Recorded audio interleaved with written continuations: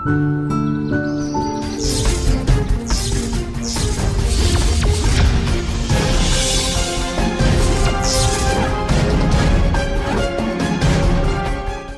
number 101. During the convocation of Calcutta University, who was the woman did firing on Bengal governor? Options Sudham. First option Preetilata Vadedar. Option 2 Sharada Mukherjee. Option 3 Beena Das. After 4 Anasuya Bai. Right answer is Beena Das. Beena Das. Beena Das, student of Calcutta University. She completed her graduation. In 1932, she is going to take a convocation certificate from Bengal governor.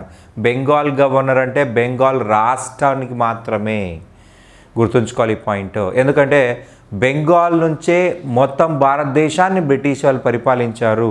ఇక్కడ Bengal governor అంటే only Bengal రాష్ట్ర గవర్నరే, right? గుర్తుపెట్టుకోండి. And భారతదేశ governor కాదు, బెంగాల్ గవర్నరే. Bina Das started firing on, okay, దాదాపుగా 5 సార్లు కాల్పులు జరిపింది, కానీ మిస్ఫైర్ అయిపోయింది. ఆ కాలంలో ఉన్నటువంటి గన్స్ అంత ఎఫెక్టివ్ టెక్నాలజీ కాదు, సో ఈజీగా ఆమె కాల్చలేకపోయింది. అండ్ గవర్నర్ వచ్చేసి Stanley Jackson. Stanley Jackson, Stanley Jackson or Stanley Jackson, okay. ఇతని పైన బీనా దాస్ 1932 ఫిబ్రవరి 6న కాల్పులు చేపట్టడం జరిగింది, right? She was sent to jail for 9 years. After releasing from the jail, Beena Das actively participated in Quit India movement also. Okay, during Quit India movement also, Beena Das went to jail and released, and she worked as a Bengal MLA from 1946 to 1947, and after independence she got Padma Shri. Beena Das was the right answer. Question number 102. In which of the following Upanishad mentioned about Trinity worship? Trinity worship, worship of three gods, త్రిమూర్తుల యొక్క ఆరాధన. Prajapati, it means Brahma. Vishnu, Mahavishnu, protector of humanity. Mahashiva, destroyer of evils. These three gods unitedly called as Trinity in Vedic religion. Okay. Options: Taittiriya Upanishad, Brihadaranyaka Upanishad, Jabala Upanishad, Maitrayini Upanishad. Right answer was Maitrayini Upanishad. In Maitrayini Upanishad, for the first time, they discuss about Trinity worship. త్రిమూర్తుల యొక్క ప్రార్థనల గురించి మనకి ఇక్కడ కనిపిస్తూ ఉంటుంది. 4th one was the right answer. Question number 103. Identify the following correct statements. Jains were away from agriculture because they should not kill insects. Okay, వ్యవసాయంలో ఖచ్చితంగా క్రిమి కీటకాలను చంపాలి, లేకపోతే పంట సరిగా చేతికి రాదు. ఓకే, వ్యవసాయంలో ఖచ్చితంగా హింస ఉంటుంది. Jains strictly followed ahimsa. Jains strictly followed ahimsa, that's why they away from agriculture. Jains వాళ్ళ ముక్కు అలాగే నోరుని కవర్ చేస్తూ వాళ్ళు మాస్క్ పెట్టుకుంటారు. ఎందుకంటే వాళ్ళు మాట్లాడేటప్పుడు ఏమైనా చిన్న ఇన్సెక్ట్స్ నోట్లో పోయినా ముక్కులోకి పోయినా, రైట్, ఓకే, అవి చనిపోతాయి. సో హింస చేసినట్లు అవుతుంది. అహింసకు వ్యతిరేకంగా కాబట్టి they should cover, they always cover mask, they always cover their mouth and nose with a mask, and they never wear shoes. కాళ్ళ కింద చెప్పుల కింద తెలియకుండా, ఓకే, క్రిములు పడితే చనిపోతాయి. సో వాటిని అందుకోసం చెప్పేసి చెప్పులు కూడా వేసుకోరు. వ్యవసాయంలో నాగలి దున్నే దగ్గర నుంచి పంట కోసే వరకు హింస ఉంటుంది. సో అది కూడా హింసనాసారంటే వాళ్ళు భావించారు. పెస్టిసైడ్స్ వేయకపోతే క్రిమికీటకాలు పంట అంతా తింటాయి. సో అది హింసగా భావించారు Jains. So they were away from agriculture because they should not kill the insects. So అది రైటే. Famine occurred in Magad during Bhadrabahu the sixth ganadhara of Jainism. Ganadhara అంటే head of the gaccha, head of the gaccha. After death of Vardhamana Mahavira head of gaccha was called as ganadhara. అయితే 6వ గణాధారుడు Bhadrabahu. So రైటే. ఇతని కాలంలోనే మగధలో కరువు వచ్చింది. So along with Bhadrabahu Jain monks migrated to south India.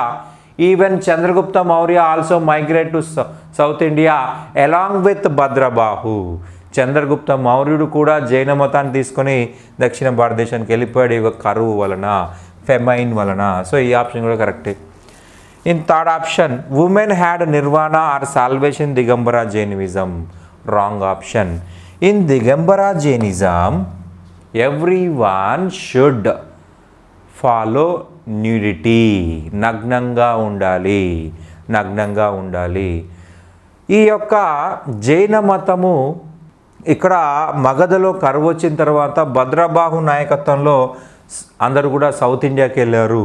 అయితే శ్రావణ బెలగొలలో, Shravana Belagola, in Shravana Belagola they discarded the clothes. So we consider Shravana Belagola was the birth place of Digambara Jainism. అంటే ఇక్కడ చూడండి, ఓకే, మేల్స్ మాత్రమే నగ్నంగా ఉంటారు, ఫిమేల్స్ నగ్నంగా ఉండలేరు. సో ఫిమేల్స్ నగ్నంగా ఉండరు కాబట్టి there is no salvation to Digambara Jainism. There is no salvation to Digambara Jainism. Okay, వాళ్ళు కూడా నగ్నంగా ఉన్నట్లయితే మోక్షం వస్తుంది, కానీ వాళ్ళు ఉండలేరు కాబట్టి రైట్ ఇక్కడ మోక్షము ఉమెన్కి లేదు, దిగంబర జైనిజంకి. Third option wrong option. So మనకి ఇక్కడ చూసినట్లయితే కరెక్ట్ ఆన్సర్ అన్నాడు. ఫస్ట్ది సెకండ్ కరెక్ట్ కాబట్టి second one right answer. Second one right answer. Question number 104. Which of the following was different among the Buddhist council. బౌద్ధ మత సమావేశాల్లో డిఫరెంట్గా ఉన్నది ఏంటి? Right, first Buddhist council, second Buddhist council, third Buddhist council, fourth Buddhist council. Okay, ఈ క్వశ్చన్ని చాలా depth knowledge ఉంటే కానీ ఆన్సర్ చేయలేరు. ఓకే, ఏదో పైన చదివినట్లయితే అర్థం చేసుకోవడం కష్టము. ఓకే, ఎందుకంటే అన్ని సమావేశాలు రైట్. సో వీటికి సంబంధించి చూసినట్లయితే రైట్ ఆన్సర్ వచ్చేసి fourth Buddhist council is different from other Buddhist councils. ఎందుకు? First 3 organised in Magadh capital. First Buddhist council organised in Rajagriha, capital city of Magadh, capital city of Magadh. Second Buddhist Council organized in Vaishali, capital city of Magad, capital city of Magad. Third Buddhist Council organized in Pataliputra, Pataliputra, capital city of Magad. ఈ మూడు కూడా బీహార్లో ఉన్నాయి. Okay, fourth Buddhist council organised in Kundalavana, Kashmir, Kashmir. Okay, these three meetings organized in Bihar, fourth one organized in the Kashmir, fourth one organized in the Kashmir, right? And inkoka explanation kuda undi. These 3 meetings organized in before Christ. This was in AD, Anno Domini period. These 3, okay, first Buddhist Council 483 BC, second Buddhist Council 383 BC, and third Buddhist Council 250 BC, but this was in AD. Okay, ఇది కూడా డిఫరెంట్గా ఉంటానికి మరి ఒక reason. In first 3 Buddhist councils they used Pali language. In fourth Buddhist council they use Sanskrit language. First 3 Buddhist council they used Pali and fourth Buddhist council they used Sanskrit. మూడిట్లో కూడా అలాగే మొదటి 3 సమావేశాలకు అధ్యక్షుడు మాత్రమే ఉన్నాడు. Fourth Buddhist council had president, vice president also. ఇన్ని reasons తోటి ఇది డిఫరెంట్ అని చెప్పేసి చెప్తా ఉన్నాము. Fourth one was the right answer. Question number 105. Identify the following statement which is or not true. Not true. So question paper కేర్ఫుల్గా చదవాలి. చదివినప్పుడు ట్రూవా నాట్ ట్రూవా మనం గుర్తుంచుకోవాలి. During the Mauryan period drought preventive measures were written in Mahasthan and Sohgaura inscription. Right option. Okay మనకి ఈ ఇన్స్క్రిప్షన్స్లో కాపర్ ప్లేట్ ఇన్స్క్రిప్షన్స్ ఇవి ఓకే మౌర్యుల కాలంలో కరువు నివారణ చర్యల గురించి మాట్లాడుతూ ఉన్నాయి ఇవి. That was right option. Chandragupta Maurya issued Girnar Sanskrit inscription about construction of Sudarshana tank. Actually this option was wrong. ఎందుకు రాంగ్ అంటున్నామంటే చంద్రగుప్త మౌర్య కన్స్ట్రక్టెడ్ సుదర్శన ట్యాంక్, ఇది కరెక్టే. But Girnar Sanskrit inscription given by Rudradaman, not Chandragupta Maurya. Rudradaman ఇచ్చాడు. Rudradaman was the first ruler to issue inscriptions in Sanskrit language.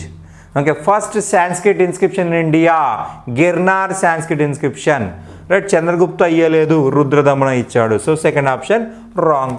Okay Girnar Sanskrit inscription discuss about Sudarshana tank, అది కరెక్టే కానీ అది ఇచ్చింది చంద్రగుప్తుడు కాదు. Third one, according to Parishishta Parvan text Mauryans belong to Maurya Kshatriya tribe. Right option. ఇక్కడ తప్పుగా ఉన్నది ఏంది అంటే సెకండ్ వన్. ఇక్కడ అడిగింది ఏంది not true. So not true అన్నప్పుడు second one was the right answer. Question number 106. Where was the Maitreya Bodhisattva statue of Gandhara sculpture found? Maitreya means future Buddha.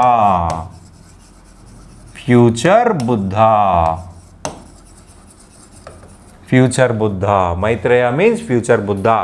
Remember, Gandhara school of architecture started during Indo-Greeks, developed by Kushans.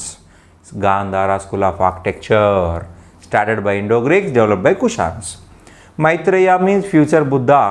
Okay, Mahayana Buddhist not only worship the Buddha but also Bodhisattvas.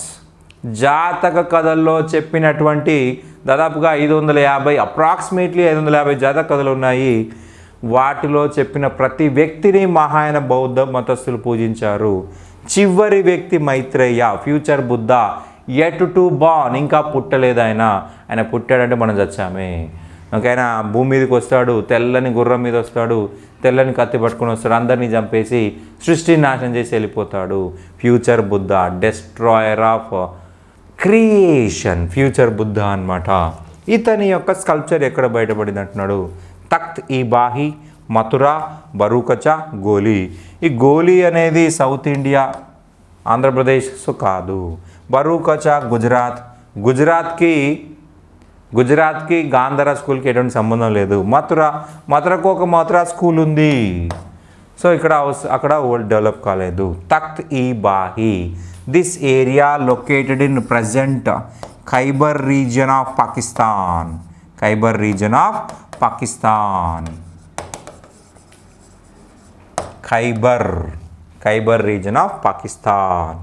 పాకిస్తాన్లో ఖైబర్ రీజన్లో మనకి ఈ యొక్క తఖ్త్ ఈ బాహి ఉంది.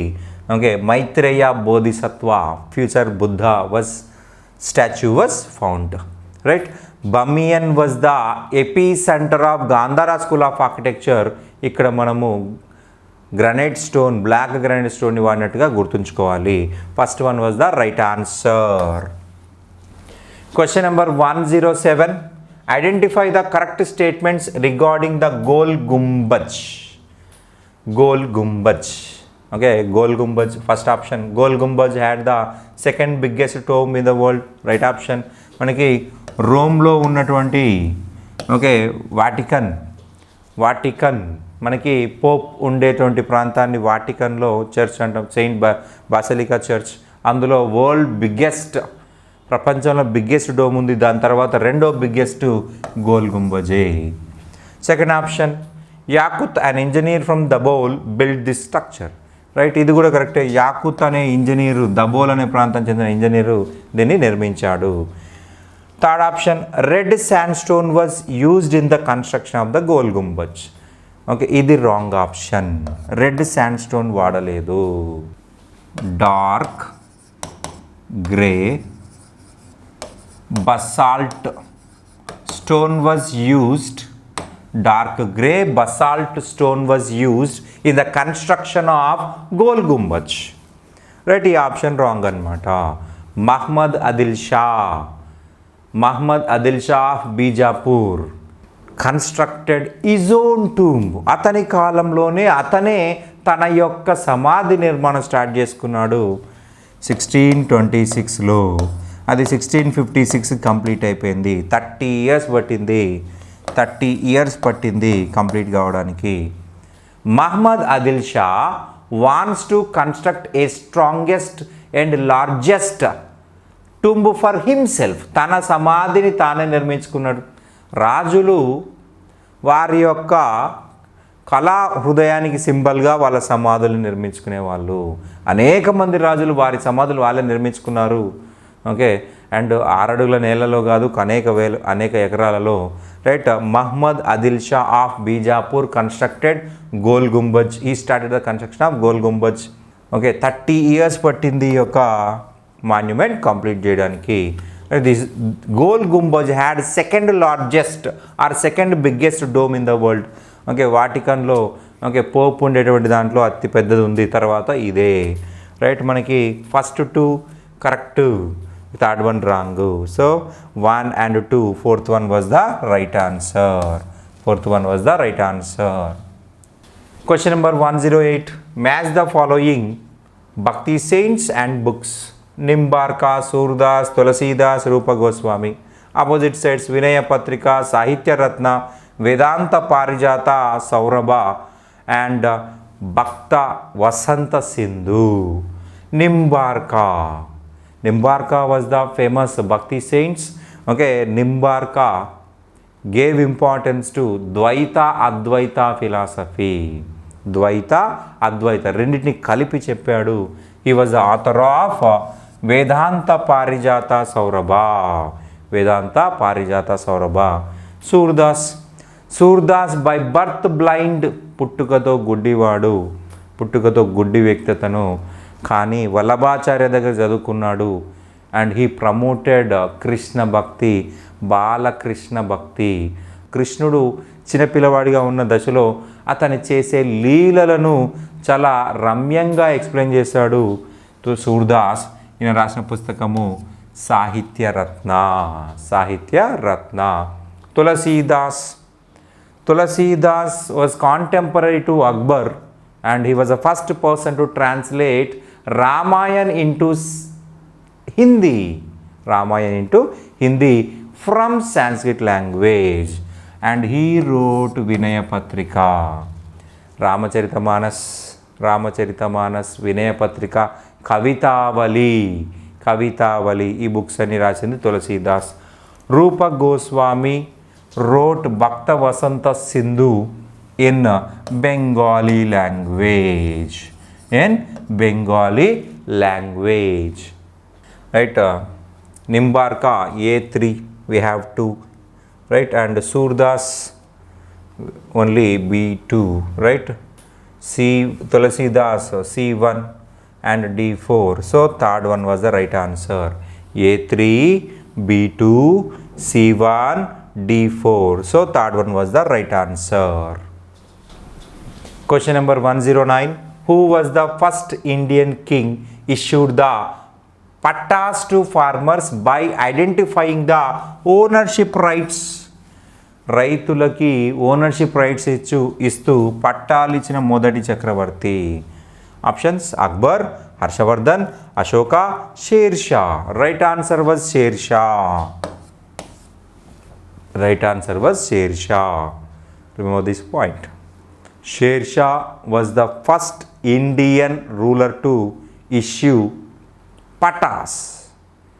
Okay, why he gave means if farmer had ownership rights over the land, he will develop the agriculture. తన భూమి అనేటువంటి భావన ఏర్పడినప్పుడు ఆ భూమిని అభివృద్ధి చేసుకుంటే అతనికి డబ్బులు ఎక్కువగా వస్తాయి. లేదు రాజు భూమి అనే భావన ఉన్నప్పుడు రాజు భూమి కదా నాకెందుకులని సరిగా పంటలు పండించడు. Right, he gave patta to farmers. వ్యవసాయం అభివృద్ధి చేసే ఉద్దేశంతో ఇచ్చాడు. రైతులకి యాజమాన్య హక్కులుంటే మనది అనే భావన ఎక్కువగా ఉంటుంది. మనది అనే భావన ఎక్కువగా ఉండడం వల్ల వాళ్ళు వ్యవసాయాన్ని ఇంకా ఎక్కువ డెవలప్ చేస్తారు. సో వాళ్ళు ఎంత ఎక్కువ డెవలప్ చేస్తే అంత ఇన్కము రాజుకు లభిస్తుంది, అంత ఇన్కము రాజుకు లభిస్తుంది. So Sher Shah gave Pataas to farmers. Question number 110. War and trade cannot coexist in one place. Who gave this statement? Okay, nowadays in our question papers they reduced years and they are gave importance to statement based questions. If you forget about statement based questions, definitely you lose the marks, definitely you lose the job. Okay, historyలో అత్యధికంగా statement based questions వస్తున్నాయి. ఒకవేళ మీరు మర్చిపోయినట్లయితే ఉద్యోగాన్ని మర్చిపోయినట్లే. Sir Cromwell, sir Thomas Roe, captain Hippon and Albuquerque. Right answer was sir Thomas Roe. During Jahangir sir Thomas Roe visited India. He got the permission to start a trading center in Surat. Okay, ఈయన వారు యుద్ధం ఒక దగ్గర సహజీవనం చేయలేవని, వారు అలాగే వ్యాపారం ఒక దగ్గర సహజీవనం చేయలేదని చెప్పడం జరిగింది. At second one right answer. Question number 311. In protest of which incident Rabindranath Tagore gave the statement a monstrous progeny of monstrous war. అమానుష యుద్ధానికి పుట్టిన అమానుష బిడ్డ అని చెప్పేసి విమర్శ ఏ సంఘటనకు నిరసనగా అని చెప్పేసి క్వశ్చన్ అడుగుతూ ఉన్నారు. Option 1 Lahore incident, option 2 Alipur bomb incident, option 3 Jallian Walabagh incident, option 4 incident of violence during the quit India movement. Right answer was Jallian Walabagh incident. Congress party launched Rowlatt Satyagraha in 1919 against Rowlatt Act. As per Rowlatt Act, anybody can arrest. Okay, anyone can arrest and they can send to jail. Okay, ఎవర్నైనా ఎక్కడైనా arrest చేయొచ్చు. Okay, they suspended right to live also. జీవించే హక్కుకు వ్యతిరేకంగా ఉంది. Gandhiji criticised Rowlatt act as a black act. So all over India strikes were started. In Punjab also on April 9th British arrested Dr. Satyapal and Dr. Saifuddin Kislu. So to release these two persons, Congress party organized Jallianwala Bagh meeting on 13th April. ఈ incident సందర్భంగా general Reginald Dyer ఏకధాటిగా కాల్పులు జరిపాడు. 1650 రౌండ్లు కాల్పులు జరిపారు. 1650 రౌండ్లు కాల్పులు జరపడం జరిగింది. Because of general Reginald Dyer firing on innocent people in Jallianwala Bagh. According to Congress report, more than 1,000 people died. According to Congress report, more than 1,000 people were died. According to Dyer, only 291 was died. Okay, Dyer 291 అన్నాడు. Congress party 1000 మందికి పైగా అని చెప్పేసి చెప్పడం జరిగింది. So దీనికి వ్యతిరేకంగా, ఈ హత్యాకాండకు వ్యతిరేకంగా, జలియన్వాలాబాగ్ హత్యాకాండకు వ్యతిరేకంగా Rabindranath Tagore gave this statement and he gave up his knighthood. Sir అనే బిరుదును కూడా బ్రిటిష్ వాళ్ళకి వెనక్కి ఇచ్చేశాడు. Question number 112. In which of the following Congress meeting fundamental rights resolution prepared by Sardar Vallabhbhai Patel got approved. ఏ సమావేశంలో సర్దార్ వల్లభాయ్ పటేల్ యొక్క ప్రాథమిక హక్కుల తీర్మానము ఆమోదం పొందింది? Option 1 1929 Lahore session, option 2 1927 Madras session, option 3 1931 Karachi session, option 4 1921 Vijayawada session. Right answer is 1931 Karachi session. In 1930, Gandhiji launched civil disobedience movement. At the same time in London, British organized first roundtable conference Ramsay MacDonald, Prime Minister of England, organized first roundtable conference, but he did not invited Congress. So కానీ కాంగ్రెస్ లేని లోటుని అతను అర్థం చేసుకున్నాడు. కాంగ్రెస్ లేకుండా అతను ఏమీ సాధించలేదనుకున్నాడు. Okay, పెళ్ళి ready చేశాడు, పెళ్ళి కొడుకే లేడని అర్థమైపోయింది. So to invite Gandhiji sir Lord Irwin was sent to India. So Lord Irwin వచ్చేసి గాంధీజీతో అగ్రిమెంట్ చేసుకున్నాడు. ఆ అగ్రిమెంట్ని అప్రూవ్ చేసిన meeting Karachi session 1931. So second round table కాన్ఫరెన్స్లో గాంధీజీ ఫండమెంటల్ రైట్స్ గురించి డిస్కస్ చేయమని సర్దార్ వల్లభాయ్ పటేల్ రెజల్యూషన్ని ప్రిపేర్ చేశాడు. To discuss fundamental rights resolution in second round table conference, Sardar Vallabhbhai Patel prepared it. రెండవ రౌండ్ టేబుల్ కాన్ఫరెన్స్లో ఫండమెంటల్ రైట్స్, ప్రాథమిక హక్కులు, భారతీయులకు ప్రాథమిక హక్కులు కావాలి అని చెప్పేసి ఆయన తయారు చేసిన రెజల్యూషన్లో మెన్షన్ చేయడం జరిగింది. ఆ యొక్క రెజల్యూషన్ని గాంధీకి ఇవ్వడం జరిగింది. Okay, right answer was Karachi session 1931. So examine the following pairs and find out the correct answer. So we need to identify the correct answer. ఒక్కొక్కటి ఇండివిజువల్గా చూద్దాము, ఇందులో ఏమైనా తప్పులు ఉన్నాయో లేవో అని. Tendu is a type of leaf. Tendu లీఫ్తో ఏం చేస్తారు అంటే బీడీలు తయారు చేస్తారండి. It is a beedi leaf. So తెలుగులో చెప్పాలి అంటే తునికాకు అంటారు. సో మరి టెండు లీవ్ అనేది ట్రాపికల్ మాయిస్ట్ డెసిడ్యూయస్ ఫారెస్ట్లో పెరుగుతుంది అని ఇచ్చారు. సో ఇది కరెక్టా రాంగా అంటే దిస్ ఈజ్ అబ్సల్యూట్లీ రాంగ్. ఎందుకు అంటే tendu leaf grows well in tropical dry deciduous forest.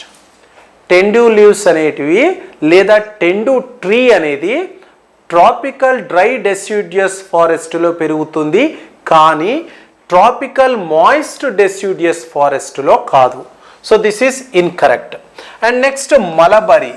So according to the question, mulberry tree grows well in tropical dry deciduous forest.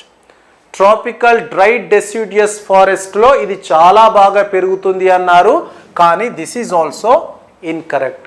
ఎందుకు అంటే మలబారీ ట్రీ అనేది చాలా బాగా ఎఫెక్టివ్గా గ్రో అయ్యే ఏరియా ఏంటిది అంటే డ్రై టెంపరేట్ రీజన్. సో ఇంకా చెప్పాలంటే it grows well in temperate areas rather than tropical area. So these two are incorrect. Next moving on to cinchona. Cinchona is a tropical evergreen forest tree. ఈ cinchona అనేది tropical evergreen ఫారెస్ట్లో మనకు పెరుగుతుంది. So కాబట్టి this is right. మరి tropical evergreen ఫారెస్ట్లో పెరిగే ఇంకా ఏవైనా ట్రీస్ ఉన్నాయో ఒకసారి లిస్ట్ చూద్దామండి. ఉంది. So they are green heart, cabinet wood, dyewood. So వేరే దగ్గర అర్థమండి. Mahogany, ఈబని, ఐని, rosewood. All these are part of tropical evergreen forest. అలాగే మళ్ళీ బ్యాక్ వచ్చి వీటి ఎగ్జాంపుల్స్ కూడా చూద్దాము. ఇవి ఇన్కరెక్ట్ కదండి, ఒకసారి చూద్దాము. ట్రాపికల్ మాయిస్ట్ డెసిడ్యూయస్ ఫారెస్ట్లో ఏ ట్రీస్ ఉంటాయి అంటే sal, teak, shisham, mahua, kusum, etc. So these are examples for tropical moist deciduous forest. మరి ట్రాపికల్ డ్రై డెసిడ్యూయస్ ఫారెస్ట్ కి ఎగ్జాంపుల్స్ ఉన్నాయా అంటే ఉన్నాయండి. Tendu, palash, amaltas, Kair, sandalwood etcetera. So ఇవన్నీ ట్రాపికల్ డ్రై డెసిడ్యూయస్ ఫారెస్ట్కి ఎగ్జాంపుల్స్ అండి. సో కమింగ్ బ్యాక్, ఇవి రెండు ఇన్కరెక్ట్, ఇది correct. Then sonneratia, sonneratia is part of mangrove forest కాబట్టి this is also absolutely right. So cactus వచ్చేసి ఆ పేరులోనే ఉంది, it is not part of shola forest. Cactus is part of tropical thorn forest. Cactus is part of tropical thorn forest. So కాబట్టి ఇది incorrect. మరి shola forest అంటే ఏంటిది? It is a mixed type of forest. It is a mixed type of forest which can be present on western ghats. Western ఘాట్స్లో కూడా ఎక్కడ అంటే at an altitude of 1500 meters, especially Nilgiri hills and Palani hills. Nilgiri and Palani హిల్స్లో 1500 meters హైట్లో we find this shola forest. ఈ shola forest అనేది mixed forest. Mixed forest అంటే ఏమేం మిక్స్ అవుతాయి అంటే ఒకటి ఎవర్ గ్రీన్ ఫారెస్ట్, రెండు shrubs. Shrubs అంటే గడ్డి. So it is a mixed forest with a combination of evergreen forest and shrubs, and this shola forest can be present at an altitude of 1500 meters, especially on Nilgiri and Palani hills. So this is incorrect. So ivi rende correct. Next juniper. Juniper వచ్చేసి alpine forest అన్నాము. ఇది ఏ height లో ఉంటది అంటే 2800 meters to 3900 meters. ఈ హైట్లో మనకు alpine forest కనబడుతుంది. మరి ఇక్కడ ఉన్న ట్రీస్ షేప్ ఎలా ఉంటాయి అంటే coniferous. We find cone shaped trees. Cone shaped అంటే ఇలా ఉంటాయండి. This is cone shaped coniferous trees. మరి ఎగ్జాంపుల్స్ ఏంటి అండి? ఒకటి జూనిపర్ చూసాము. Then other example silver fir, cedar, rhododendron. So these are other examples for alpine forest. So this is right. So correct answer adugutunnadu kabatti the right answers are 3, 4 and 6. This is the right answer for the question number 113. Next question. This is completely a concept one, assertion and reasoning. So let's look at the assertioning. Most of the rivers flowing in west coastal plains form estuaries at the mouth of the rivers. At the mouth of the rivers అండి ఇది. So west coastal ప్లేన్స్కి లేదా west coastal planes వైపు flow అవుతున్న రివర్స్లో చాలా reverse అట ఎస్చురీస్ form చేస్తాయట. ఆ ఎస్చురీస్ కూడా ఎక్కడ ఫామ్ చేస్తాయి? మౌత్ ఆఫ్ ద రివర్స్ అట. మరి what you mean by the term mouth of the reverse? Mouth of the river is a place where ocean rivers join oceans. It is a place where rivers join oceans. ఎక్కడైతే reverse ఓషన్స్ని కలుస్తాయో ఆ particular ప్లేస్ని మనం mouth of the river అంటాము. So మరి ఎస్చురీస్ అంటే ఏంటియో చూద్దాము. If the level of the ocean, so assume this to be the river and this to be the ocean. If the level of the ocean is more than the level of river, if the level of the ocean is more than the level of the river, estuaries are formed. Estuaries are formed. ఇదే reverse లో ఉంటుంది. If the level of the ocean is less than the level of the river, this leads to formation of deltas. So ఇలా ఉంటే deltas, ఇలా ఉంటే ఎస్చురీస్ form అవుతాయి. Deltas అయినా estuaries అయినా ఫామ్ అయ్యేటి మౌత్ ఆఫ్ ద రివర్స్ దగ్గరనే. సో మరి ఇక్కడ చూద్దాము, జనరల్గా వెస్ట్ కోస్టల్ ప్లెయిన్స్లో ఎస్చురీస్ ఫామ్ అవుతాయి, ఈస్ట్ కోస్టల్ ప్లెయిన్స్లో డెల్టాస్ ఫామ్ అవుతాయి.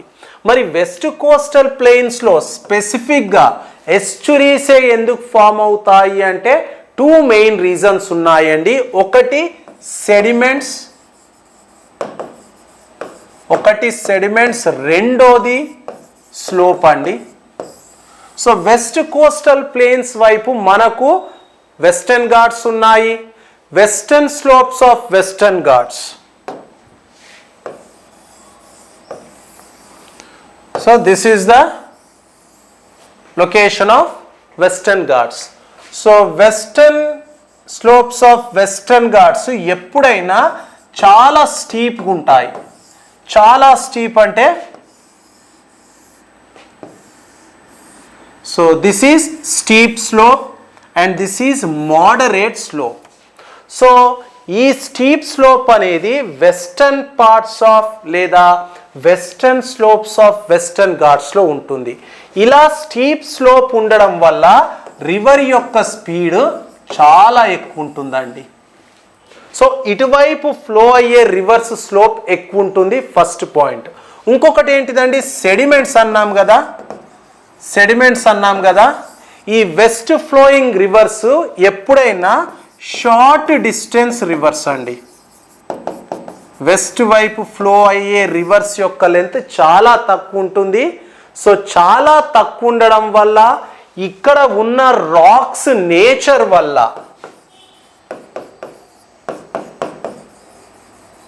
ఒకటి ఇటువైపు స్టీప్ స్లోప్ ఉంటుంది, దానివల్ల రివర్ స్పీడ్ పెరుగుతుంది, అది పక్కకు పెట్టేద్దాం. ఇంకొకటి వచ్చేసి ఇటువైపు వస్తున్న రివర్స్ లెంత్ చాలా తక్కువ ఉంటుంది. అదే కాకుండా ఇక్కడ ఉన్న రాక్స్ చాలా వరకు హార్డ్ రాక్స్ అండి.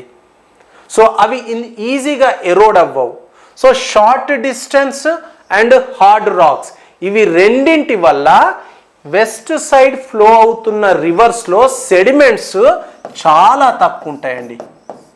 వెస్ట్ వైపు ఫ్లో అవుతున్న రివర్స్లో సెడిమెంట్స్ చాలా తక్కువ ఉన్నాయి. సో ఒకటి ఈ రివర్స్లో సెడిమెంట్స్ తక్కువ ఉంటాయి, రెండోది రివర్స్ స్పీడ్ ఎక్కువ ఉంది. దానివల్ల ఏమవుతుంది అంటే whatever the sediments that are present in the rivers are straight away deposited in the oceans. ఆ స్పీడ్ వల్ల ఉన్న కాస్త సెడిమెంట్స్ని కూడా రివర్స్ తీసుకెళ్ళి ఓషన్స్లో డిపాజిట్ చేస్తాయి. నార్మల్గా వాటిని ఎక్కడ డిపాజిట్ చేయాలండి, మౌత్ ఆఫ్ ద రివర్స్ దగ్గర డిపాజిట్ చేయాలి. మౌత్ ఆఫ్ ద రివర్స్ దగ్గర డిపాజిట్ చేయకపోవడం వల్ల స్ట్రేట్ అవే ఓషన్స్లో డిపాజిట్ చేయడం వల్ల ఎస్చురీస్ అనేటివి వెస్ట్ కోస్టల్ ప్లెయిన్స్లో ఫామ్ అయ్యాయి. ఓకే, సో ఫస్ట్ మళ్ళీ స్టేట్మెంట్ చూద్దామండి. So most of the rivers flowing in the west coastal plains form estuaries at the mouth of the rivers. This is absolutely right. Second statement చూద్దాము. Most of the rivers flowing in the west coastal plains follow steep gradient. West coastal plains వైపు వెళ్ళే reverse యొక్క slope చాలా ఎక్కువ ఉంటుంది, కాబట్టి those rivers flow with great velocity and fall into the Arabian Sea. ఇది కూడా కరెక్టే. ఇప్పుడు రెండింటిని కలిపి చూద్దాము. ఎస్చురీస్ ఫామ్ అవ్వటానికి కారణము స్టీప్ స్లోపు. ఆ స్టీప్ స్లోప్ వల్ల రివర్ యొక్క స్పీడ్ ఎక్కువ ఉండడం వల్ల సెడిమెంట్స్ని స్ట్రేట్ అవే తీసుకుపోయి ఓషన్స్లో డిపాజిట్ చేస్తాయి.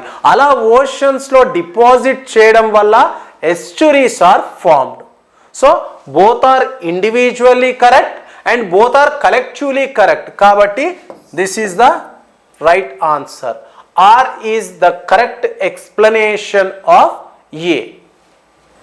So next, match the following. This is completely factual related to rivers and their tributaries.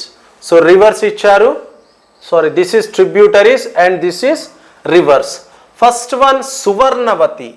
Suvarnavati is the tributary of river Kaveri. So actual ga spelling ila untundandi. This is the spelling of the river Kaveri and this is the spelling of female Kaveri. ఇది అమ్మాయి పేరు, ఇది river పేరు. So సువర్ణవతి అనేది కావేరికి సంబంధించిందట అండి. So ఏకి 4 రావాలి. 4 ఎక్కడుంది అంటే ఇక్కడుంది, ఇక్కడుంది. కాబట్టి వీటిని మనం ఎలిమినేట్ చేస్తున్నాము. Next Kalang river. Kalang river ఎక్కడుంటుంది అంటే నార్త్ ఈస్టర్న్ ఇండియాలో ఉంటుంది. మరి కలాంగ్ రివర్ నార్త్ ఈస్టర్న్ ఇండియాలో ఉంటుంది కాబట్టి నార్త్ ఈస్టర్న్ ఇండియా నుంచి ఫ్లో అవుతున్న రివర్ ఇది ఒక్కటే ఉంది. కాబట్టి Kalang is the left bank tributary of river Brahmaputra. For B it should be 1. So ఇక్కడ 1 ఉంది, ఇక్కడ 1 ఉంది, పక్కకు పెట్టేద్దాం. Saryu river is also known as Kali, Mahakali, Sharada and also Chauk. So these are the different names of river Saryu. మరి సరియు రివర్ దేని tributary అంటే right bank tributary of Ghaghara. Saryu is the right bank tributary of Ghaghara. ఇంకా చెప్పాలంటే శారదా లేదా Mahakali or Saryu acts as a boundary between India and Nepal. India Nepal మధ్యలో నుంచి flow అవుతున్న river ఏంటిది అంటే that is Saryu. So for C it should be 5. మళ్ళీ ఇక్కడ 5 ఉంది. సో ఆన్సర్ని డిసైడ్ చేయలేము. Next Parvati or Parvati. So it is the tributary of river చెంబల్కి చాలా ట్రిబ్యూటరీస్ ఉంటాయండి. సో అందులో ఒకటి Parvati, Banas, Kali Sindhi and Parvati. So for this it is the tributary. For D it should be 3. So ఇక్కడ 2 ఉంది, ఇక్కడ 3 ఉంది. Probably this could be the answer. ఇంకోటి ఉన్నది చూద్దాం. Purna is the tributary of river Tapi or Tapti. So for E it should be 2. So ఇక్కడ 2 ఉంది, ఇక్కడ 3 ఉంది. సో ఇవి incorrect and this is the right answer. Next completely factual and conceptual. దీంట్లో factual ఉంది, కాన్సెప్చువల్ ఉంది. So read the following statements. First one, the Arabian Sea branch is stronger than Bay of Bengal branch of south west monsoon.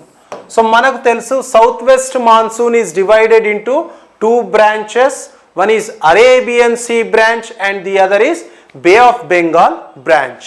So ఈ statement ప్రకారము Arabian Sea branch is stronger than Bay of Bengal branch. ఎందుకు అంటే ఎక్కువ moisture తీసుకొచ్చేదే Arabian Sea branch. అలాగే ఇండియాని చాలా వరకు కవర్ చేస్తున్న బ్రాంచ్ ఏంటిది అంటే Arabian Sea branch. Bay of Bengal branch అనేది అరకన్యోమా మౌంటైన్స్ని కొలైడ్ అయి ఇండియాలోకి వస్తుంది.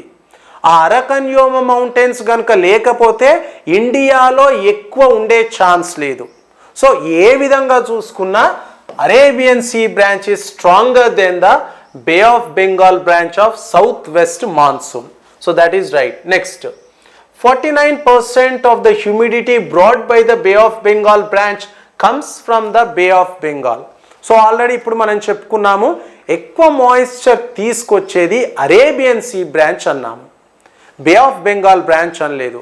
So 49% Bay of Bengal branch తీసుకొస్తే మనం ఏం చెప్పొచ్చు, almost Arabian Sea branch Bay of Bengal branch equal అని చెప్పొచ్చు కదా. ఇది 49% తీసుకొస్తే ఇది 51 తీసుకురావాలి, అప్పుడు ఆల్మోస్ట్ ఈక్వల్ కదా. కానీ మనం అలా చెప్పుకోలేదు. వాస్తవంగా in reality Bay of Bengal branch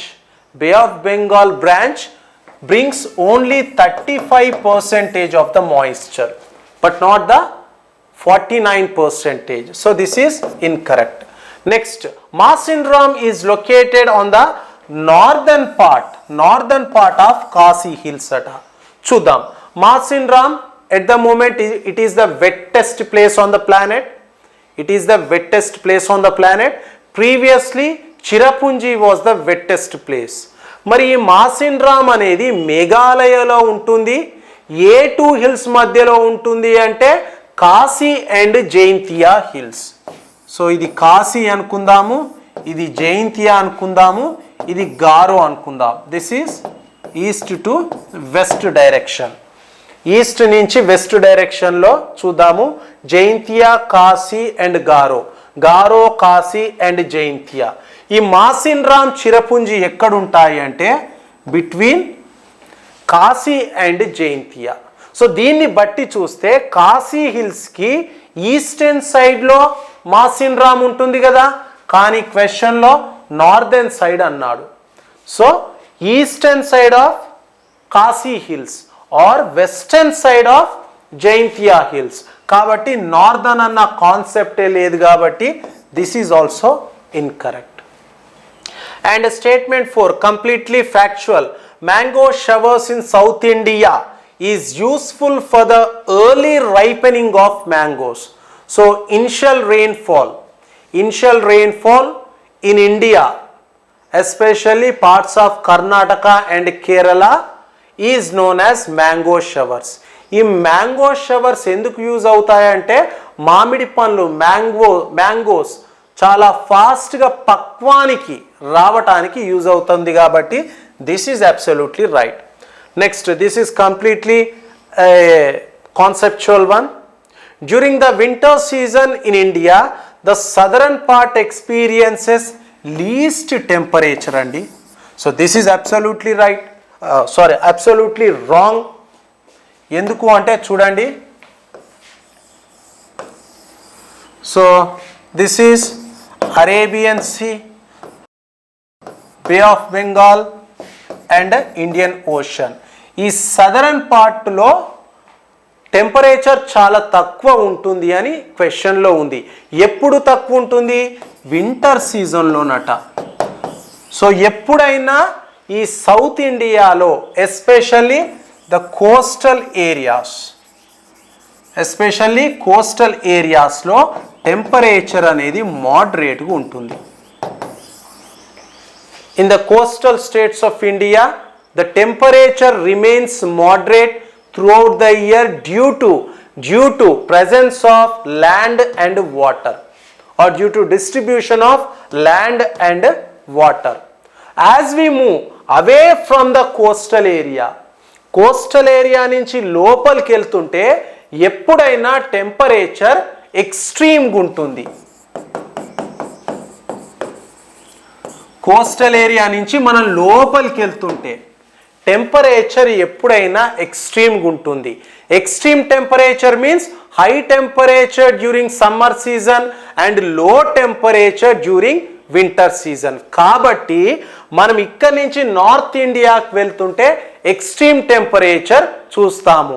అందుకే ఢిల్లీలో సమ్మర్ టెంపరేచర్ ఎక్కువ ఉంటుంది, వింటర్ టెంపరేచర్ చాలా చాలా తక్కువ ఉంటుంది.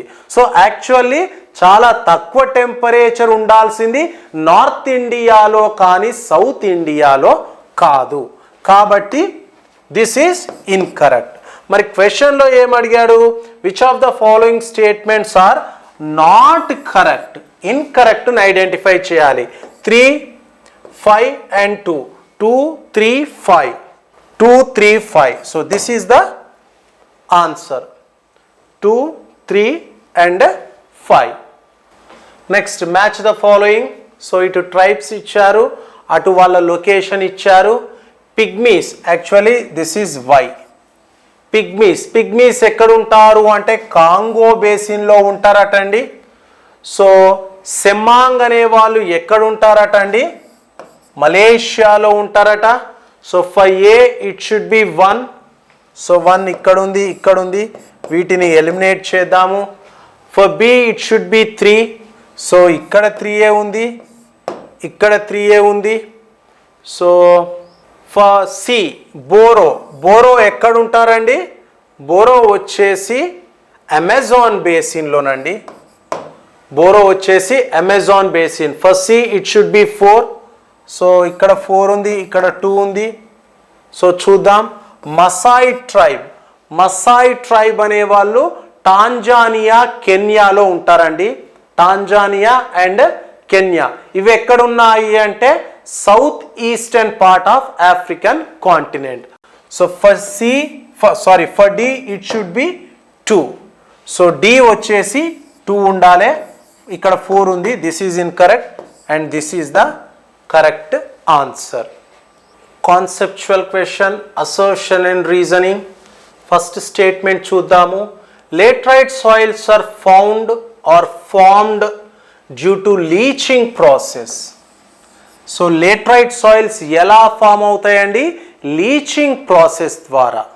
సో లీచింగ్ అనేది ఎప్పుడు వస్తుందో చూసే ముందు అసలు లేట్రైట్ సాయిల్స్ ఏ ఏరియాస్లో ఫామ్ అవుతాయో చూద్దాము. So laterite soil is formed in the areas with high temperature and rainfall. Temperature and rainfall ఎక్కడైతే ఎక్కువ ఉంటుందో ఆ ఏరియాస్లో లేట్రైట్ సాయిల్ అనేది ఫామ్ అవుతుందట. మరి రెయిన్ఫాల్ ఎక్కువ ఉన్నప్పుడు ఆ సాయిల్ పైన లేదా సాయిల్ లోపల ఉన్న మినరల్స్ అనేటివి కొట్టుకపోతాయి కదండి. హై రెయిన్ఫాల్ ఉన్న ఏరియాస్లో లేట్రైట్ సాయిల్ ఫామ్ అవుతుంది. సో ఆ హెవీ రెయిన్ఫాల్ వల్ల సాయిల్లో ఉన్న న్యూట్రియంట్స్ కొట్టుకపోతాయి కదండి. ఆ కొట్టుకపోవడాన్నే మనం లీచింగ్ ప్రాసెస్ అంటాము. సో ఇది ఫామ్ అయ్యేది హై టెంపరేచర్ హై రెయిన్ఫాల్ ఏరియాస్లో. హై రెయిన్ఫాల్ ఉండడం వల్ల లీచింగ్ ప్రాసెస్ అనేది జరుగుతుంది. కాబట్టి this is absolutely right. And statement 2, laterite soils are found or formed in the areas of more than 200 centimeters. 200 centimeters కంటే ఎక్కువ రెయిన్ఫాల్ ఉన్న ఏరియాస్లో లేట్రైట్ సాయిల్ ఫామ్ అవుతుందట. మనం హెవీ రెయిన్ఫాల్ అన్నాం కాబట్టి probably this could be the right answer. So మరి ఇది right ఆన్సరో కాదో చూసే ముందు ఎక్కడ లేట్రైట్ సాయిల్స్ ఎక్కువ ఉంటాయి అంటే in and around Equator. Equatorial reason ఉంది కదండి. ఈక్వెటోరియల్ రీజను లేదా ఈక్వెటోరియల్ రీజన్ సరౌండింగ్ ఏరియాస్లో లేట్రైట్ సాయిల్ అనేది ఉంటుంది. ఎందుకు దీనికి ఏం రిలేషన్ అంటే ఈక్వెటోరియల్ రీజన్లో ప్రతిరోజు వర్షం పడుతుందండి. Equatorial reason receives rainfall on daily basis and Equatorial reason is the only reason which receives not only rainfall throughout the year but also it experiences high temperature. Equatorial రీజన్లో ప్రతిరోజు మధ్యాహ్నం వర్షం పడడమే కాదండి, ప్రతిరోజు ఎండ ఎక్కువ ఉంటుంది, వర్షం ఎక్కువ పడుతుంది. High temperature and high rainfall and equatorial రీజన్లో పడే రెయిన్ఫాల్ మోర్ దెన్ 200 సెంటీమీటర్స్. కాబట్టి this is also absolutely right. ఎక్కువ వర్షం పడడం వల్ల న్యూట్రియంట్స్ అన్ని కొట్టుకపోతాయి కాబట్టి this is the right explanation for this one. So this is the right answer. A and R are correct. R is correct explanation of A. So this is completely factual.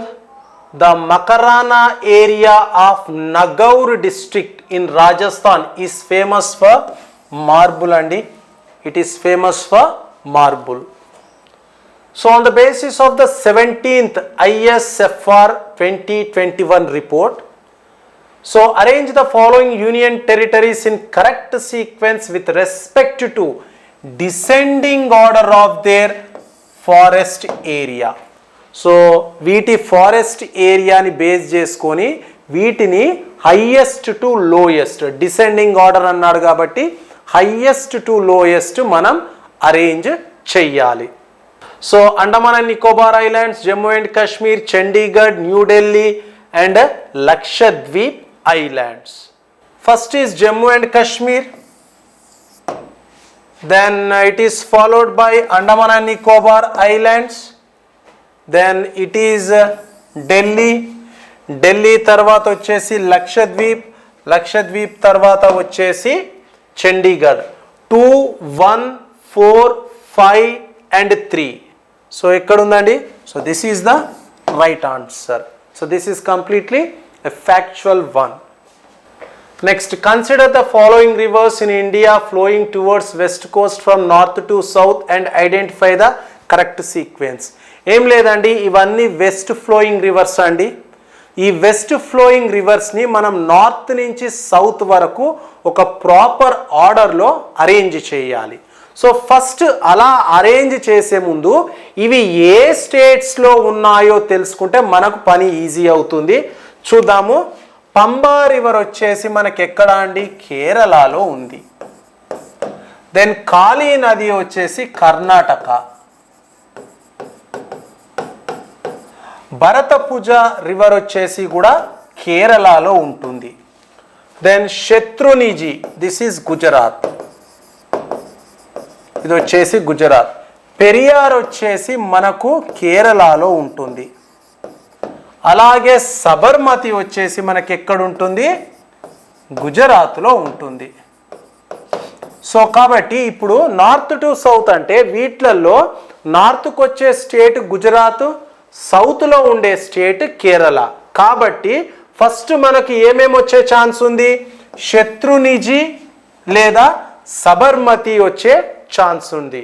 That is 3-6 అన్న రావాలి లేదా 6-3 అన్న రావాలి. చూద్దాం ఏమొస్తాయో. First వచ్చేది శత్రునిజి, that is 3 తర్వాత వచ్చేది 6.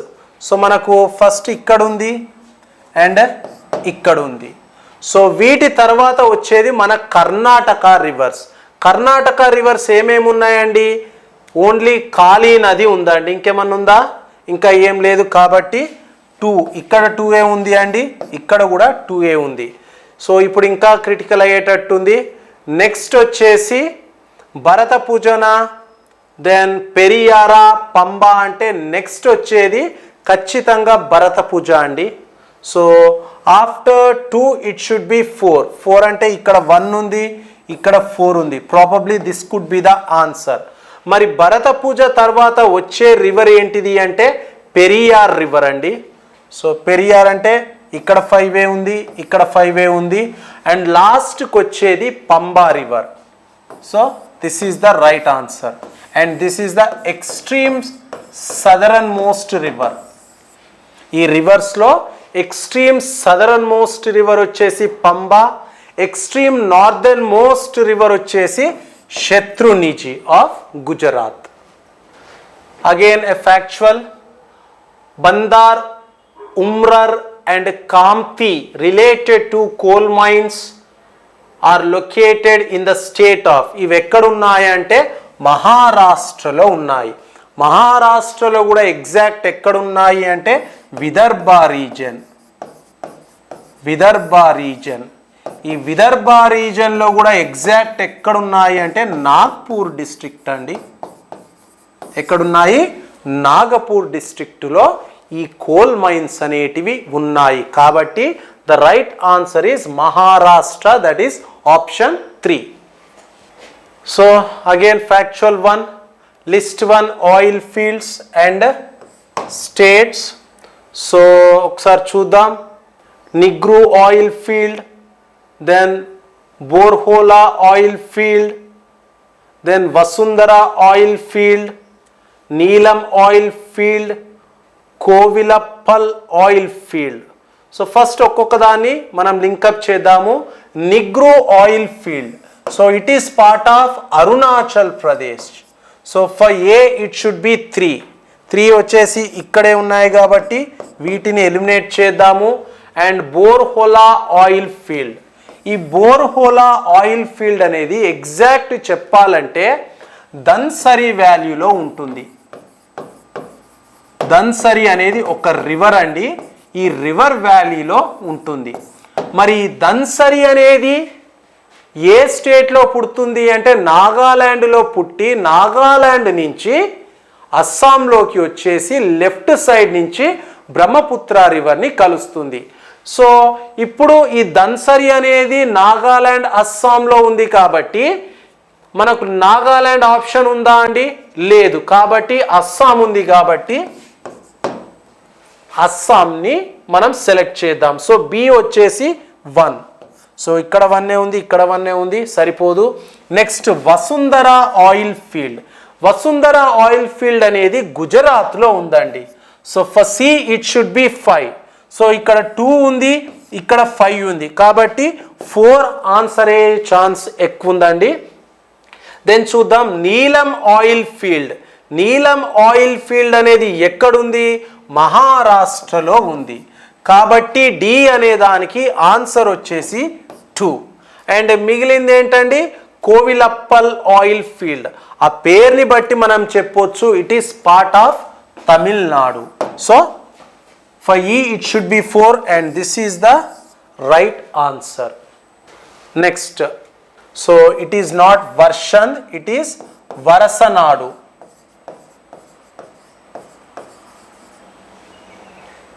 Varasanadu hills and this is not Annamali, this is Annamalai. Annamalai hills. So ఒకసారి క్వశ్చన్ చూద్దాము. Which of the following is the correct sequence of the given mountain ranges from north and going towards the south? So సింపుల్గా ఏం చెప్తున్నాడంటే ఈ మౌంటైన్స్ని north నుంచి south వరకు arrange చేయమన్నారండి. So మనకి ఎప్పుడైనా చూడండి ఇలాంటి వాటిలో ఫస్ట్ స్టేట్స్ని ఐడెంటిఫై చేయాలి. స్టేట్స్ని ఐడెంటిఫై చేస్తే మనకి ఈజీ ఉంటుంది. సో మైకల రేంజ్ ఎక్కడుంది అంటే ఛత్తీస్గఢ్ అండి, ఛత్తీస్గఢ్లో ఉంది. మరి బర్నార్ హిల్స్ ఎక్కడుంది అంటే మధ్యప్రదేశ్ ఛత్తీస్గఢ్ మధ్యలో ఉంటుంది. మధ్యప్రదేశ్ ఛత్తీస్గఢ్ మధ్యలో ఉంటుంది. ఇంకా చెప్పాలంటే the eastern part of Vindhya range, Vindhya range eastern part ఉంది కదండి, ఆ ఈస్టర్న్ పార్ట్ని మనం కైమూర్ హిల్స్ అంటాము, అలాగే బర్నార్ హిల్స్ అని అంటాము. సో ఆ బర్నార్ కైమూర్ హిల్స్కు కాస్త కింది వైపు ఉండేటియే మైకల హిల్స్ ఆర్ మైకల రేంజ్. కాబట్టి నార్త్ సైడ్లో వచ్చేది బర్నార్ హిల్స్, దాని కింద వచ్చే ఛాన్స్ దేనికి ఉందండి?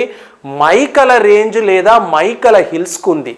సో అలాగే అజంతా రేంజ్ లేదా హిల్స్ వచ్చేసి మహారాష్ట్ర. ఇంకా చెప్పాలంటే ఓన్లీ మహారాష్ట్రలోనే కంప్లీట్గా స్ప్రెడ్ అయి ఉన్న హిల్స్ ఏంటివి అంటే అజంతా హిల్స్. దెన్ వరసనాడు వచ్చేసి తమిళనాడులో ఉంటాయి, అన్నమలై వచ్చేసి కేరళలో ఉంటాయి, అలాగే నాగర్ కోయిల్ ఆర్ నగేర్ కోయిల్, నాగర్ కోయిల్ ఆర్ నగేర్ కోయిల్ ఇవి వచ్చేసి కూడా తమిళనాడులో ఉంటాయి. ఇది ఇంకా చెప్పాలంటే గల్ఫ్ ఆఫ్ మన్నార్ దగ్గర ఉంటాయి, గల్ఫ్ ఆఫ్ మన్నార్ దగ్గర ఉంటాయి. గల్ఫ్ ఆఫ్ మన్నార్ దగ్గర ఉంటుంది కాబట్టి ఇది ఎక్స్ట్రీమ్ సౌత్ అండ్ ఇది వచ్చేసి ఎక్స్ట్రీమ్ నార్త్. సో బర్నార్ అనేది ఫస్ట్ ఉండాలి. సో ఇక్కడ బర్నార్ ఫస్ట్ ఉంది, ఇక్కడ నాగర్ కోయిల్ లాస్ట్ ఉంది. సో దీన్ని ఎలిమినేట్ చేద్దాము. సో ఇక్కడ మైకల్ ఉంది కాబట్టి ఇది కాదు, బర్నార్ ఇక్కడ ఉంది, నాగర్ కోయిల్ ఇక్కడ ఉంది. సో ఇప్పుడు దీంట్లో మనం ఆన్సర్ని చూస్ చేయాలి. బర్నార్ తర్వాత మైకల హిల్స్ ఉంటాయి, మైకల హిల్స్ తర్వాత అజంతా హిల్స్ ఉంటాయి లేదా అజంతా రేంజ్ ఉంటుంది, అజంతా రేంజ్ తర్వాత అన్నమలై హిల్స్ ఉండాలి. ఫస్ట్ బర్నార్ hills, Maikala range, Ajanta range, Anaimalai hills, then Varusanad hills and then comes Nagercoil. So కాబట్టి ఆ కరెక్ట్ సీక్వెన్స్ ఇదండి. So for 124 question, the answer is 4. So according to Dr. B.R. Ambedkar, the phrase Union of States has been preferred to Federation of States for reasons of: the Indian Federation is not a result of agreement among the state. The state have no right to secede from the Federation. The Federation is an union because of it indestructible. The country is an integral whole and divided into different states only for the convenience of administration. See, so Constitution Assembly Dr. B.R. Ambedkar garu Federation of State బదులుగా Article 1 India that is Bharat shall be Union of State. So Article 1. So Article 1లో Union of States అని mention చేశారు. Union of States instead of Federation of States. So what is the reason? ఆ రీజన్ని constitution అసెంబ్లీలో doctor BR Ambedkar గారు explain చేస్తున్నారు. Union of states తీసుకోవడానికి main reason ఏంటంటే indestructible country కోసం, అంటే ఏ స్టేట్ కూడా ఇండియా నుంచి బైఫర్కేట్ కాకూడదు, సపరేట్ కాకూడదు అని. So that is the reason basically. So అంటే Indian federation is not result of agreement like America లాగా ఇండియన్ ఫెడరేషన్ అనేది రిజల్ట్ అగ్రిమెంట్ ద్వారా ఏర్పడింది కాదు. అంటే దట్ మీన్స్ సో యూనియన్ గవర్నమెంట్కి అండ్ స్టేట్స్కి మధ్య ఎటువంటి అగ్రిమెంట్ ఉండదు. There is no agreement. So states have no right to from the federation. అంటే యూనియన్ గవర్నమెంట్ నుంచి ఏ స్టేట్స్ కూడా సపరేట్ అయ్యి కంట్రీగా ఫామ్ అవ్వడానికి వీలు లేదు. So the federation is an union because of indestructible. ఇప్పుడు చెప్పాము. సో యూనియన్ నుంచి ఏ స్టేట్ కూడా బయటకు వెళ్ళడానికి వీలు, దాన్ని మనం ఏమంటామంటే ఇండిస్ట్రక్టబుల్ అంటాం. ఓకేనా, విడిపోవడానికి వీలు లేకుంటుంటే విడిపోవడం అంటే destructible. So a country is an integral whole. So administrative convenience కోసం దాన్ని స్టేట్స్గా డివైడ్ చేసాము అంటున్నాడు. So this is the statement by Doctor BR Ambedkar in constitution assembly regarding union of state instead of federation of state. Okay, so ఇక్కడ ఇవన్నీ correct options అండి, ఇవన్నీ correct options. ఇక్కడ మనకి ఫోర్త్ వన్ 1, 2, 3 and 4. ఓకేనా, ఎస్. సో ఇది first పార్ట్లో ఉంటుంది question. Then come to consider the following statement about fundamental rights. ఓకేనా, so they are absolute but qualified. The state can impose reasonable restrictions, however, they are available only for citizens. Let us see. They strike balance between rights of individual and those of society as a whole between individual liberty and social control. So some of them are available against the arbitrary actions of the state and also available actions of private individuals. So purely ఇది ఎక్కడి నుంచి question అంటే the characters of fundamental rights నుంచి question చేసాం.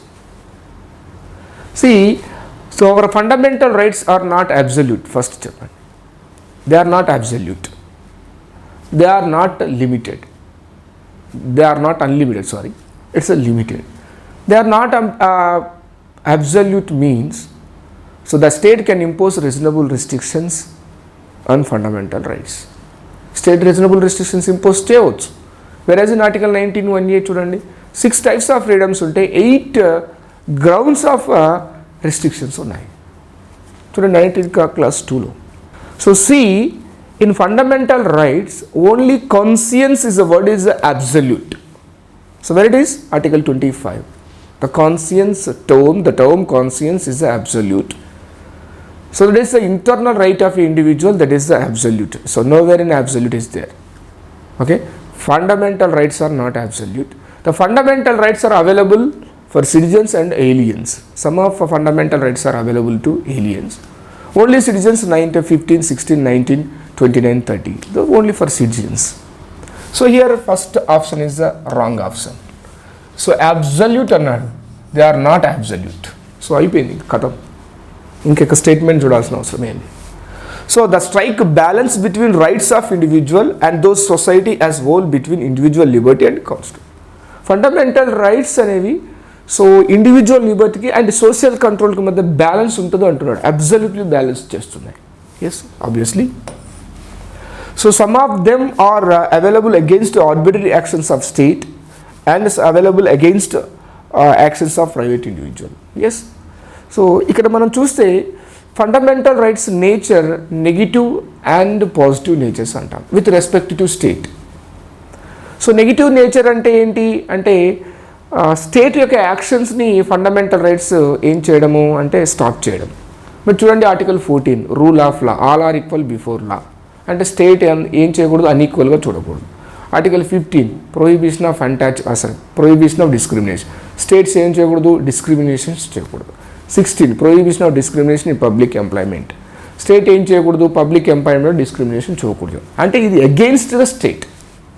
ఓకేనా, ఇది చూడండి article 17 prohibition of అన్టాచబిలిటీ. అన్టాచబిలిటీ చూపించేది ఎవరు, ఏ ఇండివిజువల్, బిట్వీన్ ఇండివిజువల్. అంటే ఇండివిజువల్స్ యాక్షన్స్కి అగెయిన్స్ట్గా ఇండివిజువల్కి ఇచ్చారు. 23 చూడండి prohibition of bonded labour. Bonded labour చేయించేది ఎవరు, నేను నీతో పని చేయించుకున్నాను, అది కూడా తక్కువ అమౌంట్ ఇచ్చి, అది బాండెడ్ లేబర్. అంటే ఇండివిజువల్కి అగెయిన్స్ట్గా ఇండివిజువల్కి కొన్ని ఫండమెంటల్ రైట్స్ ఇచ్చారు, లైక్ 17, 23, 24. సో ఈ ఆర్బిటరీ యాక్షన్స్కి ఎదురుగా అంటే స్టేట్ యాక్షన్కి ఎదురుగా అగెయిన్స్ట్గా కొన్ని fundamental rights. Most of the fundamental rights are against actions of state. So some fundamental rights are against individuals to against individual. ఓకేనా, yes. So let's see if this one is correct. So obviously here 2 and 3 is the correct answer is 2 and 3. Okay, yes, then come to. So which of the following statement is correct regarding prohibition of discriminations unless under Article 15 of the Indian Constitution, under 15 of the Constitution. Okay, yes, according to the Article 51, the state shall not discrimination on the grounds of caste, religion, race and place of birth among the citizen. According to the Article 15 Clause 2, the state shall not discriminate on the grounds of only caste, race, religion, place of birth among the citizens. According to the Constitution, Article 15, the state can be provided provisions for women and children. According to the Constitution 15 Clause 4, the state can provide special provisions for socially, educationally backward classes. It should be not as discriminations. So, Article 15 Clause 1, the state shall not discriminate among the people. Yes, right? So, 15 Clause 2, the state shall not discriminate on birth. It's also correct. According to the Constitution 15 Clause 3, so women's ki, children's ki em cheyochu, some provisions maintain cheyochu.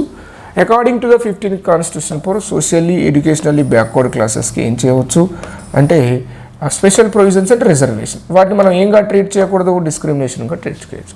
Answer ఏమవుతుంది, all the above అవుతుంది. ఓకేనా, yes. Then come to which of the following directive principles of state policy is not added by the 42nd Constitutional Amendment Act? So DPSPలో A DPSP 42nd Constitutional Amendment Act ద్వారా add చేయలేదు. To secure opportunity for healthy development of children, it is in Article 13 Clause E, F. ఇది చేర్చారు, 13Fలో ఉంటుంది. To promote equal justice and provide legal aid for the people, it is Article 39 Clause A. ఇది 47A, ఇది 42nd A. To protect, improve and environment to the safeguards of forest and wildlife, it is Article 48A. Capital A, maximum capital A వచ్చినట్టు 42nd. So to minimize the inequalities, income and states facilities and opportunities. So it is Article 38 Clause 2. ఇది 44th Constitutional Amendment Act ద్వారా add చేశారు. నేను ఏమడిగాను, 42nd ద్వారా add చేయండి ఏదో అడిగాను. So which one is, that is the fourth one. Okay, yes. So which of the following matters are amended by the special majority of the parliament and consent of states? So constitution amend చేయడానికి there are 3 types of methods are there. One is simple majority in article 368. In Article 368, one is the simple majority, second one is the special majority, and the special majority of parliament and of states. So this is the 3 types of methods. These 2 methods are considered as constitutional amendment. So simple majority is not considered as constitutional amendment. Why it is? Simple majority is not mentioned in Article 368. So simple majority is not considered as a constitutional amendment. Let us see. So ఈ third method ద్వారా 88ని amend చేయవచ్చు అంటున్నారు. So third method అంటే states ఉన్నాయి అంటే స్టేట్స్తో interlink ఏదైతే ఉందో దాన్ని చూడాలి. Okay, that is the idea, root. Election of president and its manner. So president ఎలక్షన్స్లో ఎవరెవరు పార్టిసిపేట్ చేస్తారు, ఎంపీలు అండ్ స్టేట్ లెజిస్లేటివ్ అసెంబ్లీ ఎమ్మెల్యేలు పార్టిసిపేట్ చేస్తారు. దాన్ని చేంజ్ చేయాలంటే కూడా స్టేట్ కన్సెంట్ కావాలి. Representation of states in the parliament. పార్లమెంట్లో స్టేట్స్ యొక్క రిప్రజెంటేషన్ ఉంది, దాన్ని చేంజ్ చేయాలంటే కూడా స్టేట్స్ యొక్క కన్సెంట్ కావాలి. Power of the parliament amend the constitution. Article 368 ఉంది చూసారా, దీన్ని అమెండ్ చేయాలి అంటే కూడా స్టేట్ యొక్క కన్సెంట్ కావాలి. Okay, rules procedure in the parliament. Rules procedure in the పార్లమెంట్ని అమెండ్ చేయాలి అంటే అది సింపుల్ మెజారిటీతో అమెండ్ చేస్తారు. దానికి స్టేట్ యొక్క కన్సెంట్ ఏం అవసరం లేదు. So here it is not, ఇది కాదు. So where is our option 1, 2, 3? Where it is 1, 2, 3? Yes, here third one is our answer, 1, 2, 3. Okay, yes. Assertion. All states in India have the same number of seats in councils of state. Reason. The Indian political system is federal in nature. See, mundu all states in India have the same number of seats in council of states. Council of states ante enti, Rajya Sabha. అన్ని స్టేట్స్కి equal representation ఉందా? లేదు, unequal representation ఉంది. ఓకేనా? ఏపీకి వేరే ఉంది, 11 ఉంది, 7, తెలంగాణకి 7. అసలు అసర్సనే తప్పు. ఓకేనా? సో ఇక్కడ assertion wrong. Whatever the reason, Indian political system is a federal in nature. Yes, we are in federal in nature, tendency in unitarian అంటాం. యూనిటరీ టెండెన్సీ ఉంటుంది, నేచర్ మాత్రం ఫెడరల్. ఓకేనా? అంటే that means reason is correct, assertion is wrong. A wrong, A is not correct, R is correct. So A is not correct, but R is correct. So that is the fourth one. Okay na? Yes. Then come to assertion. The constitution authorities the president to suspend the right to move of any court for the enforcement of certain fundamental rights during national emergency. Reason, all the fundamental rights are automatically suspended with the proclamation of national emergency. National emergency, Article 352. So Article 352 లో national ఎమర్జెన్సీని impose చేసినప్పుడు what is the effect on fundamental rights? So జనరల్గా ఏం చెప్తాం, fundamental rights are suspended అంటాము. Fundamental rights ఎలా suspend అవుతాయంటే by the announcement of the president. President అనౌన్స్మెంట్లో ఏం చేస్తాడు, ఫండమెంటల్ రైట్స్ని సస్పెండ్ చేస్తాడు అండర్ ఆర్టికల్ 359. ఓకే, అవి ఆటోమేటిక్గా సస్పెండ్ అవ్వవు. ఇక్కడ రీజన్ తప్పు. సో ప్రెసిడెంట్ ఏం చేస్తాడు, ఫండమెంటల్ రైట్స్ని ఎన్ఫోర్స్మెంట్ చేసేటప్పుడు ఎన్ఫోర్స్మెంట్ చేసే విధంగా దాన్ని ఏం చేస్తాడు, స్టాప్ చేస్తాడు. ఇది కరెక్టే. అంటే ఎన్ఫోర్స్మెంట్ చేయడం అంటే ఏంటి అంటే right to move the court. మనం కోర్టుకి మూవ్ అవుతాం, ఆ మూవ్ అయ్యే ఆ రైట్ని సస్పెండ్ చేస్తాం. That is mean article 32 writ పవర్ని సస్పెండ్ చేస్తాం. Yes, so A is correct, R is wrong. Where is it, A is correct, R is not correct, is third one. Okay, yes. So let us see, which of the following conditions are lapsing a bill in the parliament which is respect to dissolution of popular house? ఓకేనా, అంటే ఏ కండిషన్లో bill lapse అయిపోతుంది అంటే popular house అంటే Lok Sabha. Lok Sabha dissolve అయినప్పుడు bill ఎప్పుడు dissolve అవుతుంది అని అడుగుతున్నాడు. A bill is pending in lower house, లోక్సభలో ఉన్నప్పుడు. A bill is passed by lower house but pending in upper house.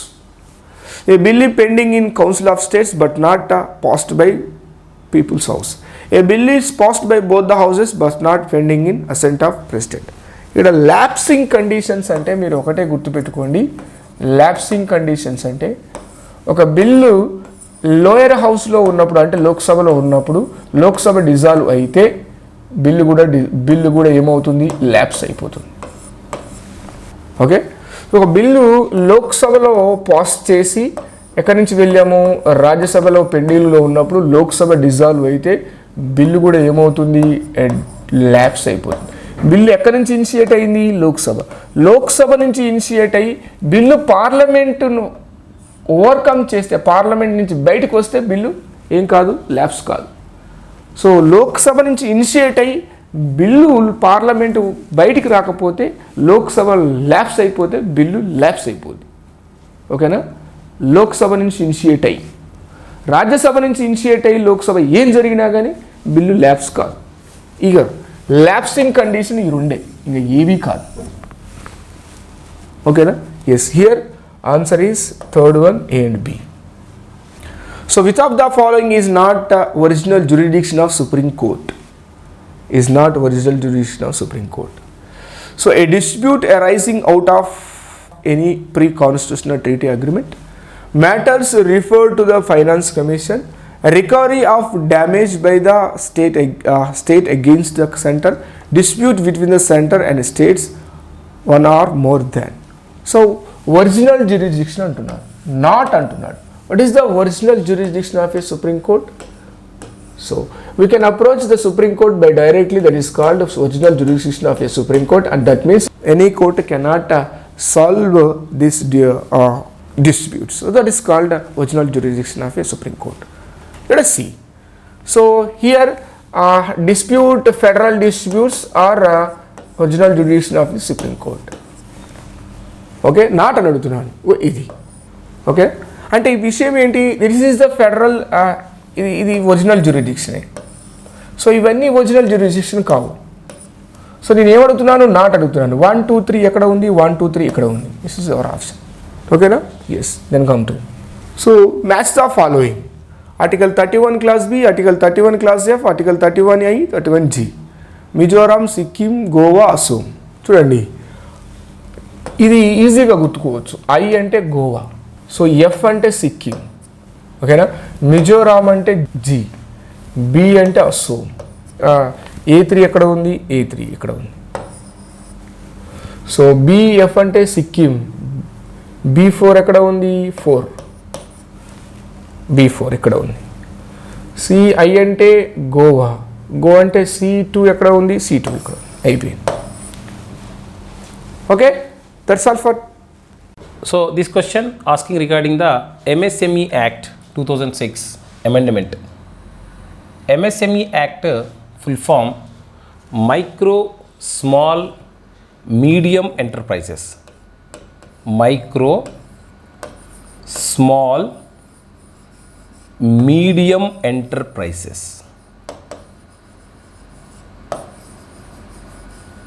Okay. Micro, Small, Medium Enterprises.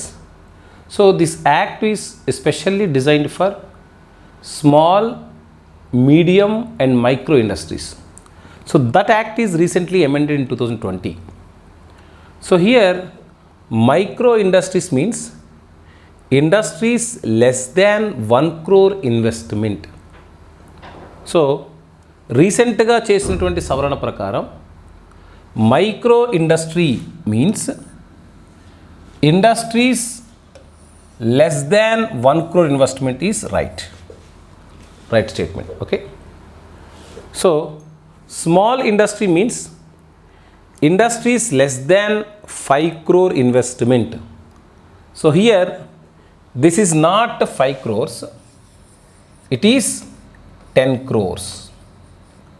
So the 10 crores investment is the criteria, or we may say less than 10 crore rupees investment we considered as small scale industries. So again, the statement number 3, medium industry means industries less than 50 crore investment. Industries less than 50 crore investment. So this is also right one, and second one is the wrong one. A and C, and 1 and 3 are correct. 1 and 3 are correct ones. Answer is 2. So according to MSME Micro, Small, Medium Enterprise Act 2006, micro industries means the industries less than 1 crore rupees investment. Small industries means the industries less than 10 crores, but it in here option it is given as 5 crores. That's why statement B is wrong. So medium industry means industries less than 50 crores investment. This is also right statement. So 1 and 3 are the right statements in this. Next, what is the barbell strategy means? So this is a new strategy which introduced in recent times. So earlier we are using waterfall strategy. So in this strategy, first we will pool the funds, and later the pooling funds will be revolved, or you may say released. So because of the COVID-19, this waterfall strategy, but means you can't predict what is happening in economy. ఎకానమీలో ఏం జరగబోతుంది లేదా ఎకానమీలో ఏం జరుగుతుందనే దాన్ని guess చేయలేకపోయినటువంటి పరిస్థితి ఎకానమీలో ఏర్పడింది.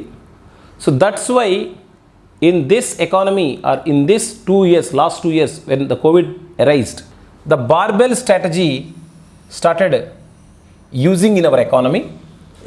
So barbell strategy is not talking about increasing of GST, and at COVID-19 period, unpredictable negative outcomes by the providing safety net like Atmanirbhar Bharat. అనుకోడని సంఘటనలు ఏదైనా జరిగినప్పుడు ఆర్థిక వ్యవస్థను ఆదుకునేటువంటి విధంగా తగినటువంటి ప్రణాళికను ముందస్తుగానే రచించి ఉంచుకోవటం. So the comfortable strategy and unimaginated, ఊహించినటువంటి పరిణామాలు ఆర్థిక వ్యవస్థలో ఎదురైనప్పుడు ఒక సేఫ్టీ నెట్ని ఉంచుకొని ఆ సేఫ్టీ నెట్కి తగ్గట్టుగా మనం ఎకానమీని మౌల్డ్ చేయడాన్ని ఆత్మనిర్భర భారత్లో భాగంగా మనం చూపిస్తాం. ఉదాహరణకి 20 లక్షల కోట్లతో ఇండియాలో ప్రవేశపెట్టిన ఆత్మనిర్భర భారత్లో ప్రధానమంత్రి గరీబ్ కళ్యాణ్ యోజన, ప్రధానమంత్రి రోజ్గార్ యోజన అంటే రోజ్గార్ యోజన అంటే గ్రామీణ ప్రాంతాల్లో ఎవరైతే కరోనా వల్ల ఉపాధి కోల్పోయారో వాళ్ళకి. సో అలాంటి వాటిని అన్నింటినీ కూడా ప్రీ ప్లాన్డ్గా ముందస్తుగానే ప్రవేశపెట్టాన్ని బార్బెల్ స్ట్రాటజీ అంటారు. So for promoting exports, nothing related with minimum need for the poor people, it's also wrong statement. So barbell strategy means a COVID-19 period strategy which we keep a stand by or you may say keep a plan B అనొచ్చండి. అనుకోని ఆపదలు ఏదైనా జరిగినప్పుడు వాటిని మనం recover చేసుకోవడానికి ఉపయోగించేటువంటి స్ట్రాటజీనే మనం barbell strategy అనేటువంటి పేరుతో పిలుస్తాం. So there are 3 deficits. Arrange the following deficits in descending order. Fiscal deficit is equal to budget deficit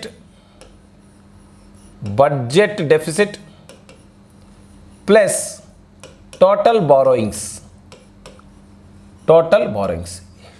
In simple word we can say like this: fiscal deficit is a total borrowing of a particular nation in an year period. ఒక సంవత్సర కాలంలో మనం చేసేటువంటి అప్పుని fiscal deficit అనేటువంటి పేరుతో పిలుస్తాం.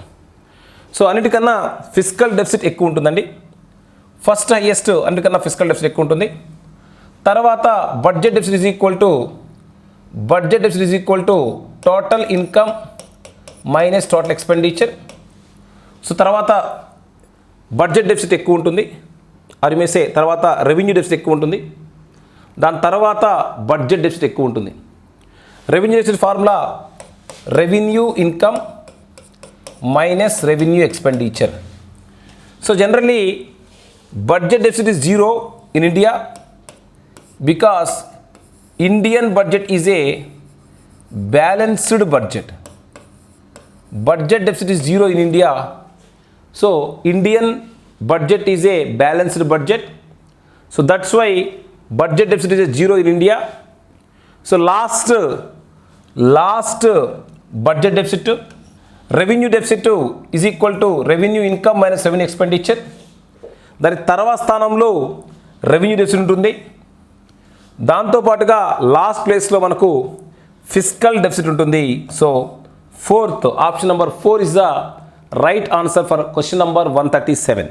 So question number 138. In India highest exports to USA first place, China second place, UAE third place.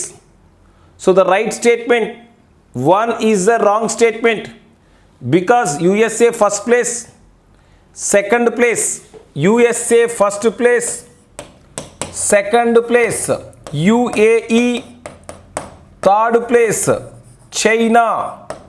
So statement number 1 is wrong one.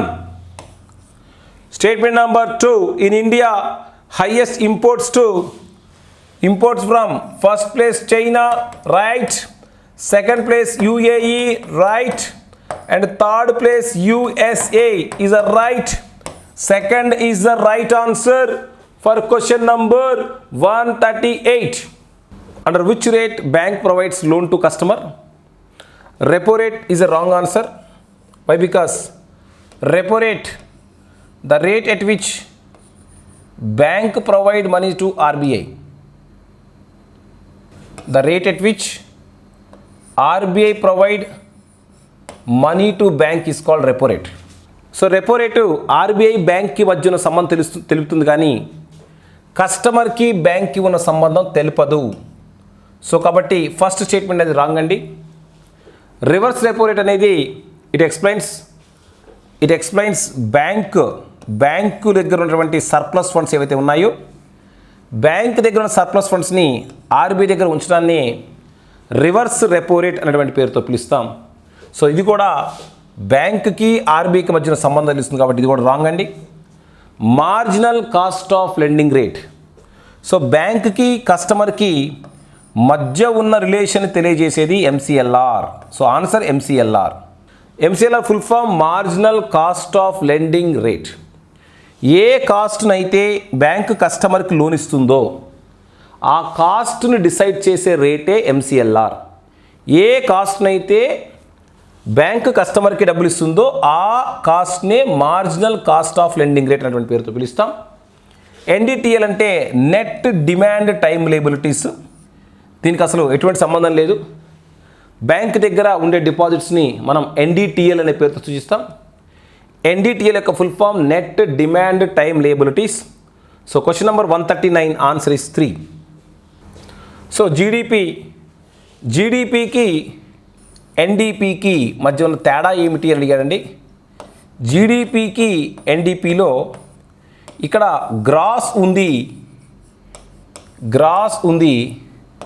ఇక్కడ నెట్ ఉంది. గ్రాస్కి నెట్కి మధ్య ఉన్నటువంటి సంబంధం డిప్రిషియేషన్. గ్రాస్కి నెట్కి మధ్య ఉన్న సంబంధం ఏంటంటే డిప్రిషియేషన్.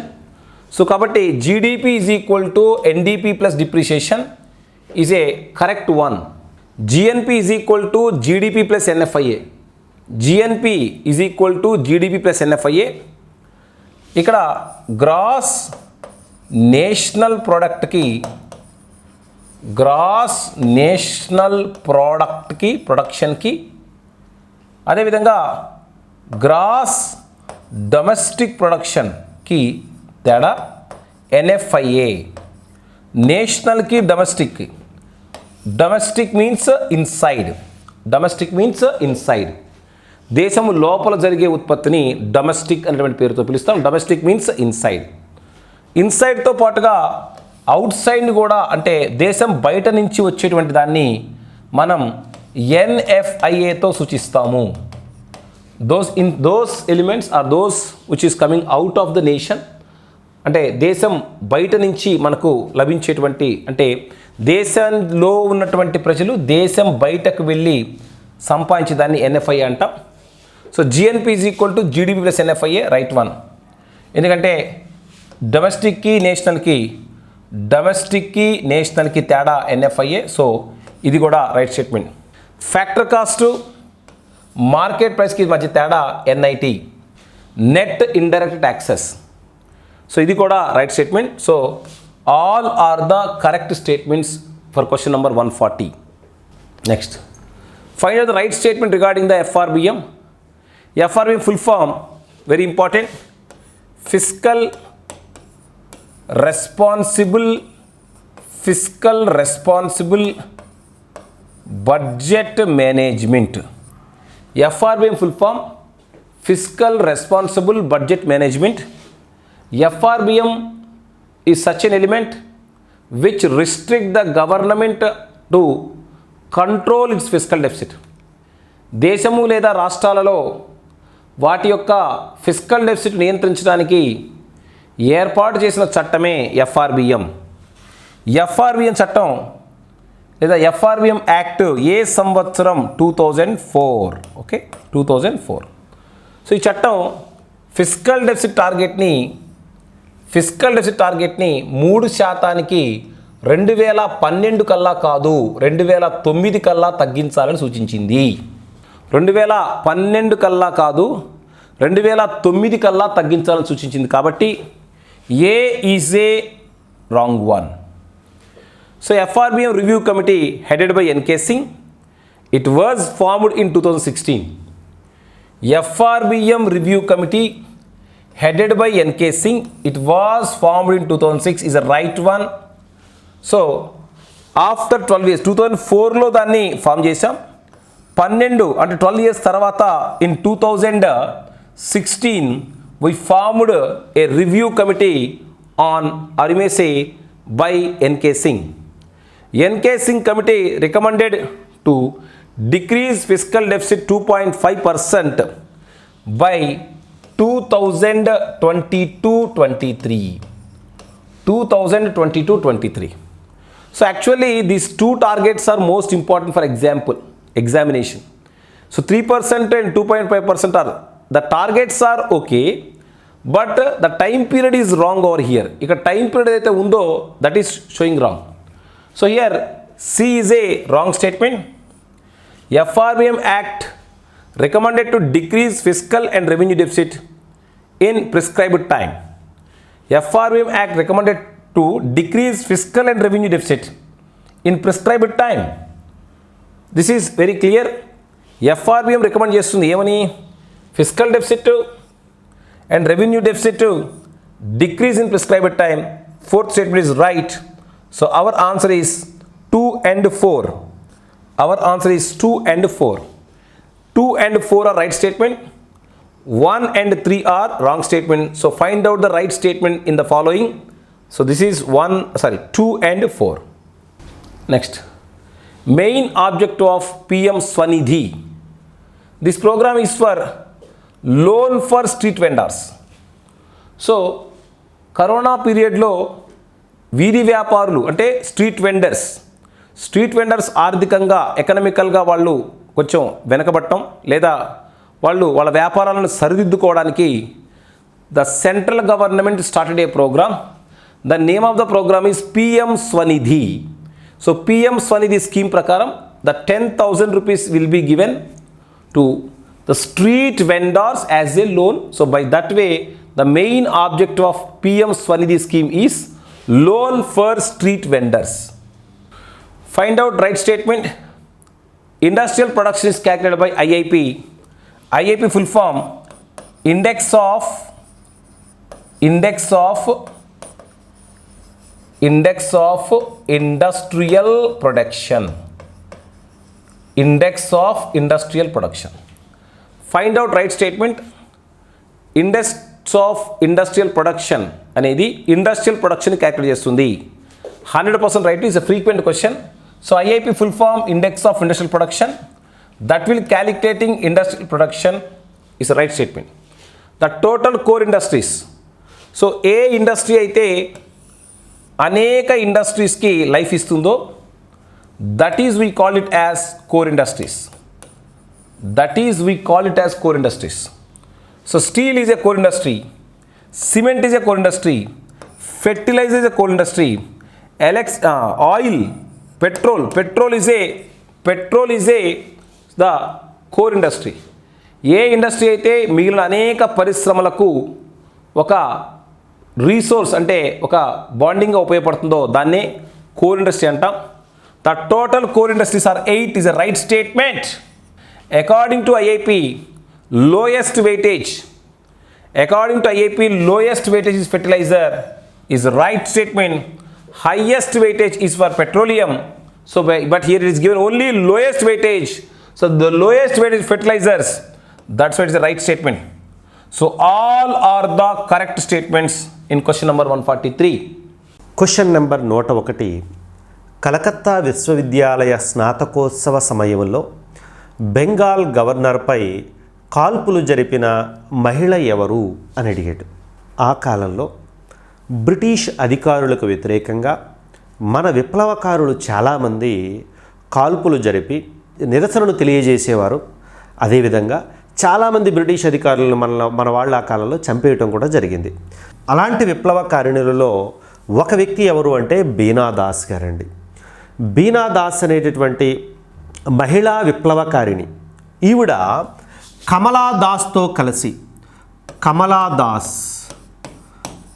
కమలా దాస్తో కలిసి 1932 ఫిబ్రవరి 6వ తారీఖున బెంగాల్ గవర్నర్ అయినటువంటి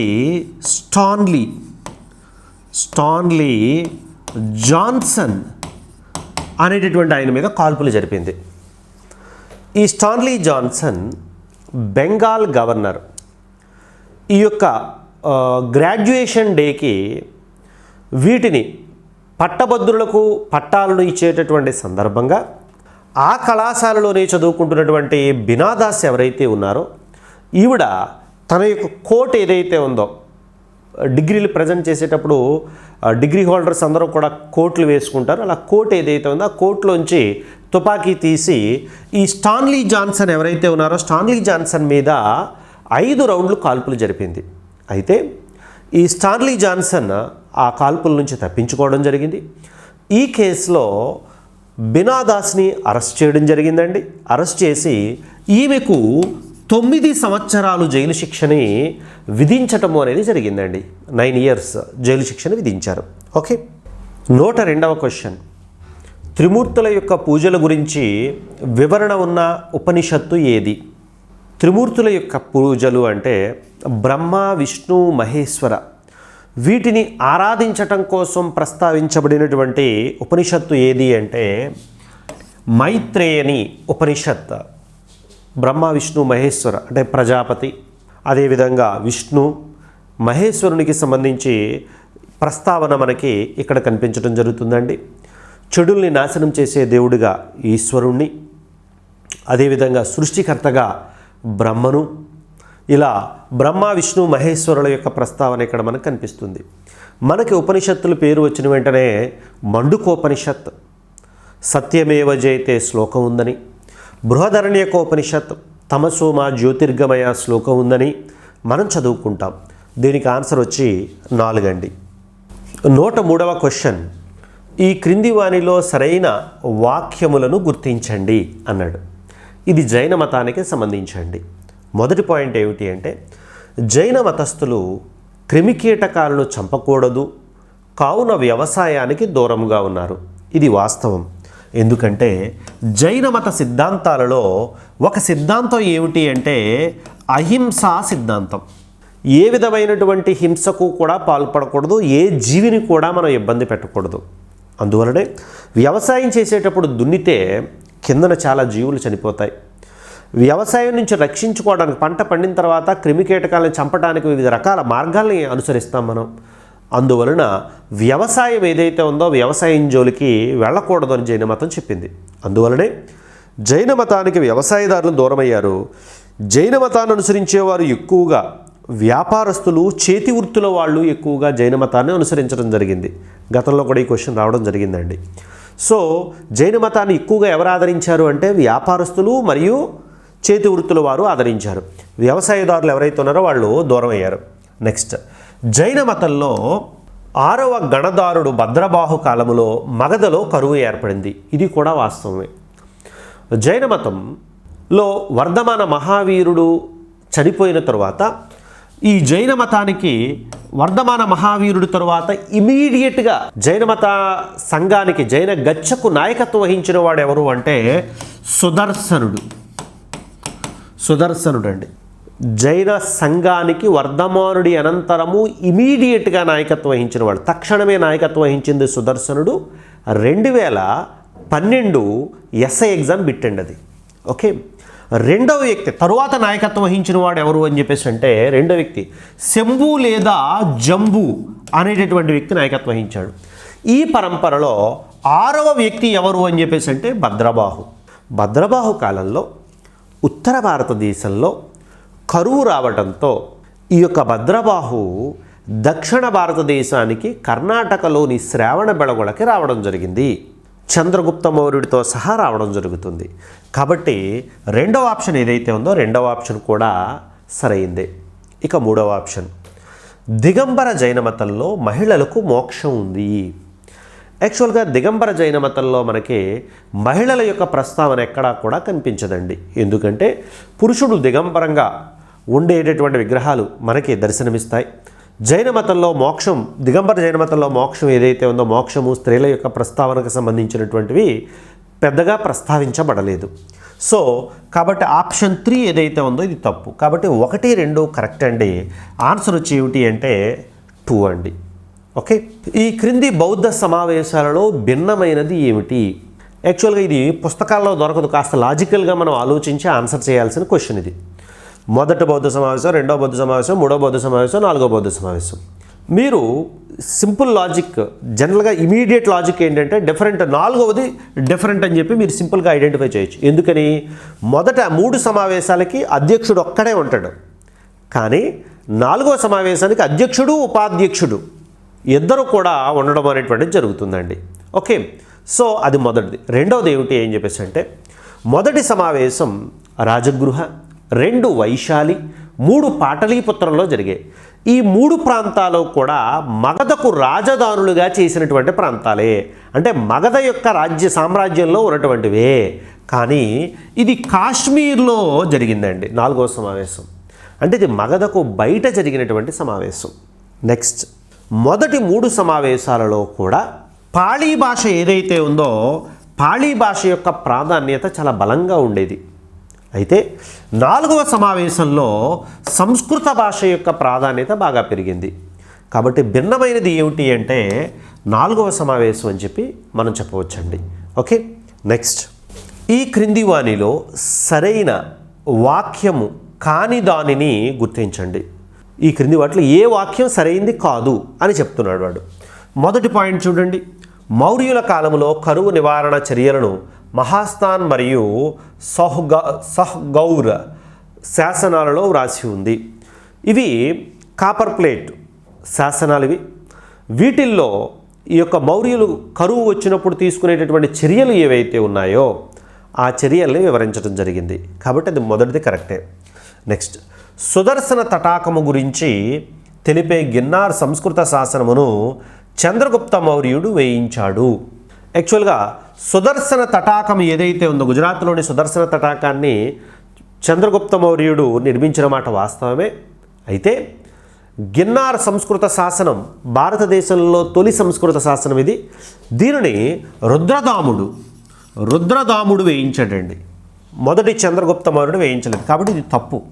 నెక్స్ట్, పరశిష్ట పర్వాన్. యాక్చువల్గా పరశిష్ట పర్వాన్ అనేది జైన మత గ్రంథము.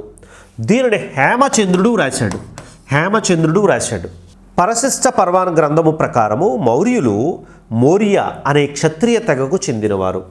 యాక్చువల్గా జైన మతాన్ని ఆదరించిన వాళ్ళ గురించి హేమచంద్రుడు ప్రస్తావిస్తూ మొదటి చంద్రగుప్త మౌర్యుడు గురించి కూడా ప్రస్తావించాడు. దానిలో భాగంగానే ఈ మౌర్య అనే పదాన్ని ప్రయోగించాడు.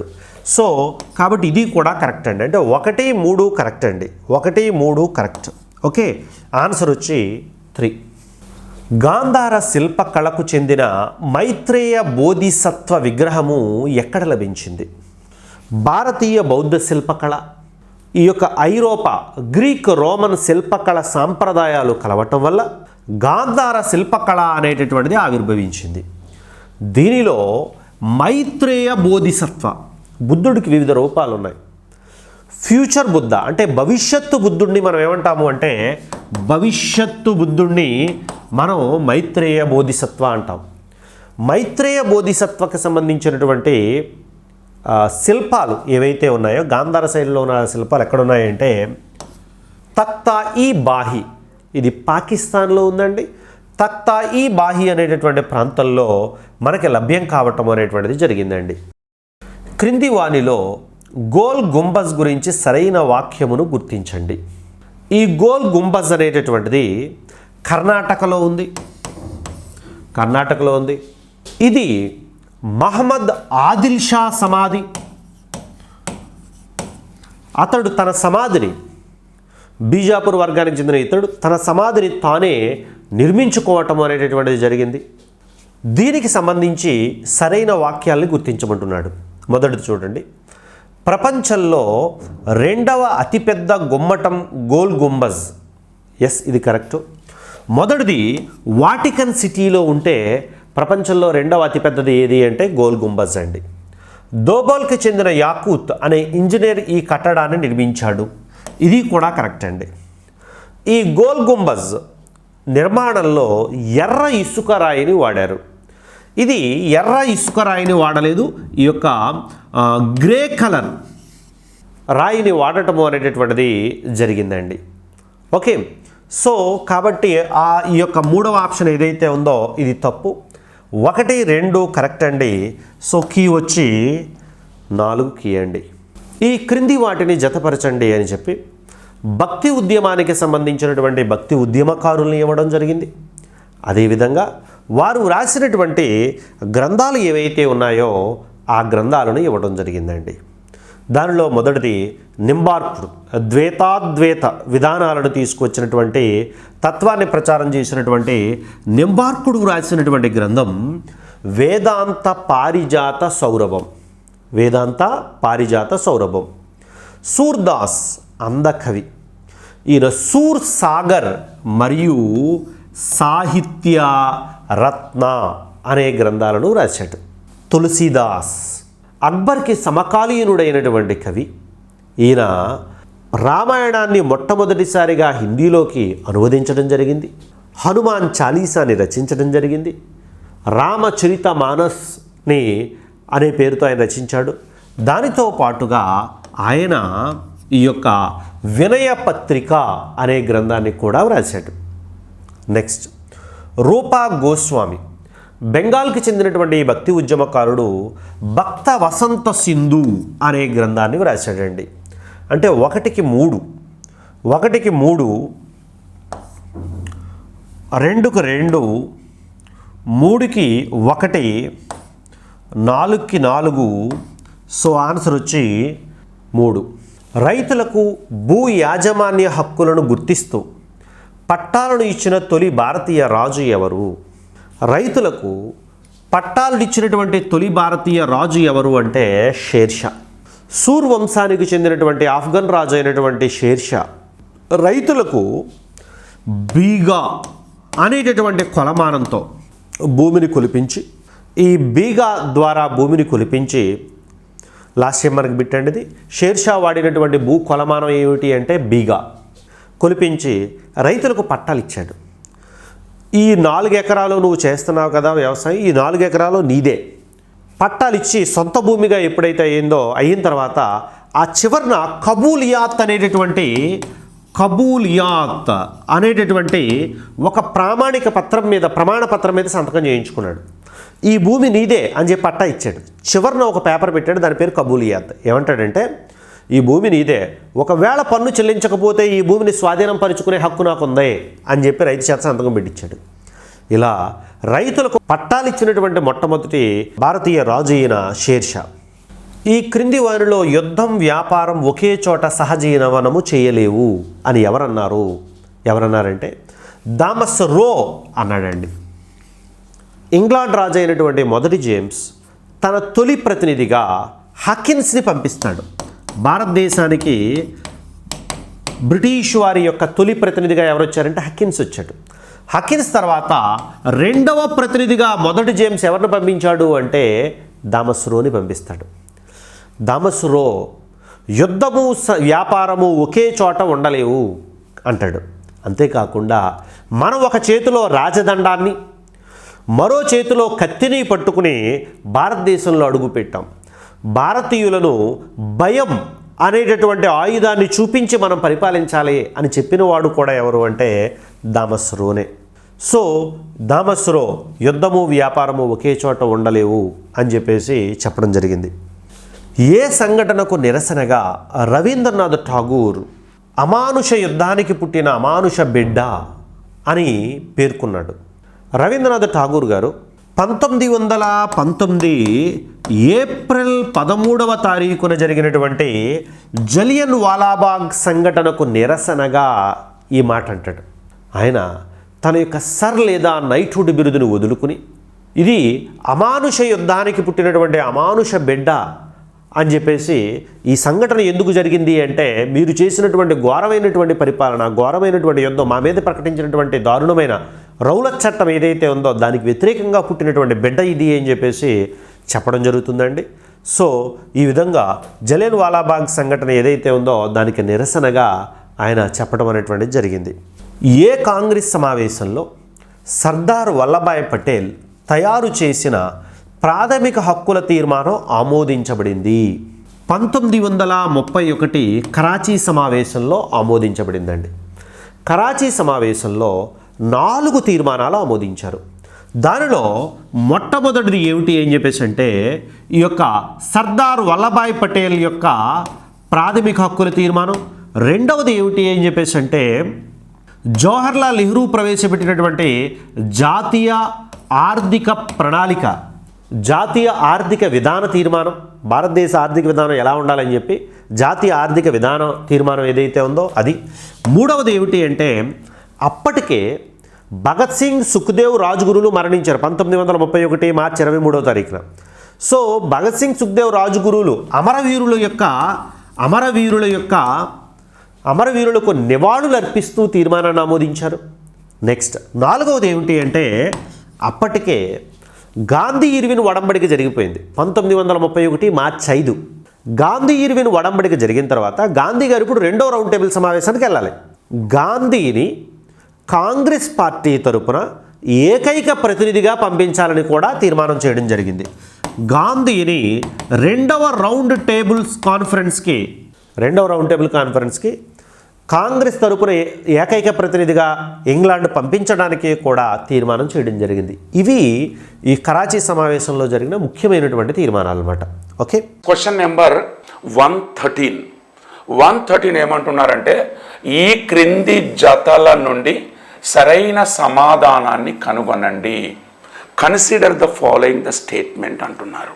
అంటే కొన్ని ప్రకటనలు ఇచ్చారు మనకు. ఈ ప్రకటనలలో సరైనటువంటి వాటిని కనిపెట్టండి అన్నారు. అంటే మనకు తప్పున్నటువంటి తీసేయాలి. ఓకేనా? ఒకటి తునికి చెట్టు అంటున్నారు. దీన్ని టెండు ట్రీ అంటారు. ఈ తునికి చెట్టు అనేటటువంటిది బీడీలకు ఎక్కువగా ఉపయోగిస్తారు. అయితే ఈ తునికి చెట్టు ఉష్ణ మండల తేమతో కూడిన ఆకురాల్చు అడవులు అన్నారు. కానీ ఇది ఉష్ణ మండల తేమతో కూడిన ఆకురాల్చు అడవులు కాదు. ఎందుకంటే ఇది డ్రై ఫారెస్ట్, చిట్టడవులకు సంబంధించింది. ఇది శుష్క ఆకురాల్చు అడవులకు సంబంధించింది కాబట్టి ఇది తప్పు స్టేట్మెంట్. తర్వాత మలబరీ ఇచ్చారు. ఇది ఉష్ణ మండల శుష్క ఆకురాల్చు అరణ్యాలు అన్నారు. ఈ మలబరీని ఎక్కువగా మనం పట్టు పురుగులకు యూజ్ చేస్తాం. వీటిని సిల్క్ వామ్స్ అంటారు. ఏమంటారు బేట? సిల్క్ వామ్స్ అంటారు. ఈ పట్టు పురుగులకు సంబంధించినటువంటి ఈ మలబరీ చెట్లను మనం ఎక్కడ పెంచుతామంటే ఋతుపవన అరణ్యాలు లేదా ఆకురాల్చు అడవులలో, ఆర్ద్రతతో కూడినటువంటి అడవులలో మనం పెంచుతాం, తేమతో కూడినటువంటి అడవులలో పెంచుతాం. కాబట్టి ఈ శుష్క అనేటటువంటిది ఇది కూడా తప్పు. సో వీటిని ఎక్కడ పెంచుతారు అంటే ఉష్ణ మండల తేమతో కూడిన ఆకురాల్చు అరణ్యాలలో పెంచుతారు. కాబట్టి ఇది ఇటొచ్చింది, యాక్చువల్గా ఇది ఇటొచ్చింది అనమాట. కాబట్టి బోత్ ఆర్ రాంగ్ ఇన్ఫర్మేషన్. తర్వాత సింకోనా అంటున్నారు. మరి సింకోనా అంటే ఏంటి? ఇది సింకోనా అనేటటువంటి చెట్టు మనకి దీని యొక్క బెరడు, దీని యొక్క తోలు అనేటటువంటిది మనం మలేరియా ఔషధంగా దీని పౌడర్ని యూజ్ చేస్తాము. This is ever green forest. అంటే ఇది ఉష్ణ మండల సతత హరిత అరణ్యాలు. కాబట్టి దిస్ ఈజ్ రైట్ ఆన్సర్. కాబట్టి సింకోనా ఉష్ణ మండల సతత హరిత అరణ్యాలు. కాబట్టి సింకోనా అనేటటువంటిది మనకు భూమధ్య రేఖా ప్రాంతాల్లో మరియు కేరళ నిశ్శబ్ద లోయల్లో, తమిళనాడులో, అండమాన్ నికోబార్ దీవులలో ఈ ఉష్ణ మండల సతత హరిత అరణ్యాలు అనేటటువంటివి ఎక్కువగా సంభవిస్తున్నాయి. తర్వాత సునేరీటా అనేటటువంటిది, ఈ సునేరీటా అనేటటువంటి జాతి అనేటటువంటిది ఎక్కువగా ఈస్ట్ ఆసియా దేశాలైనటువంటి ఇండోనేషియా ప్రాంతాలలో ఎక్కువగా పెరుగుతుంది. మరి మన దగ్గర వీటిని ఏమంటారంటే మడ అడవులు అంటారు, వీటిని క్షార జల అరణ్యాలు అంటారు. ఇవి 9 రాష్ట్రాలు 3 కేంద్రపాలిత ప్రాంతాల్లో విస్తరించి మన దగ్గర సుంద్రీ వనములని, సుందర్బాన్స్ అని, మడ అడవులని, క్షార జల అరణ్యాలని, టైడల్ అడవులు అంటారు. కాబట్టి వీటిని ఇంగ్లీష్లో మాన్గ్రూవ్ ఫారెస్ట్ అంటారు. This is right answer. Sonneratia, సుంద్రి, పొన్న, పునికి, ఉరడ, మొగిలి, these are mangrove type of forest. తర్వాత బ్రహ్మజముడు, కాక్టస్ అంటారు. బ్రహ్మజముడు, నాగజముడు, ఖర్జూర చెట్టు, మరి ఇవి ఏమన్నారు? షోలాస్ అడవులు అన్నారు. మరి షోలాస్ అడవులు అంటే తెలుగులో పర్వత అరణ్యాలు. ఈ పర్వత అరణ్యాలని ఆల్పైన్ ఫారెస్ట్ అంటారు. మరి ఈ బ్రహ్మజముడు అనేటటువంటిది షోలాస్ అడవులలో పెరగదు. ఇది ముళ్ళ జాతి అరణ్యం. ఇది ముళ్ళ జాతి అరణ్యం. దీన్నే ఏమంటారు అంటే ఎడారి జాతి అంటారు. ఇది ఎడారి ఇసుక ప్రాంతంలో పెరుగుతుంది. వీటిని జెరోఫైటిక్ అని పిలుస్తారనమాట. జెరోఫైటిక్ అంటారు. కాబట్టి ఇది రాంగ్ ఇన్ఫర్మేషన్.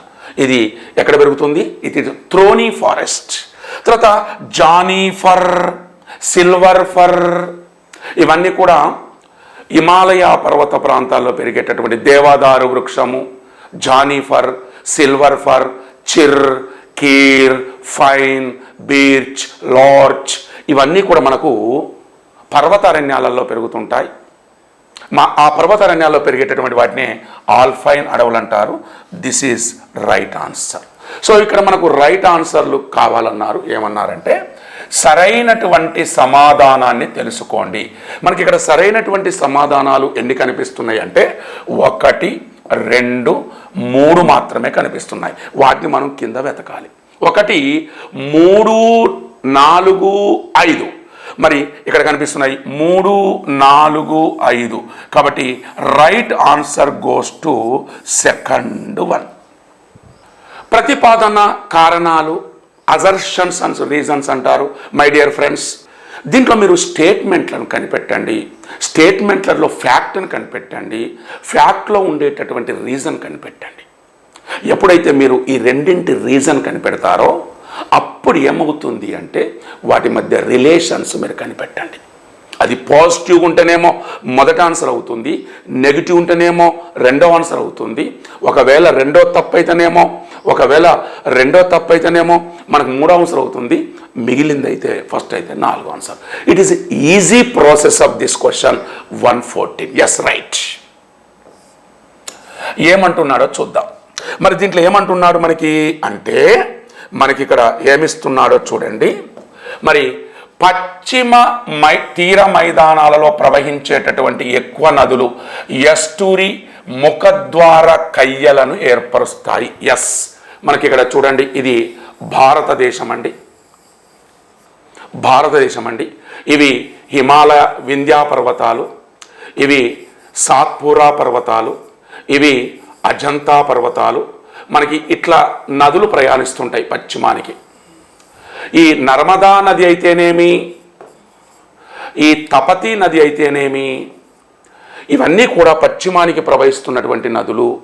ఈ కొండ ప్రాంతాలు ఎత్తుగా ఉండడం వల్ల, వేగము వాటర్ ఎక్కువగా ఉండడం వల్ల డెల్టాలు అనేటటువంటి ఏర్పరచకుండా ఒక రకమైనటువంటి గొయ్యల మాదిరిగా, ఒక రకమైనటువంటి లోయల మాదిరిగా, ఒక రకమైనటువంటి కటింగుల మాదిరిగా ఏర్పడడం వల్ల ఏమంటున్నాడు, పశ్చిమ తీర మైదానములో ప్రవహించే ఎక్కువ నదులు ఎస్టూరి ముఖద్వార కయ్యలను ఏర్పరుస్తాయి. Yes, right. ఎస్టూరీస్ అంటే ఉప్పునీటి కయ్యలు. అంటే ఎక్కడైతే సముద్రం ఉంటుందో, ఎక్కడైతే నది కలుస్తుందో ఆ కలిసే చోట భూమి మీద ఉండకుండా మట్టినంతా కూడా, ఒండ్రునంతా కూడా సముద్రంలో పడివేస్తుంది. మరి అలాంటి సముద్రంలో పడివేసినప్పుడు మనకేమైనా లాభం ఉంటుందా? ఉండదు. కాబట్టి అందుకే వాటిని కయ్యిలు అంటారు. So this is right. ఏమంటున్నాడు మరి? కారణం ఏమంటున్నాడు? పశ్చిమ తీర మైదానాలలో ఎక్కువ నదులు, వెస్ట్రన్ ఘాట్స్లో ఉండేటటువంటి పశ్చిమ తీర మైదానాల్లో ఎక్కువ నదులు ఎక్కువ వాలు కలిగి లోయల నుండి వేగంగా ప్రవహించి అరేబియా సముద్రంలో కలుస్తున్నాయి. చెప్పిన కదా, ఇలా స్లోప్ ఉంటుంది అన్నట్టు. ఈ స్లోప్ ఉండడం వల్ల ఈ అరేబియా సముద్రంలో కలుస్తున్నాయి. కాబట్టి దిస్ ఈజ్ రైట్ ఆన్సర్. రెండూ కరెక్టే. రెండింటిలో మధ్య సంబంధము కూడా కరెక్టే. ఎందుకంటే పశ్చిమానికి ప్రవహించడం వల్లనే కదా, కొండ ప్రాంతాల్లో ప్రవహించడమే కల్లా అత్యధిక లోయలు వచ్చేది. మరి ఏ సముద్రంలో కలుస్తున్నాయి? అరేబియా సముద్రంలో కలుస్తున్నాయి. కాబట్టి both are correct. Both are between relation are actually positive system. కాబట్టి ఫస్ట్ ఆన్సర్ అనేటటువంటిది సరైనది. కాబట్టి ఏ మరియు ఆర్ రెండూ సరైనవి. ఏకు 6 సరైన వివరణ ఇచ్చింది. కాబట్టి ఆన్సర్ వచ్చేసి ఫస్ట్గా మనం డిక్లేర్ చేద్దాం. Question number 115. ఈ క్రింది వాటిని జతపరచండి. జాబితా 1, జాబితా 2. మై డియర్ ఫ్రెండ్స్, మీకు నేను చెప్తా ఉంటాను, ఎప్పుడైనా సరే జతపరుచుము అనేటటువంటి బిట్లు కనుక మీకు వచ్చినప్పుడు మీకు ఏదొచ్చిల్లా, ఏది రావడానికి అవకాశం ఉన్నది ఇది కనిపెట్టండి. మీకు వచ్చినటువంటి బిట్టు కనిపెట్టండి. ఇవాళ సువర్ణావతి ఇచ్చారు, ఉపనదులు, కెలాంగ్ ఇచ్చారు, సరయు నది ఇచ్చారు, పార్వతీ నది ఇచ్చారు, పూర్ణ ఇచ్చారు. మరి మీకు తెలుసు సరయు నది ఒడ్డున అయోధ్య ఉంటుంది. ఈ సరయు నది అనేటటువంటిది దేనికి ఉపనది అంటే గాగ్రాకు ఉపనది. గాగ్రాకు ఉపనది అంటే సీకు మనకు 5 ఉండాలి. ఇక్కడ సీకు మీద 5 3 ఉన్నాయి కాబట్టి మనం వదిలేయాలి వాటిని. తర్వాత కెలాంగ్ అనేటటువంటిది దేనికి సంబంధించిందంటే బ్రహ్మపుత్ర నదికి సంబంధించింది. సువర్ణావతి దేనికి సంబంధించింది అంటే కావేరీ నదికి సంబంధించింది. ఆర్కావతి, హేమావతి, శింష, కబిని, సువర్ణావతి ఇవన్నీ కూడా లక్ష్మణ తీర్థ ఇవన్నీ కూడా కావేరికి సంబంధించినటువంటిది. పార్వతీ నది దేనికి సంబంధించింది అంటే చంబలకు సంబంధించింది. పార్వతి, బానస్, క్షిప్ర, ఉజ్జయిని ఉంటుంది అక్కడ, ఉజ్జయిని ఉంటుంది అక్కడ. మరి మిగిలింది ఏంటంటే పూర్ణ దేనికి సంబంధించిందంటే తపతీ నదికి సంబంధించింది. పూర్ణ, బేతుల్, బాణి, సఖి ఇవన్నీ తపతి ఉపనదులు. సో ఇప్పుడు మనకి ఇలా ఒక ఆర్డర్ మనకు వచ్చేసింది. సో ఇప్పుడు మనం ఏకు 4 చూడాలి. ఏకు 4 చూసినప్పుడు ఇక్కడ ఫస్ట్ ఎలిమినేషన్ అయింది, ఇక్కడ థర్డ్ ఎలిమినేషన్ అయింది. మనకు 2 మిగిలినాయి. సో మనకి ఏకి 4 ఉన్నాయి. తర్వాత బీకు 1 చూడాలి. మరి బీకు 1, బీకు 1 2 ఇచ్చారు, సేమ్ ఇచ్చారు. తర్వాత సీకు మనకు ఏం చూడాలి అంటే 5 చూడాలి. సో సీకు 5 అనేటటువంటిది మనకు కనిపిస్తూ ఉన్నది. తర్వాత డీకి 3 చూడాలి. సో డీకి 3 చూడాలి. డీకి 3 ఇక్కడ మనం దొరికిపోయింది, బిట్ దొరికింది. నేనేమంటున్నా అంటే ఎక్కడో ఒక దగ్గర మనకు బిట్ అనేటటువంటిది దొరుకుతుంది. దీనికి ఓపిక ఉండాల. ఒక స్టూడెంట్గా టెన్షన్ పడకూడదు. టెన్షన్ పడితే మనం బిట్టుకు సమాధానం పెట్టలేము. ఎందుకంటే మీ అమూల్యమైనటువంటి సమయాన్ని, అందుకే మేము మాలాంటి శ్యామ్ ఇన్స్టిట్యూట్ సంస్థలు అనేటటువంటివి ఇలా పిల్లలను ఉత్తేజపరచడానికి, భవిష్యత్తులో వాళ్ళు ఎగ్జామ్ రాయడానికి ఇలాంటి విధానాన్ని ఇప్పటి నుంచే మేము అలవాటు చేస్తుంటాం. This is special for both Telangana and Andhra. It is special for only for Shyam institute in Kakinada. ఓకేనా సార్? తర్వాత డి చూడండి, పార్వతి, చంబల్ అంటే డీకి 3, ఇక్కడ డీకి 2 ఇచ్చారు, ఇక్కడ డీకి 3 ఇచ్చారు. కాబట్టి దొరికిపోయింది. మనకు ఆన్సర్ వచ్చేసి 4 అని చెప్పచ్చు. 4 అని చెప్పొచ్చు. తర్వాత ఈకి 2, ఇక్కడ చూడండి ఈకి 2 అంటే సువర్ణావతి కావేరీ నది, కెలాంగ్ బ్రహ్మపుత్ర నది ఉపనది, సరయు గాగ్రా ఉపనది, పార్వతి చంబల్ ఉపనది, పూర్ణ తపతి ఉపనది. So the right answer goes to 4th. 116 question number. ఈ క్రింది ప్రకటనలను చదవండి. Read the following statements. చూద్దాం, చదవండి అంటున్నారు, ఏం చేస్తారో చూద్దాం. ఇలాంటి సందర్భం వచ్చినప్పుడు డియర్ ఫ్రెండ్స్, మనకు కింద కాకుండా ఈ ప్రకటనలలో ఏవి తప్పున్నాయి, ఏవి రైట్ ఉన్నాయి మీరే కనిపెట్టండి. ఫస్ట్ వారు కింద సరైనవంటున్నారా, సరికానివంటున్నారా? సరైనవన్నప్పుడు మనం టిక్కు పెడుతున్నాం, సరికానివన్నప్పుడు ఇంటూ పెడుతున్నాం. ఈ రెండిట్ల ఏది సరైన సమాధానమో మనం అక్కడ ఇచ్చినటువంటి ప్రొఫెసర్ని బట్టి మనం మెయింటైన్ చేస్తాం. ఓకేనా? రైట్. బంగాళాఖాత నైరుతి ఋతుపవన శాఖ కంటే అరేబియా శాఖ చాలా బలమైనది. సో దిస్ ఈస్ భారతదేశం. ఇది భూమధ్య రేఖ అండి. ఈ అరేబియా సముద్రంలో ఇటు అరేబియా సముద్రం ఉంటుంది, ఇటు బంగాళాఖాతం ఉంటుంది, ఇది హిందూ మహాసముద్రం ఉంటుంది. ఒరిజినల్గా ఋతుపవనాలు అనేటటువంటివి హిందూ మహాసముద్రంలో ఆరంభమై భూమధ్య రేఖను దాటిన తర్వాత కొరియాలిస్ సూత్రం ప్రకారం కుడివైపు తిరుగుతుంటాయి. ఈ కుడివైపుకు ఎందుకు తిరుగుతాయి అంటే ఇది కొరియాలిస్ సూత్రం ప్రకారం భూభ్రమణం వల్ల ఉత్తరార్ధగోళములో సవ్య పద్ధతి, దక్షిణార్ధగోళములో అపసవ్య పద్ధతిలో తిరుగుతుంటాయి. అందువల్ల ఇవి నైరుతి నుంచి తిరగడం వల్ల వీటికి ఏం పేరు పెట్టారంటే ఇది ఉత్తరము, ఇది ఈశాన్యము, ఇది తూర్పు, ఇది దక్షిణము, ఇది నైరుతి. సో ఇలా నైరుతి నుంచి భూమధ్య రేఖ తర్వాత టర్న్ అవ్వడం వల్ల వీటిని నైరుతి ఋతుపవనాలు అన్నారు. అంటే ఇక్కడ ఏమంటున్నారు, బంగాళాఖాత నైరుతి ఋతుపవన శాఖ కంటే అరేబియా శాఖ చాలా బలమైనది అన్నారు. Yes, correct correct.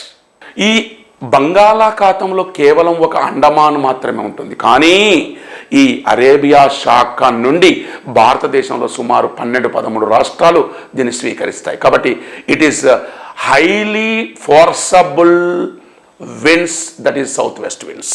Number 1 is correct. బంగాళాఖాత శాఖ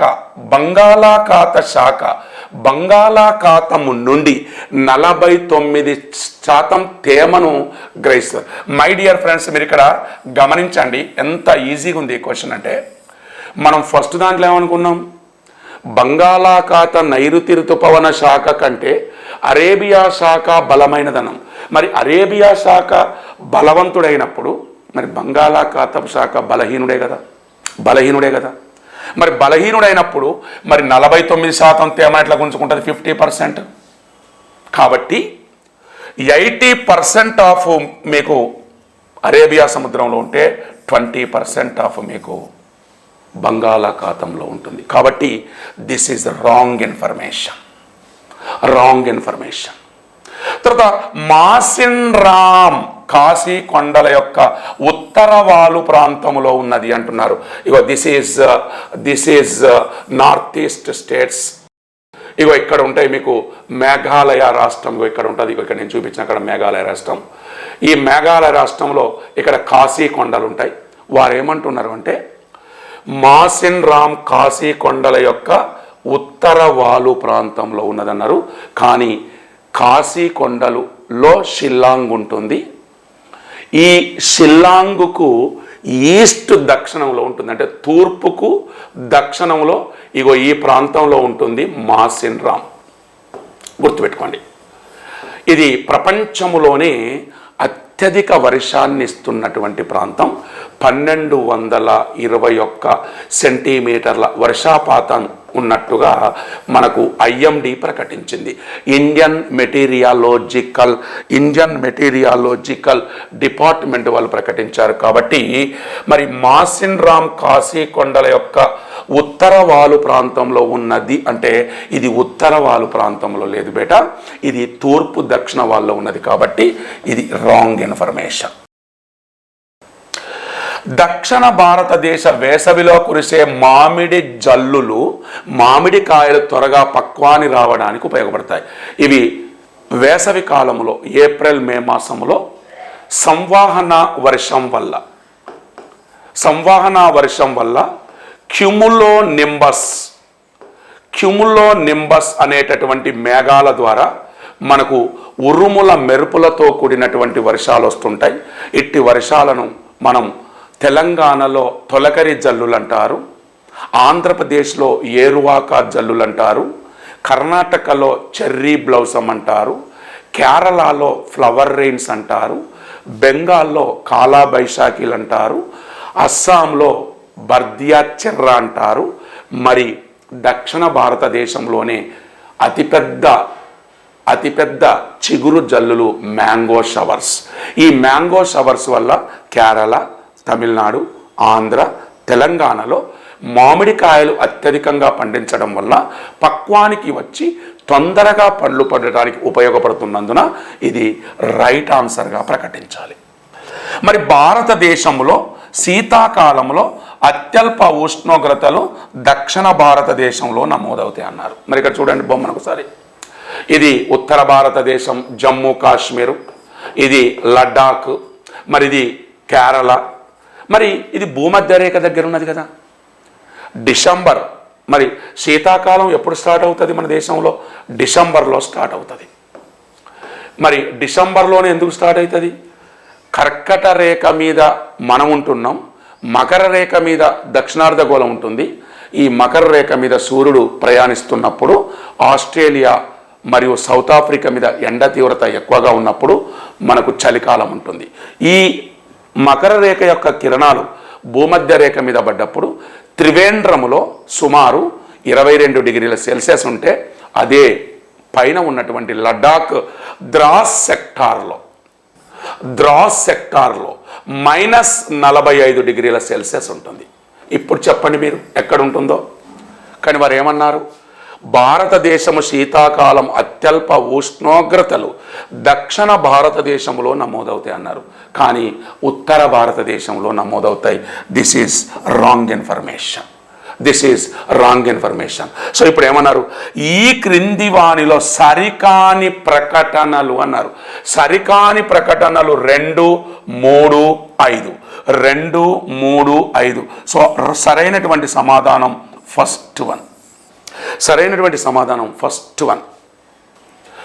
ఈ క్రింది వాటిని జతపరచండి. Question number 170. This is direct question. మరి ఆదిమ తెగ మరి ప్రాంతాలు, మనకు రకరకాల ట్రైబల్స్ ఉంటారు. ఒక పక్క పిగ్మీలు ఇచ్చారు, సెమాంగులు ఇచ్చారు, బోరోలు ఇచ్చారు, మాసాయి జాతి ఇచ్చారు. This is world geography. మరి పిగ్మీలు అనేటటువంటి వారు కాంగో ప్రాంతంలో ఉంటారు, ఆఫ్రికాలో. సెమాంగులు అనేటటువంటి వారు మలేషియాలో ఉంటారు. సెమాంగులు, సకామీలు వీళ్ళంతా కూడాను. బోరోలు అనేటటువంటి వారు అమెజాన్ ప్రాంతంలో ఉంటారండి. తర్వాత మాసాయి జాతి అనేటటువంటి వారు కెన్యాలో ఉంటారు. కెన్యాలో వీళ్ళు చాలా సాంప్రదాయకమైనటువంటి గిరిజన తెగ అనే పేరుంది మాసాయికి. సో ఇప్పుడు మనం దీన్ని టచ్ చేస్తే ఎక్కడ కరెక్ట్ వస్తుందో చూద్దాం. ఏకు 1 అంటే ఈ 2 ఎలిమినేషన్. ఇట్లా మనం ఫటాఫట్ ఎలిమినేషన్. తర్వాత బీకు 3 సేమ్ ఉన్నాయి. తర్వాత సికి 4 చూడండి ఇక్కడ. So answer is second one. మరి డీకి 2 సో సెకండ్ వన్ ఆన్సర్. చూసారా, ఇది టెక్నికల్ అన్నట్టు. ఒక టెక్నిక్ను మీరు సంపాదించుకోవాలి దయచేసి. ఎగ్జామినేషన్ అంటేనే టెక్నిక్, ఎగ్జామినేషన్ అంటేనే ఫాస్ట్, ఎగ్జామినేషన్ అంటేనే మన మేధో సంపత్తిని ఉపయోగించడం. మళ్ళీ ప్రతిపాదన కారణం వచ్చిందండి. లేటరైట్ నేలలు లీచింగ్ అనే భూస్వరూప ప్రక్రియ ద్వారా ఏర్పడతాయి. ఎస్, లీచింగ్ అంటే క్రమక్షయము, కొట్టుకపోవడం. ఇవి అత్యధిక ఉష్ణోగ్రతలున్న చోట, అత్యధిక వర్షాపాతము పడినప్పుడు ఈ క్రమక్షయము ద్వారా ఏర్పడినటువంటి ఏజెంట్కి ఏం పేరు పెట్టామంటే లీచింగ్ అనే పేరు పెట్టాం. ఇది ఒక ఏజెంట్ అన్నట్టు, కటింగ్ చేయడం. లీచింగ్ అనేటటువంటిది, క్రమక్షయం అనేటటువంటిది, రవాణా అనేటటువంటిది, నిక్షేపణ అనేటటువంటివి, దీస్ ఆర్ ఏజెంట్స్. భూస్వరూపాలకు ఇవి ఒక ఏజెంట్లు. Yes, it is exactly right answer. మరి దేశములో లేటరైట్ నేలలు 200 సెంటీమీటర్ల కన్నా ఎక్కువ వర్షాపాతం గల ప్రాంతాల్లో మాత్రమే ఉన్నాయి. ఎస్, అదే చెప్పాను, ఎక్కువ వర్షాపాతము అంటున్నాము. ఇవి కేరళ నిశ్శబ్ద లోయలు, పశ్చిమ కనుమలు, శ్రీకాకుళం పలాస, చిత్తూరు సత్యవేడు, తెలంగాణ జహీరాబాద్, నారాయణ ఖేడ్.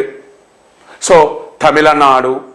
ఈ హై రెయిన్ఫాల్ ఎక్కడైతే పడుతుందో, ఎండ తీవ్రత ఎక్కడైతే ఎక్కువగా ఉంటుందో, ఆకస్మిక వర్షం వల్ల కట్ అయి వెంటనే క్రమక్షయానికి గురైనటువంటి టర్మినాలజీని లీచింగ్ అంటారు.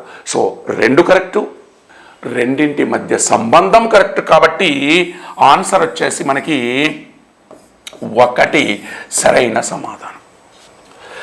రాజస్థాన్లోని నాగోర్ జిల్లా మకరానా. సో రాజస్థాన్లో మీరు చూడండి, బాగా ఇంపార్టెంట్ ఏంటంటే రాజస్థాన్కు ఇవాళ రాజస్థాన్ దేశంలోనే ఖనిజాల ఉత్పత్తి విలువలలో మొదటి స్థానం ఉన్నది. దాన్ని మనం రోక్ అంటాం, ఇలా అంటారనమాట, రోక్ అంటారనమాట.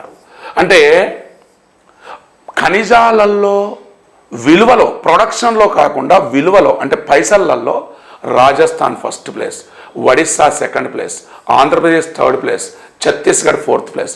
డ్యూ టు రీజన్ రాజస్థాన్లో విలువైనటువంటి ఖనిజాలు ఉన్నాయి.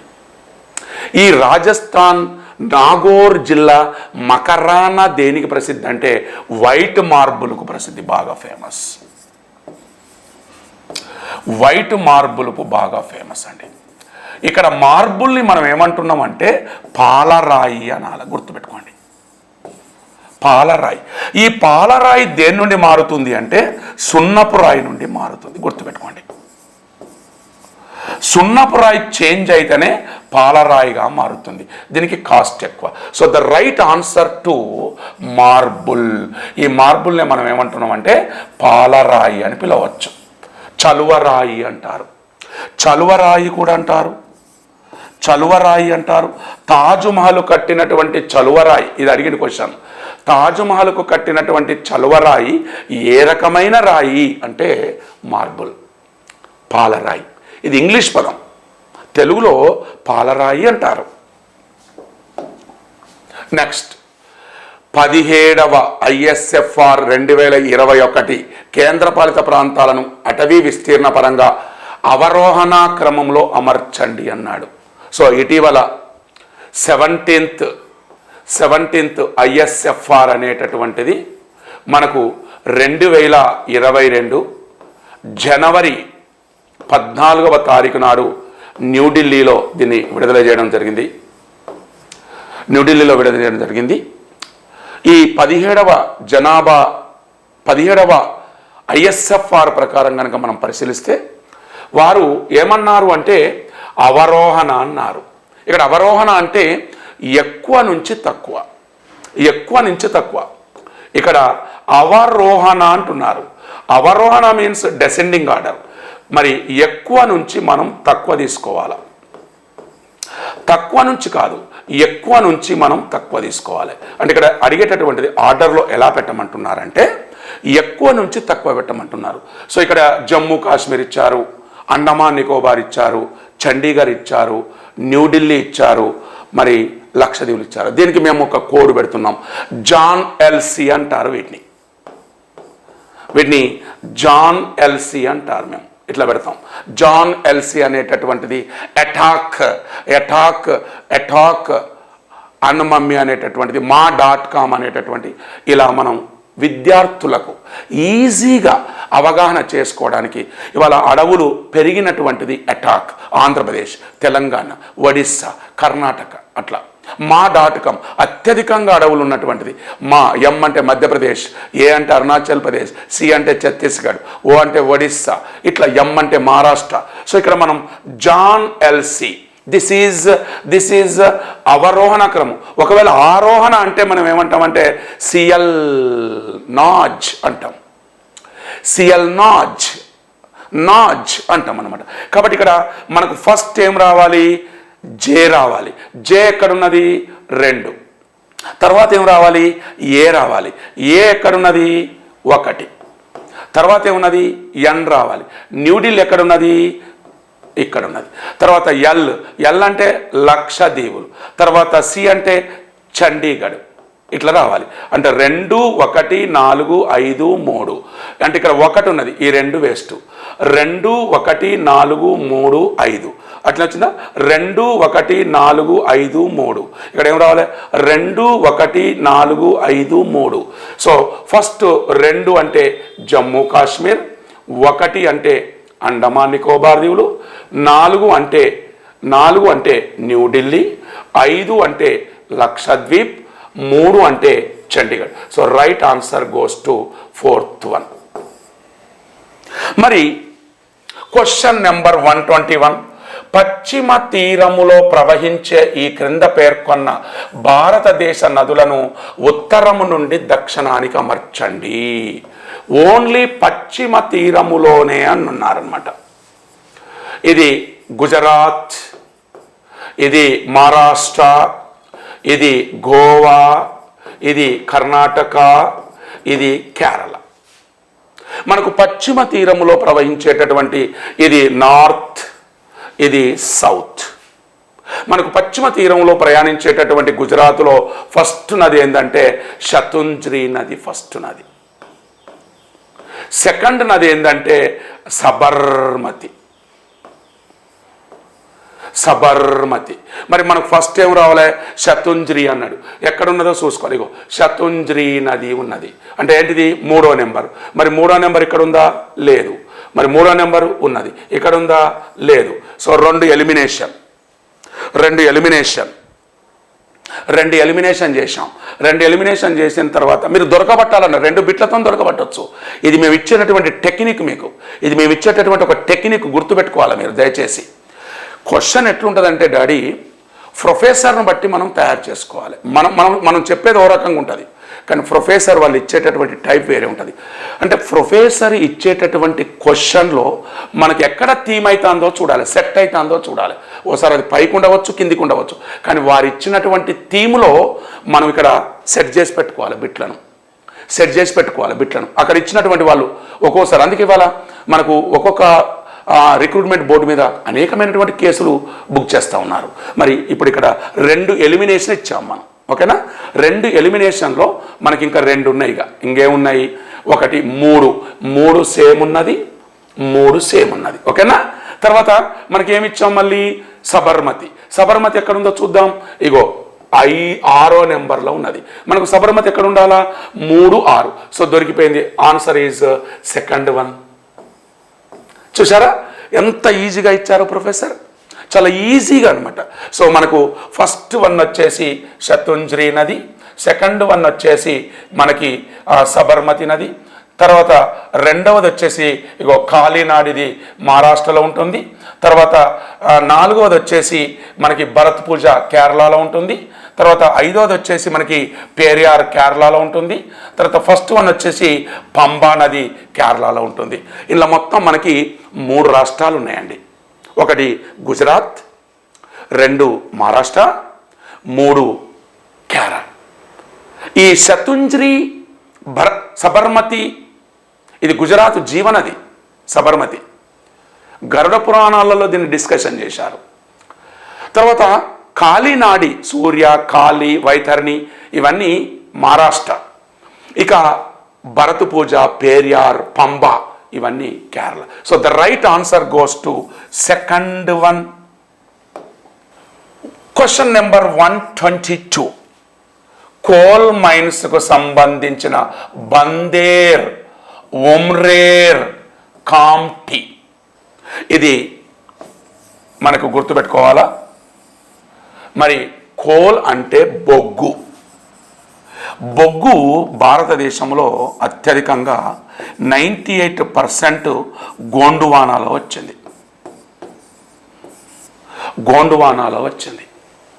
మరి 98% గోండువానాలో ఉన్నప్పుడు ఇవంతా కూడా ప్రాణహిత నది, గోదావరి నది, దామోదర నది, ఈ నదుల వెంబటే ఉన్నది.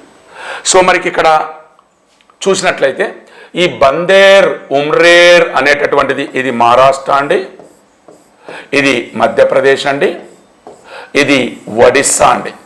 ఇక రాజస్థాన్ అనేటటువంటిది మనకు సంబంధం. ఎలిమినేషన్ ఈ 3 రాష్ట్రాలలో మనకు బొగ్గు దొరుకుతుందండి. కానీ ఈ బందేర్, ఉమ్రేర్, కామ్టి అనేటటువంటివి నాగాపూర్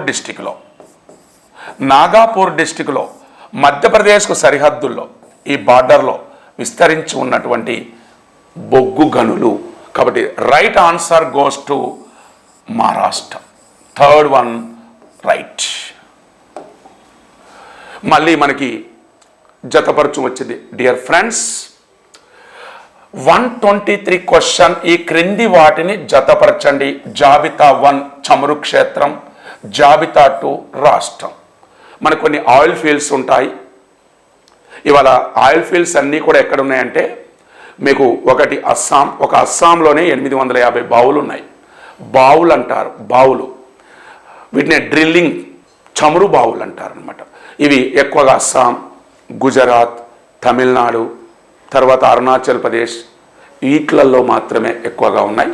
వారు ఒకటి బావుల పేర్లిచ్చారు, ఒకటి నిగ్రు, బోర్హొల్ల, వసుంధర, నీలం, కొలివెప్పల్. సో మీకు ఆల్రెడీ కొన్ని స్టూడెంట్స్ ఈజీగా గుర్తుపట్టడానికి కొన్ని టెక్నిక్స్ మేము చెప్తాం. కొన్ని వర్డ్స్ని బట్టి మీరు ఆ ఏ రాష్ట్రమో గుర్తుపట్టచ్చు. సో ఇవాళ కొవిలప్పల్, ఈ కొవిలప్పల్ అనేటటువంటి పదం ఎప్పుడైనా సరే తమిళనాడులో ఉంటుంది. అంటే మనకు ఈకి తమిళనాడు అనేటటువంటి చూద్దాం. మరి ఈ ఎక్కడైనా 4 ఉందా, ఈకి 4 ఎక్కడైనా ఉందా? ఒక్కసారి కనుక మీరు గమనించండి, దయచేసి మీరు ఒక్కసారి కనుక మీరు గమనించండి. ఇక్కడ ఈని కనుక, అందుకే నీకు ఏదైతే వస్తుందో దాంతో ముందుకు పో, ఉద్యోగం సాధిస్తావు, ఉద్యోగం సాధిస్తావు. ఇక్కడ ఈకి కొవిలప్పల్, కోవిలప్పల్ అనేటటువంటిది మనం అప్ప, ఇదంతా కూడా తమిళనాడు సంబంధించింది, చిత్తూరు నుంచి ఉంటుందన్నమాట. మరి ఈ కొవిలప్పల్ అనేటటువంటిది మనం దేనికి ఇచ్చాం? తమిళనాడుకి ఇచ్చాం. మరి ఈలో ఎక్కడైనా కానీ 4 కనిపిస్తుందా? ఎక్కడైనా ఎక్కడైనా ఎక్కడైనా ఇగో ఇక్కడ కనిపిస్తుంది. అంటే ఆటోమేటిక్గా నీకు ప్రశ్నకు ఆన్సర్ చెప్పకుండా వచ్చేసింది. చూసావా? ఒక క్వశ్చన్లో నువ్వు దొరకబెట్టినావు. That is you are the great. ఓకేనా? మరి ఇప్పుడు నెగ్రు ఎక్కడ ఉన్నది అంటే అరుణాచల్ ప్రదేశ్లో ఉన్నది. అంటే ఇగో 3 వచ్చేసింది, అయ్యే వస్తుంటాయి. తర్వాత బోర్ వల్ల ఎక్కడ ఉన్నది అంటే అస్సాంలో ఉన్నది, ఇగో బీకి 1 వచ్చేసింది. తర్వాత వసుంధర ఎక్కడ ఉన్నది అంటే గుజరాత్లో ఉంటుంది, ఇగో 5వ వచ్చేసింది. తర్వాత నీలం ఎక్కడున్నది అంటే మహారాష్ట్ర ఉన్నది, ఇగో 2 వచ్చేసింది. చూసారా మై డియర్ ఫ్రెండ్స్? సో మా సంస్థ ఈ రకమైనటువంటి టెక్నిక్స్తో కూడినటువంటి అంశాలను బోధించేటటువంటి ఏకైక సంస్థ. చూసారా? So the right answer goes to 4th one. చూసారా? ఒక్క బిట్టుతో మీకు జతపరచుని దొరకబట్టించాం. ఇలా పోయినసారి ప్రభుత్వ పోటీ పరీక్షలలో అవలీలగా గుర్తుపట్టడానికి మేము అనేకమైనటువంటి శిల్ప పద్ధతులు నేర్పాం. కొన్ని వేల ఉద్యోగాలు సాధించినటువంటి సంస్థ. కాబట్టి దయచేసి శ్రద్ధగా విని మీరు ఉద్యోగ సాధనలో ప్రయాణించాలి. Question number 124. ఈ క్రింది పర్వత శ్రేణులను ఉత్తరము నుంచి దక్షిణానికి సరైన క్రమంలో గుర్తించండి. సో మరి ఇవన్నీ మనం చూసే బదులు ఒకసారి మనం ఇక్కడ చూద్దాం. సో ఇది భారతదేశం అండి. మరి ఇక్కడ వారు రకరకాల కొండలు ఇచ్చారు. ఈ కొండలను నార్త్ టు సౌత్ అంటున్నారు. ఇది నార్త్, ఇది సౌత్, ఇట్లా 2 రకాలుగా అమర్చాలి మై డియర్ ఫ్రెండ్స్. మరి మనకు మైకాల కొండలు ఇవన్నీ ఇచ్చారనమాట. మరి ఇవన్నీ ఎట్లా తెలవాలి? సో మనకి ఇక్కడ వింధ్యా పర్వతాలు ఉన్నాయి, సాత్పురా పర్వతాలు ఉన్నాయి, ఇట్లా కిందికి వస్తున్నాం. సో ఫస్ట్ ఏముంటాయంటే ఇక్కడ మీకు బర్నేల్ కొండలు ఉంటాయి. బర్నేల్ కొండల తర్వాత మైకాలా కొండలు ఉంటాయి. ఇది మధ్యప్రదేశ్, ఇది ఛత్తీస్గఢ్. మైకాలా కొండల తర్వాత అజంతా కొండలు ఉంటాయి. ఇది మహారాష్ట్ర. దీని కింద మీకు అన్నామలై కొండలు, అన్నామలై కొండల కింద వర్షనాది కొండల కింద లాస్ట్ ఇగో ఇక్కడ ఉంటాయి మీకు నాగర్ కోయిల్ ఉంటుంది. మీకు తెలుసు, మీకు చెప్పాం. ఇది మన్నార్ సింధు శాఖ, శ్రీలంకకు భారతదేశానికి మధ్యలో ఉంటుంది నాగర్ కోయిల్ కిందనే మీకు ఏముంటుందంటే కన్యాకుమారి ఉంటుంది. సో మనకు లాస్ట్ వచ్చేసి నాగర్ కోయిల్ రావాలి, ఫస్ట్ వచ్చేసి బర్నేల్ కొండలు రావాలి. చూద్దాం ఎక్కడైనా ఉందా. మైకాలా ఉందా? లేదు, రాంగ్. బర్నేల్ ఉన్నది, ఆపండి. లాస్ట్ నాగర్ కోయిల్ ఉన్నది, తర్వాత మైకాల్ లేదు, తర్వాత బర్నేల్ ఉన్నది, మళ్ళీ ఎక్కడ ఉన్నది? నాగర్ కోయిల్ ఉన్నది. మళ్ళీ సెకండ్ చూడాలి. మరి సెకండ్ బర్నేల్ తర్వాత మైకాల్ ఉన్నది. అజంతా, అన్నామలై, వర్షనాథ్ లాస్ట్ కనమాట. సో మరి ఇక్కడ చూడండి, మనకి ఇక్కడ చూడండి. సో ఇక్కడ మనకు అన్నామలై ఇచ్చారు, ఇక్కడ వర్షనాథ్ ఇచ్చారు. కాబట్టి ఫస్ట్ మీకు బర్నేల్ కొండలు ఉంటాయి, తర్వాత మీకు మైకాలా కొండలు ఉంటాయి, తర్వాత మీకు అజంతా కొండలు ఉంటాయి. ఇవి 2 మధ్యప్రదేశ్ ఛత్తీస్గఢ్, ఇది మహారాష్ట్ర. అన్నామలై కొండలు తమిళనాడు కేరళ బార్డర్లో ఉంటాయి. తర్వాత వర్షనాథ్ ఇటు తూర్పు కనుమల్లో ఉంటాయి. తర్వాత నాగర్ కోయిల్ తమిళనాడులో ఉంటాయి. So the right answer goes to fourth one. ఇలా నార్త్ టు సౌత్ మనం ఆర్డర్ చేసుకుంటూ వచ్చాం అనమాట. నార్త్ టు సౌత్ ఆర్డర్ చేసుకుంటూ వచ్చాం. Question number 125. Doctor BR Ambedkar గారి ప్రకారం ఫెడరేషన్ ఆఫ్ స్టేట్స్ బదులుగా యూనియన్ ఆఫ్ స్టేట్స్గా పేర్కొనడానికి గల కారణాలు ఏంటివి అడిగాడు. సో క్వశ్చన్ నెంబర్ 125 సార్ చూడండి. డాక్టర్ బిఆర్ అంబేద్కర్ గారి ప్రకారం ఫెడరేషన్ ఆఫ్ స్టేట్ బదులుగా యూనియన్ ఆఫ్ స్టేట్స్గా పేర్కొనడానికి గల కారణాలు ఏంటివి అని చెప్పేసి ప్రశ్న అడిగాడు. సో అందులో ఫస్ట్ ఆప్షన్, భారత సమైక్య అనేది రాష్ట్రాలతో ఒప్పందం ద్వారా ఏర్పడినది కాదు. భారత సమైక్య అనేది రాష్ట్రాలతో ఒప్పందం ద్వారా ఏర్పడినది కాదు. Option A, yes correct. రాష్ట్రాలకు కేంద్రం నుండి విభజన చెందే హక్కు లేదు. ఎస్ కరెక్ట్, ఇది కూడా. సమైక్య అనేది సమ్మేళనం, ఎందుకనగా ఇది అవిభాజ్యమైనది. ఎస్, ఈ రీజన్ కూడా కరెక్టే sir. Then fourth one sir, సమగ్రమైన దేశం పరిపాలన సౌలభ్యం కొరకు వివిధ రాష్ట్రాలుగా విభజన చెందినది. సో ఇక్కడ మనకిచ్చిన 4 స్టేట్మెంట్లు అనేవి ఇక్కడ కరెక్ట్ సార్. అంటే ఇక్కడ వాస్తవం చూడండి, ఫెడరేషన్ ఆఫ్ స్టేట్ బదులుగా యూనియన్ ఆఫ్ స్టేట్స్ అనేది రాయడానికి రాజ్యాంగంలో అంబేద్కర్ ఎలాంటి కారణాలు చెప్పాడు అని చెప్పేసి ఇక్కడ ప్రశ్న అడగడం జరిగింది సార్. సో ఒకటి గుర్తుపెట్టుకోండి, ఫస్ట్ ఆఫ్ ఆల్, సో భారత రాజ్యాంగంలో ఎక్కడా కూడా మనకు సమైక్య అనే పదం లేదు. సో దీన్ని మన ఇంగ్లీష్లో ఏమంటారంటే ఫెడరేషన్ అంటారు. సో సమైక్యని ఇంగ్లీష్లో ఏమంటారు అంటే ఫెడరేషన్ అని చెప్పేసి పిలుస్తారు. సో రాజ్యాంగంలో ఎక్కడా కూడా సమైక్య అనే పదం లేదు, కానీ భారత రాజ్యాంగంలో సమైక్య లక్షణాలు ఉన్నాయి. మరి సమైక్య అనే పదాన్ని మనం పెట్టకుండా యూనియన్ అనే పదాన్ని ఇక్కడ ఎందుకు ప్రస్తావించాము, యూనియన్ ఆఫ్ స్టేట్స్ అనే పదాన్ని ఎందుకు ప్రస్తావించామని చెప్పేసి చర్చ వచ్చినప్పుడు అంబేద్కర్ ఏం చెప్పారంటే ఫెడరేషన్ అనే వర్డ్ చేరిస్తే ఏమవుతుంది సార్ ఇక్కడ అంటే ఫెడరేషన్ అనేది అంటే సమైక్య అనే పదాన్ని ఇంగ్లీష్ ఏమంటాం సార్, ఫెడరేషన్ అంటాం. ఏమంటాం సార్, ఫెడరేషన్ అని చెప్పేసి అంటాం. సో ఈ ఫెడరేషన్ అనే పదం పోడస్, ఈ ఫెడరేషన్ అనే పదం పోడస్ అనే లాటిన్ భాష నుంచి ఆవిర్భవించింది. ఫెడరేషన్ అనే పదం పోడస్ అనే లాటిన్ భాష నుంచి ఆవిర్భవించింది. సో ఇక్కడ పోడస్ అంటే మీనింగ్ ఏంటంటే ఒప్పందం. పోడస్ అంటే మీనింగ్ ఏంటి సార్ అంటే ఒప్పందం. అంటే సమైక్య అనే పదాన్ని అంటే ఫెడరేషన్ ఆఫ్ స్టేట్స్ అంటే సమైక్య అనే పదాన్ని చేరిస్తే ఏమవుతుందంటే భారతదేశం ఒప్పందం ప్రకారం ఏర్పడ్డ దేశంగా అర్థమవుతుంది. అంటే ఒప్పందం ప్రకారం ఏర్పడ్డ దేశంగా అర్థం వస్తుంది. కాబట్టి సో భారతదేశం అనేది ఒప్పందం ప్రకారం ఏర్పడ్డ దేశం కాదు. భారతదేశం అనేది ఒప్పందం ప్రకారం ఏర్పడ్డ దేశం కాదు. కాబట్టి సో అందుకే సమైక్య అనే పదం చేర్చలేదు. అంటే ఇక్కడ చూడండి, భారత సమైక్య అనేది రాష్ట్రాలతో ఒప్పందం ద్వారా ఏర్పడింది కాదు. ఎందుకంటే సమైక్య అనే పదాన్ని చేరిస్తే భారతదేశం ఒప్పందం ప్రకారం ఏర్పడ్డ దేశం అవుతుంది. అదే అమెరికా తీసుకుంటే అమెరికా ఒప్పందం ప్రకారం ఏర్పడ్డ దేశం అవుతుంది. సో కాబట్టి ఒప్పందం ప్రకారం ఏర్పడదు భారతదేశం. కాబట్టి మనము ఈ యూనియన్ ఆఫ్ స్టేట్స్ పెట్టుకున్నాం. మరి సమైక్య అనే పదాన్ని చేరిస్తే ఇంకో రీజన్ ఏమవుతుంది సార్ అంటే భారతదేశం నుంచి విడిపోవడానికి అవకాశం ఉంటుంది.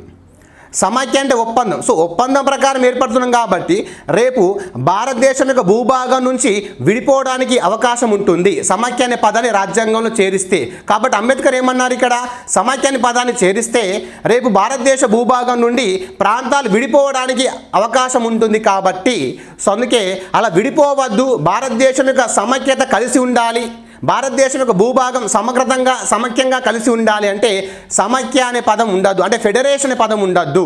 కాబట్టి చూడండి, ఇక్కడ రాష్ట్రాలకు కేంద్రం నుండి విభజన చెందే హక్కు లేదు. సో తర్వాత ఏమన్నాడు, సమైక్య అనేది సమ్మేళనం, ఎందుకనగా ఇది అవిభాజ్యమైనది. అంటే భారతదేశంలో విభజితమైన రాష్ట్రాలు ఉన్నాయి. అంటే విభజితమైన రాష్ట్రాలు అంటే భారత భూభాగంలో నువ్వు ఎన్ని రాష్ట్రాలకైనా విడిపోవచ్చు, కానీ భారత భూభాగం నుండి విడిపోవడానికి అవకాశం లేదు అని అంబేద్కర్ ప్రస్తావించాడు. కాబట్టి భారతదేశం విభజితమైన రాష్ట్రాలు గల అవిభాజ్యమైన దేశం అంటాం సార్. అంటే అవిభాజ్యమైన దేశం అంటే మీన్స్ విడిపోవడానికి అవకాశం లేని దాన్ని ఇక్కడ అవిభాజ్యం అని చెప్పి పిలుస్తారు. ఓకేనా. తర్వాత సమగ్రమైన దేశం, భారతదేశం అనేది పరిపాలన పరంగా సమగ్రమైన దేశం కాబట్టి మరి పరిపాలన సౌలభ్యం కొరకు వివిధ రాష్ట్రాలకు విభజన చెందినది. అంటే ఇంత పెద్ద దేశాన్ని ఒక ఢిల్లీ నుంచే పరిపాలించడం కష్టసాధ్యం కాబట్టి సో పరిపాలన సౌలభ్యంగా బేస్ చేసుకొని జనాభా పరంగా భౌగోళిక పరంగా పెద్ద దేశం కాబట్టి మరింత పెద్ద దేశాన్ని పరిపాలించాలంటే రాష్ట్రాలుగా విభజించాలి, రాష్ట్రాలకు అధికారాలు ఇవ్వాలి. కాబట్టి సో అలా మన దేశాన్ని ఏమని చేసాం, ఇక్కడ సమైక్యగా ఏర్పాటు చేసుకున్నాం. అంటే ఫెడరేషన్ ఆఫ్ స్టేట్స్ అనే పదాన్ని చేరిస్తే దేశం నుంచి విడిపోవడానికి అవకాశం ఉంటుంది. ఓకేనా? అదేవిధంగా ఒప్పందం ప్రకారం ఏర్పడే దేశం అవుతుంది. అదేవిధంగా రాష్ట్రాలకు పూర్తి స్థాయి అధికారాలు ఉంటాయి. అంటే ద్వంద్వ రాజ్యాంగం ఉంటుంది. రాష్ట్రాలు కూడా సొంత రాజ్యాంగం రాసుకోవచ్చు. కాబట్టి సో డాక్టర్ బిఆర్ అంబేద్కర్ ఏమని చెప్పారంటే ఫెడరేషన్ ఆఫ్ స్టేట్స్ బదులుగా యూనియన్ ఆఫ్ స్టేట్స్ అనే పదాన్ని ప్రస్తావించినాడు. ఈ యూనియన్ అనే పదాన్ని భారతదేశం కెనడా దేశం నుంచి గ్రహించింది సార్. భారతదేశం ఈ పదాన్ని ఎక్కడికి వెళ్తారంటే కెనడా దేశం నుంచి ప్రస్తావించింది. అందుకే భారత రాజ్యాంగంలో సమైక్య లక్షణాలు ఉన్నాయి, కానీ సమైక్య అనే పదం లేదు. అమెరికా వలె ఒప్పందం ప్రకారం ఏర్పడే దేశం కాదు. భారతదేశ భూభాగం నుండి విడిపోయే అధికారం ఏ ప్రాంతానికి లేదు. ఓకేనా? భారతదేశం విభజితమైన రాష్ట్రాలు గల అవిభాజ్యమైన దేశం. అంటే రాష్ట్రాలుగా విడిపోవచ్చు, ఎన్ని రాష్ట్రాలుగానే ఏర్పాటు చేసుకోవచ్చు కొత్త రాష్ట్రాలు, కానీ దేశ భూభాగం నుండి విడిపోయే అధికారం లేదు అని ఇవన్నీ కూడా డాక్టర్ బిఆర్ అంబేద్కర్ గారు రాజ్యాంగ పరిషత్లో చర్చించారు. కాబట్టి ఫెడరేషన్ ఆఫ్ స్టేట్స్ బదులుగా యూనియన్ ఆఫ్ స్టేట్స్ చెప్పడానికి గల కారణాలు ఏంటంటే ఇక్కడ పైవన్నీ కూడా సరైన కారణాలు. కాబట్టి సో క్వశ్చన్ నెంబర్ 125కి 4 is the right answer sir ఇక్కడ. ఓకేనా? So then next question. So question number 126, ప్రాథమిక హక్కులకు సంబంధించిన వ్యాఖ్యలను పరిశీలించుము అన్నాడు. 1, ఇవి నిరపేక్షమైనవి మరియు అర్హతమైనవి. రాజ్యం వీటిపైన హేతుబద్ధమైన పరిమితులు విధిస్తాయి మరియు ఇవి కేవలం పౌరులకు మాత్రమే చెందుతాయి అన్నాడు. సో ఈ సెంటెన్స్ అనేది రాంగ్ సెంటెన్స్ సార్. ఎందుకంటే సార్ ప్రాథమిక హక్కులు అనేటివి నిరపేక్షమైన ప్రాథమిక హక్కులు అనేటివి సార్ నిరపేక్షమైనవి కావు. ప్రాథమిక హక్కులు అంటే ఏమి సార్? నిరపేక్షమైనవి కావు. సో ఇక్కడ సెంటెన్స్ ఏమన్నాడు? నిరపేక్షమైనవి అన్నాడు. అంటే మీనింగ్ ఏంటి సార్ అంటే ప్రాథమిక హక్కులు అందరికీ ఒకే విధంగా వర్తిస్తే, అంటే భారతదేశంలో ఉన్న పౌరులందరికీ ఇంక్లూడింగ్ విదేశీయులకు కూడా భారతదేశంలో ఉన్న పౌరులందరికీ ప్రాథమిక హక్కులు ఒకే విధంగా వర్తిస్తే వాటిని నిరపేక్షమైన హక్కులు అంటారు. మరి భారతదేశంలో ప్రాథమిక హక్కులన్నీ కూడా అందరికీ ఒకే విధంగా వర్తించవు. కాబట్టి మన ప్రాథమిక హక్కులు నిరపేక్షమైనవి కావు అంటాం. అంటే ఇప్పుడు చూడండి సార్, రాజ్యాంగంలో 15వ ఆర్టికల్, 16వ ఆర్టికల్, 19వ ఆర్టికల్, 29వ ఆర్టికల్, 30వ ఆర్టికల్. సో ఈ 15, 16, 19, 29, 30. సో ఈ 5 ఆర్టికల్స్ అనేటివి భారతదేశంలో ఉన్న విదేశీయులకు వర్తించవు. అదేవిధంగా ప్రాథమిక హక్కులలో ఉన్న ఈ 19వ ఆర్టికల్ మన భారతదేశంలో సైన్యంలో పనిచేస్తున్న సాయుధ బలగాలకు, సాయుధ దళాలకు మన 19వ ఆర్టికల్ అనేది వర్తించదు. అంటే మన భారతీయులైన సైనికులకే 19వ ఆర్టికల్ మీద కొన్ని పరిమితులు ఉన్నాయి. అంటే ప్రాథమిక హక్కులు అందరికీ ఒకే విధంగా వర్తిస్తే ఇవి నిరపేక్షమైన హక్కులు అంటారు. అందరికీ ఒకే విధంగా వర్తించవు కాబట్టి ఇవి నిరపేక్షమైనవి అంటాం. నిరపేక్షమైనవి కావు అంటాం. నిరపేక్షమైనవి కావు అంటాం. అవునా? సో మరి ఇక్కడ ఇవేమన్నాడు? ఇవి నిరపేక్షమైనవి అన్నాడు. అంటే ఆటోమేటిక్గా ఫస్ట్ మనకు ఆన్సర్ రాంగ్ అని అక్కడే తెలిసిపోతుంది. ఇంకోటి చూడండి ఎగ్జాంపుల్, ఇవి కేవలం పౌరులకు మాత్రమే చెందుతాయి అన్నాడు. లేదు కదా సార్, ప్రాథమిక హక్కులలో 14వ ఆర్టికల్ విదేశీయులకు కూడా వర్తిస్తుంది కదా. చట్టం ముందు అందరూ సమానులే, అది విదేశీయులకు కూడా సమానమే సార్. ప్రధానమంత్రి నుంచి మొదలు పెడితే ఒక సాధారణ పౌరుడి వరకు భారతదేశంలో చట్టం ముందు అందరూ సమానులే. ఇది 14వ ఆర్టికల్ విదేశీయులకు కూడా వర్తిస్తుంది. నేనేం చెప్పా? విదేశీయులకు వర్తించిన ఆర్టికల్స్ ఏంటివి? 15, 16, 19, 29, 30. అంటే రిమైనింగ్ హక్కులు ఏమంటే రిమైనింగ్ హక్కులు అనేటివి విదేశీయులకు కూడా వర్తిస్తుంది కదా. మరి ఇక్కడ ఏమన్నాడు? కేవలం పౌరులకు మాత్రమే చెందుతాయి అన్నాడు. కాబట్టి this is the wrong statement. మరి మనకు ఏ ఎక్కడుంది? 1 ఇక్కడ ఉంది. సో 1 ఇక్కడ ఉంది అంటే ఆటోమేటిక్గా ఎలిమినేషన్ ప్రాసెస్. అవునా? ఇక్కడ కూడా 1 ఉంది కాబట్టి ఆటోమేటిక్గా ఎలిమినేషన్ ప్రాసెస్. సో ఇప్పుడు మన ఆన్సర్ ఏంటి సార్? ఆటోమేటిక్గా 2 ఇస్ ద రైట్ ఆన్సర్. ఆటోమేటిక్గా మన ఆన్సర్ ఏంటి sir? 2 is the right answer. So చూడండి, ఇవి వ్యక్తిగత హక్కుల మధ్య సమన్వయాన్ని సమకూరుస్తాయి. అంటే హక్కులు అనేటివి వ్యక్తిగత హక్కుల మధ్య సమన్వయాన్ని సమకూరుస్తాయి మరియు సమాజ వ్యక్తిగత స్వేచ్ఛ మరియు సామాజిక నియంత్రణను కలిగి ఉంటాయి. ఎస్, హక్కులు అనేటివి వ్యక్తులకు సంబంధించినవి, వ్యక్తిగత స్వేచ్ఛకు సంబంధించినవి, ప్రజల మధ్య సమన్వయాన్ని చేకూరుస్తాయి, ప్రజల మధ్య సోదరభావాన్ని పెంపొందిస్తాయి. అవునా? సో కాబట్టి మరి ఇక్కడ సామాజిక నియంత్రణ కలిగి ఉంటాయి కదా. సో సమాజంలో చాలా వర్గాలు ఉంటాయి, మరి అందరికి కూడా హక్కులు అనేటివి వ్యక్తిగతంగానే వర్తిస్తాయి. వ్యక్తిగతమైన హక్కులు అనేటివి ఉన్నాయి కాబట్టి మరి ఇప్పుడు ఇది కరెక్టే కదా. ఇవి వ్యక్తిగత హక్కులు. ఎస్, ప్రాథమిక హక్కులు ఒక వ్యక్తికి సంబంధించినవి, భారతదేశంలో ప్రతి పౌరుడికి సంబంధించినవి, వ్యక్తి వికాసానికి సంబంధించినవి, వ్యక్తి స్వేచ్ఛకు సంబంధించినవి కాబట్టి సో ఈ స్టేట్మెంట్ అనేది కరెక్టే. అంటే ప్రజల మధ్య, వ్యక్తుల మధ్య సమన్వయానికి చేకూర్చే హక్కులే ప్రాథమిక హక్కులు. కాబట్టి this is the right statement. And then next, కొన్ని హక్కులు రాజ్యం యొక్క ఏకపక్ష చర్యలకు వ్యతిరేకంగా, కొన్ని హక్కులు రాజ్యం యొక్క ఏకపక్ష చర్యలకు వ్యతిరేకంగా మరియు వ్యక్తుల యొక్క చర్యలకు వ్యతిరేకంగా ఉంటాయట. ఎస్, కరెక్టే సార్. రాజ్యాంగంలో కొన్ని హక్కులు రాజ్యం యొక్క ఏకపక్ష చర్యలకు వ్యతిరేకంగా ఉంటాయి. కొన్ని హక్కులు అంటే మన ప్రాథమిక హక్కులలో కొన్ని హక్కులు రాజ్యం యొక్క ఏకపక్ష చర్యలకు వ్యతిరేకంగా ఉంటాయి. అంటే ఇప్పుడు 14వ ఆర్టికల్ ఉంది, ఇది అందరికీ సమానంగా వర్తిస్తుంది. అవునా? ఏకపక్షంగా కాకుండా అందరికీ సమానంగా వర్తిస్తుంది. మరి అదే వ్యక్తుల యొక్క చర్యలకు వ్యతిరేకంగా ఉంటాయి. ఎస్, మనకిప్పుడు అదే 23వ ఆర్టికల్ తీసుకోండి సార్, అదే 17వ ఆర్టికల్ తీసుకోండి. సో 17వ ఆర్టికల్ అనేది 23వ ఆర్టికల్ కావచ్చు, లేదా 24వ ఆర్టికల్ కావచ్చు. సో ఈ హక్కులు అనేటివి ప్రభుత్వం అందరినీ, అంటే ఒక పౌరుడు మరొక పౌరుని అంటరాని వాడిగా చూడకుండా చూడవలసిన బాధ్యత రాజ్యాంది. అంటే ఇక్కడ ఒక పౌరుడు మరో పౌరుని మీద, అంటే కొన్ని హక్కులేమో అందరికీ వర్తించే విధంగా, కొన్ని హక్కులు ఇక్కడ వ్యక్తిగతంగా వర్తించే విధంగా కూడా ఉన్నాయి. అంటే ఒక పౌరుడు మరొక పౌరుని అంటరాని వాడిగా భావించరాదు, ఒక వ్యక్తి యొక్క దోపిడీని దోచుకోరాకూడదు, ఒక శ్రమ దోపిడిని దోచుకోరాదు. అవునా? అదేవిధంగా ఇప్పుడు 23లో ఎగ్జాంపుల్ ఇవ్వాలంటే ఇంకా మనకు బేగార్ వ్యవస్థ, అంటే ఎలాంటి ప్రతిఫలం లేకుండా పని చేయించుకుంటే దాన్ని బేగార్ వ్యవస్థ అంటారు. ఎలాంటి ప్రతిఫలం లేకుండా పని చేయించుకుంటే దాన్ని బేకార్ వ్యవస్థ అంటారు. సో అలా భారతదేశంలో ప్రాథమిక హక్కులలో కొన్ని హక్కులు అనేటివి రాజ్యాంగం యొక్క ఏకపక్ష చర్యలకు వ్యతిరేకంగా ఉన్నాయి మరియు వ్యక్తుల యొక్క చర్యలకు వ్యతిరేకంగా ఉంటాయి కొన్ని. So this 2 statements are the right statements. So our answer is the 2 is the right answer. చూడండి, ఒకటి ఎలిమినేషన్ అయిపోయింది కాబట్టి ఆటోమేటిక్గా 3 చోట్ల ఒకటి ఉంది కాబట్టి ఆటోమేటిక్ ఆన్సర్ ఏంటి సార్? మనకు 2 చెప్పుకోవచ్చు. ఓకేనా? Then next question sir, question number 127. భారత రాజ్యాంగంలో ఆర్టికల్ 15 ప్రకారం వివక్షతల నిషేధం అనే విషయం గురించి సరైన వ్యాఖ్యలు గుర్తించండి. సో భారత రాజ్యాంగంలో ఆర్టికల్ 15 ప్రకారం వివక్షతల నిషేధం అనే విషయం గురించి సరైన వ్యాఖ్యలు గుర్తించండి అన్నాడు. సో ఫస్ట్ 15 క్లాస్ 1 ప్రకారం రాజ్యం పౌరుల పట్ల కుల, మత, జాతి, జన్మస్థల, లింగ అనే కారణాల వివక్షతలను చూపకూడదు. ఎస్. సో 15వ ఆర్టికల్లో మనకు 5 రకాల వివక్షతలు ఉంటాయి సార్. కులం, మతం, జాతి, లింగ, జన్మస్థల. ఈ వివక్షతలను రాజ్యం ఏ పౌరుడి పట్ల చూపించరాదని ఈ స్టేట్మెంట్ కరెక్టే. ఇంకా రాజ్యం అంటే మీనింగ్ గుర్తుపెట్టుకోండి సార్. రాజ్యం అంటే పౌరులు, రాజ్యం అంటే సార్ ఇక్కడ ప్రభుత్వం. రాజ్యం అనగా ప్రభుత్వం. రాజ్యం అంటే మీనింగ్ ఏంటి సార్? ఇక్కడ ప్రభుత్వం అంటాం.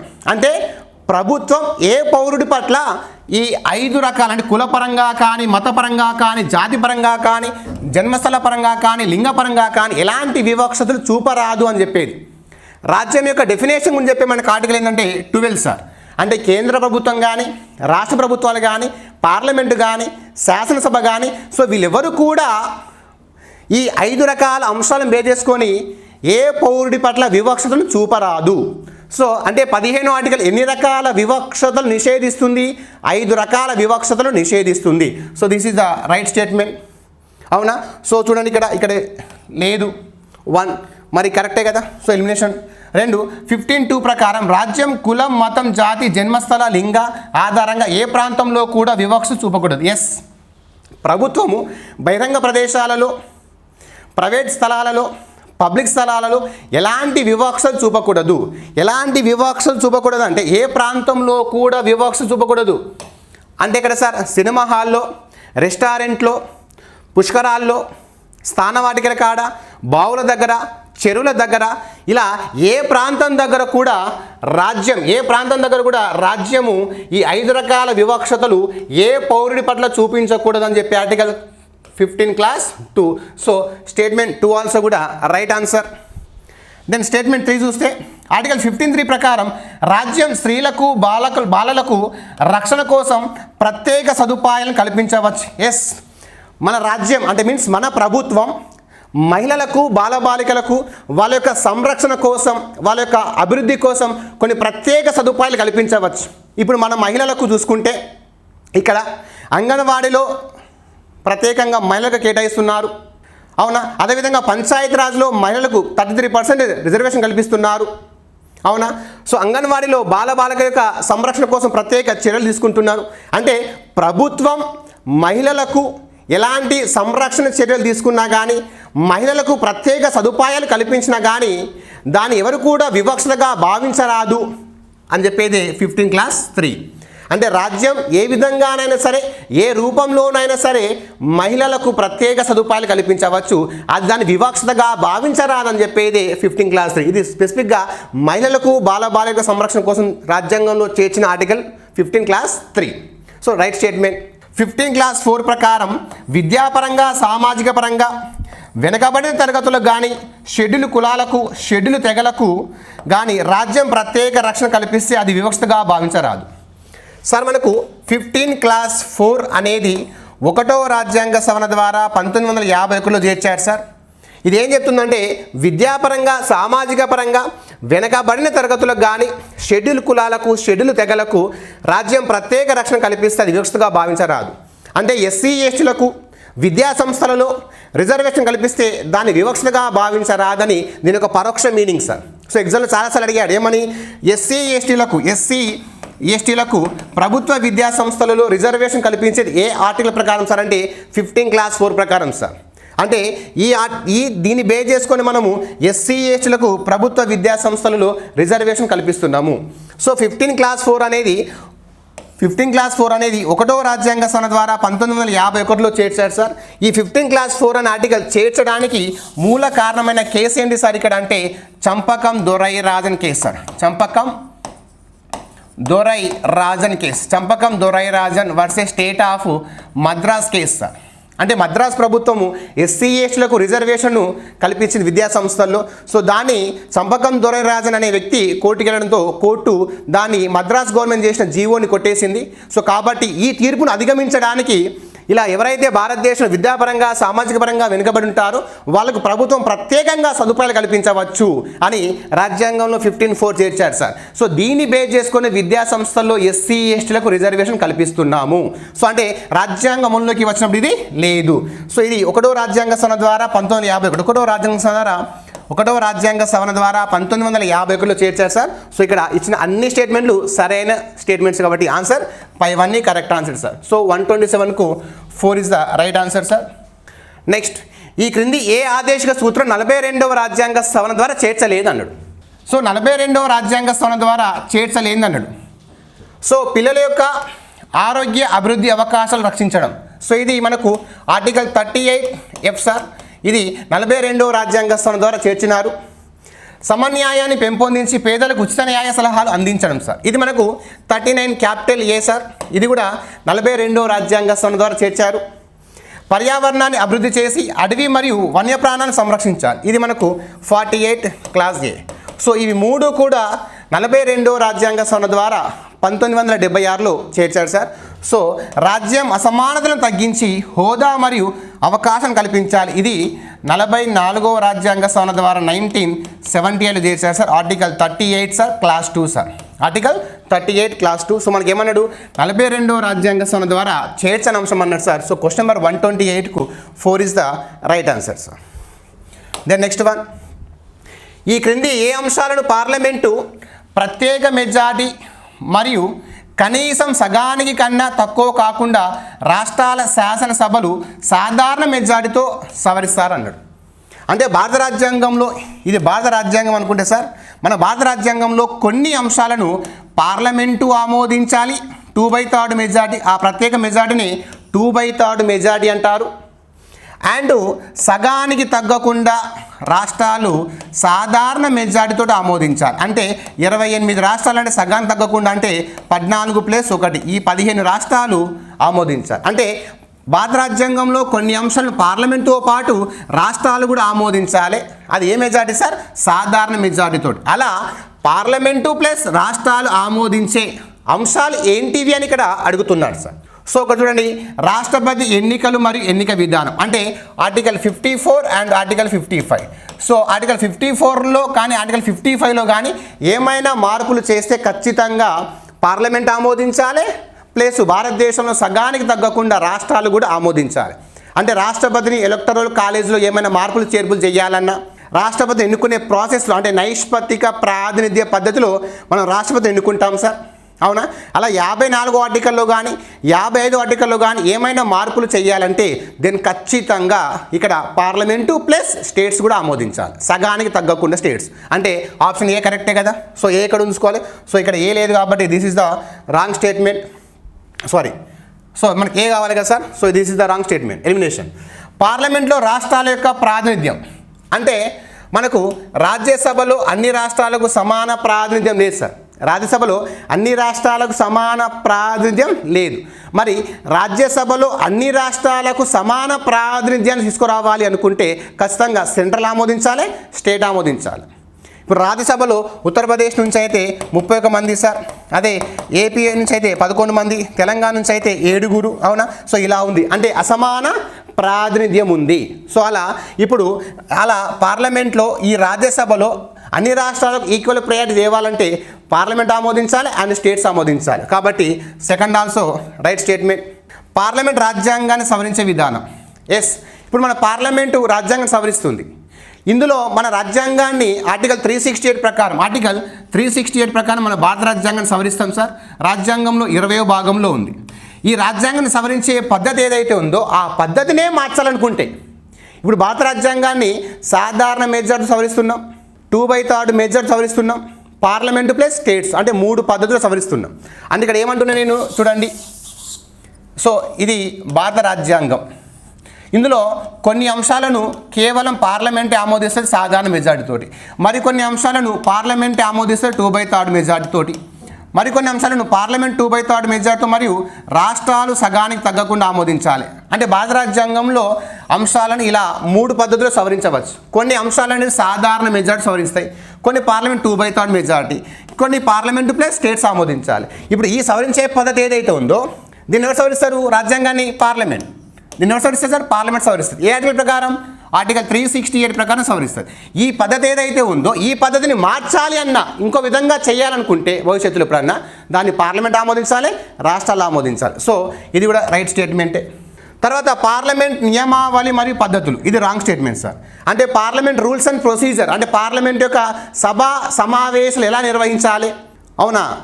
సో దానికి పార్లమెంటు ప్లస్ స్టేట్స్ ఆమోదించడం అవసరం. ఎందుకంటే పార్లమెంట్ ఎలా నడవాలి, పార్లమెంట్ నియమావళి ఎలా ఉండాలనేది అది పార్లమెంటు చట్టం చేస్తే సరిపోతుంది, కానీ దాని రాజ్యాంగాన్ని సవరించవలసిన అవసరం లేదు. అంటే రాజ్యాంగాన్ని అంటే మీన్స్ పార్లమెంటు ప్లస్ స్టేట్స్ ఇద్దరు కూడా ఆమోదించవలసిన అవసరం ఏమీ లేదు ఇక్కడ దీనికి. ఎందుకంటే ఇది పార్లమెంట్ యొక్క రూల్స్ అండ్ ప్రొసీజర్ కాబట్టి ఇది రాంగ్ స్టేట్మెంట్. అంటే 1, 2, 3 రైట్ స్టేట్మెంట్. సో 1, 2, 3 ఇక్కడ ఉంది కాబట్టి క్వశ్చన్ నెంబర్ 129కు 3 is the right statement sir. So question number 130 sir, ప్రతిపాదన ఏ. భారతదేశంలో అన్ని రాష్ట్రాలకు రాజ్యసభలో సమాన ప్రాతినిధ్యం ఉంటుంది. సో చూడండి ఇక్కడే అయిపోయింది సార్ మనకు ఆన్సర్. ఏమని? అన్ని రాష్ట్రాలకు రాజ్యసభలో సమాన ప్రాతినిధ్యం ఉంటుంది. ఇప్పుడు చెప్పాను ఉత్తరప్రదేశ్లో 31 స్థానాలని చెప్పాను, అవునా? సో తెలంగాణలో అయితే 7 స్థానాలని చెప్పాను, అదే సిక్కింలో అయితే 1 స్థానం. మరి రాజ్యసభలో అన్ని రాష్ట్రాలకు ఈక్వల్ ప్రయారిటీ ఉందా సార్? సో లేదు కాబట్టి ప్రతిపాదన ఏ రాంగ్. సో ఆటోమేటిక్ ఉంది సార్, ఏ సరైనది కాదు, ఆర్ సరైనది. అంటే ఆన్సర్ ఏం మనకి ఆటోమేటిక్గా 4 సార్. చూడండి ఇప్పుడు ఇక్కడ భారత రాజకీయ స్వరూపం సమైక్య స్వభావం. ఎస్, భారతదేశం యొక్క రాజకీయ స్వరూపం ఎలా ఉంది సార్? సమైక్య స్వభావం. చెప్పాను, ఏమని చెప్పాను? భారత రాజ్యాంగంలో సమైక్య లక్షణాలు ఉన్నాయి. భారతదేశం సమైక్య తరహా ప్రభుత్వం ఏర్పాటు చేసుకుంది. సమైక్య తరహా ప్రభుత్వం భారతదేశంలో ఉందని మనం చెప్పే షెడ్యూలు 7వ షెడ్యూలు, అవునా? సో భారతదేశంలో 11వ భాగంలో కూడా కేంద్ర రాష్ట్రాల మధ్య సంబంధం టాపిక్ ఉంది. అంటే భారతదేశం మొత్తం సమైక్య తరహా ప్రభుత్వాన్ని సమైక్య స్వభావాన్ని కలిగి ఉంది, కానీ సమైక్య అనే పదం లేదు. కాబట్టి కారణం ఆరాధి ఏదైతే ఉందో అది సరైనదే, కానీ ఏమాత్రం సరైనది కాదు. ఎందుకంటే రాజ్యసభలో అన్ని రాష్ట్రాలకు ఈక్వల్ ప్రయారిటీ లేదు, భారతదేశంలో అసమాన ప్రాతినిధ్యం ఉంది. కాబట్టి క్వశ్చన్ నెంబర్ 130కి 4 is the right answer sir.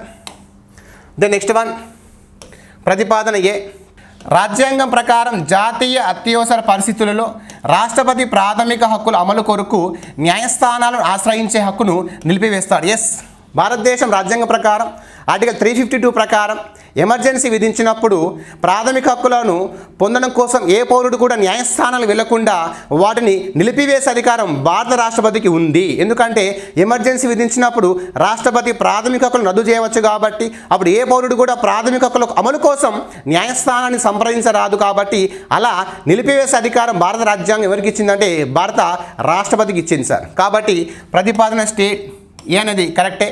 కారణం ఆర్, జాతీయ అత్యవసర పరిస్థితిని రాష్ట్రపతి ప్రకటించినప్పుడు వెంటనే అన్ని ప్రాథమిక హక్కులు రద్దు అవుతాయి. This is the wrong statement sir. అంటే ఏ సరైనది, ఆర్ సరికానిది. అంటే ఏ సరైనది కానీ ఆర్ సరైనది కాదు. So 3 is the right answer. ఎందుకంటే సార్ గుర్తుపెట్టుకో, ఆర్టికల్ 359 ప్రకారం జాతీయ అత్యవసర పరిస్థితి విధించినప్పుడు రాష్ట్రపతి ప్రాథమిక హక్కులను రద్దు చేయవచ్చు, అంతేగాని ప్రాథమిక హక్కులు వెంటనే రద్దు కావు సార్. ఆర్టికల్ 359 ఏం చెప్తుందంటే జాతీయ అత్యవసర పరిస్థితి విధించినప్పుడు ప్రాథమిక హక్కులను రాష్ట్రపతి తాత్కాలికంగా రద్దు చేస్తున్నట్టు ప్రకటించినప్పుడు మాత్రమే ప్రాథమిక హక్కులన్నీ రద్దు అవుతాయి, అంతేగాని ఎమర్జెన్సీ విధించిన వెంటనే ప్రాథమిక హక్కులన్నీ రద్దు కావు. ఆ ఎమర్జెన్సీ విధించినప్పుడు రాష్ట్రపతి ప్రాథమిక హక్కును రద్దు చేస్తున్నట్టు ప్రకటిస్తే ఒకవేళ అప్పుడు రద్దు కాని ఆర్టికల్స్ ఏంటి అంటే ఆర్టికల్ 20 అండ్ ఆర్టికల్ 21 రద్దు కావు.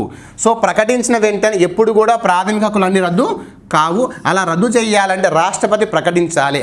ఆ ప్రకటన చేసినప్పుడే భారతదేశంలో ప్రాథమిక హక్కులు అనేటివి నిలిపివేస్తారు. సో కాబట్టి కారణం ఆర్ అనేది రాంగ్. కాబట్టి question number 131 3 is the right answer sir. Then next one 132. ఈ క్రింది ఏ సందర్భంలో లోక్సభ రద్దయినప్పుడు పార్లమెంట్లో బిల్లు ఎప్పుడు రద్దు అవుతుంది? అంటే లోక్సభ రద్దయినప్పుడు పార్లమెంట్లో ఉన్న బిల్లు ఎప్పుడు రద్దు అవుతుంది అన్నాడు.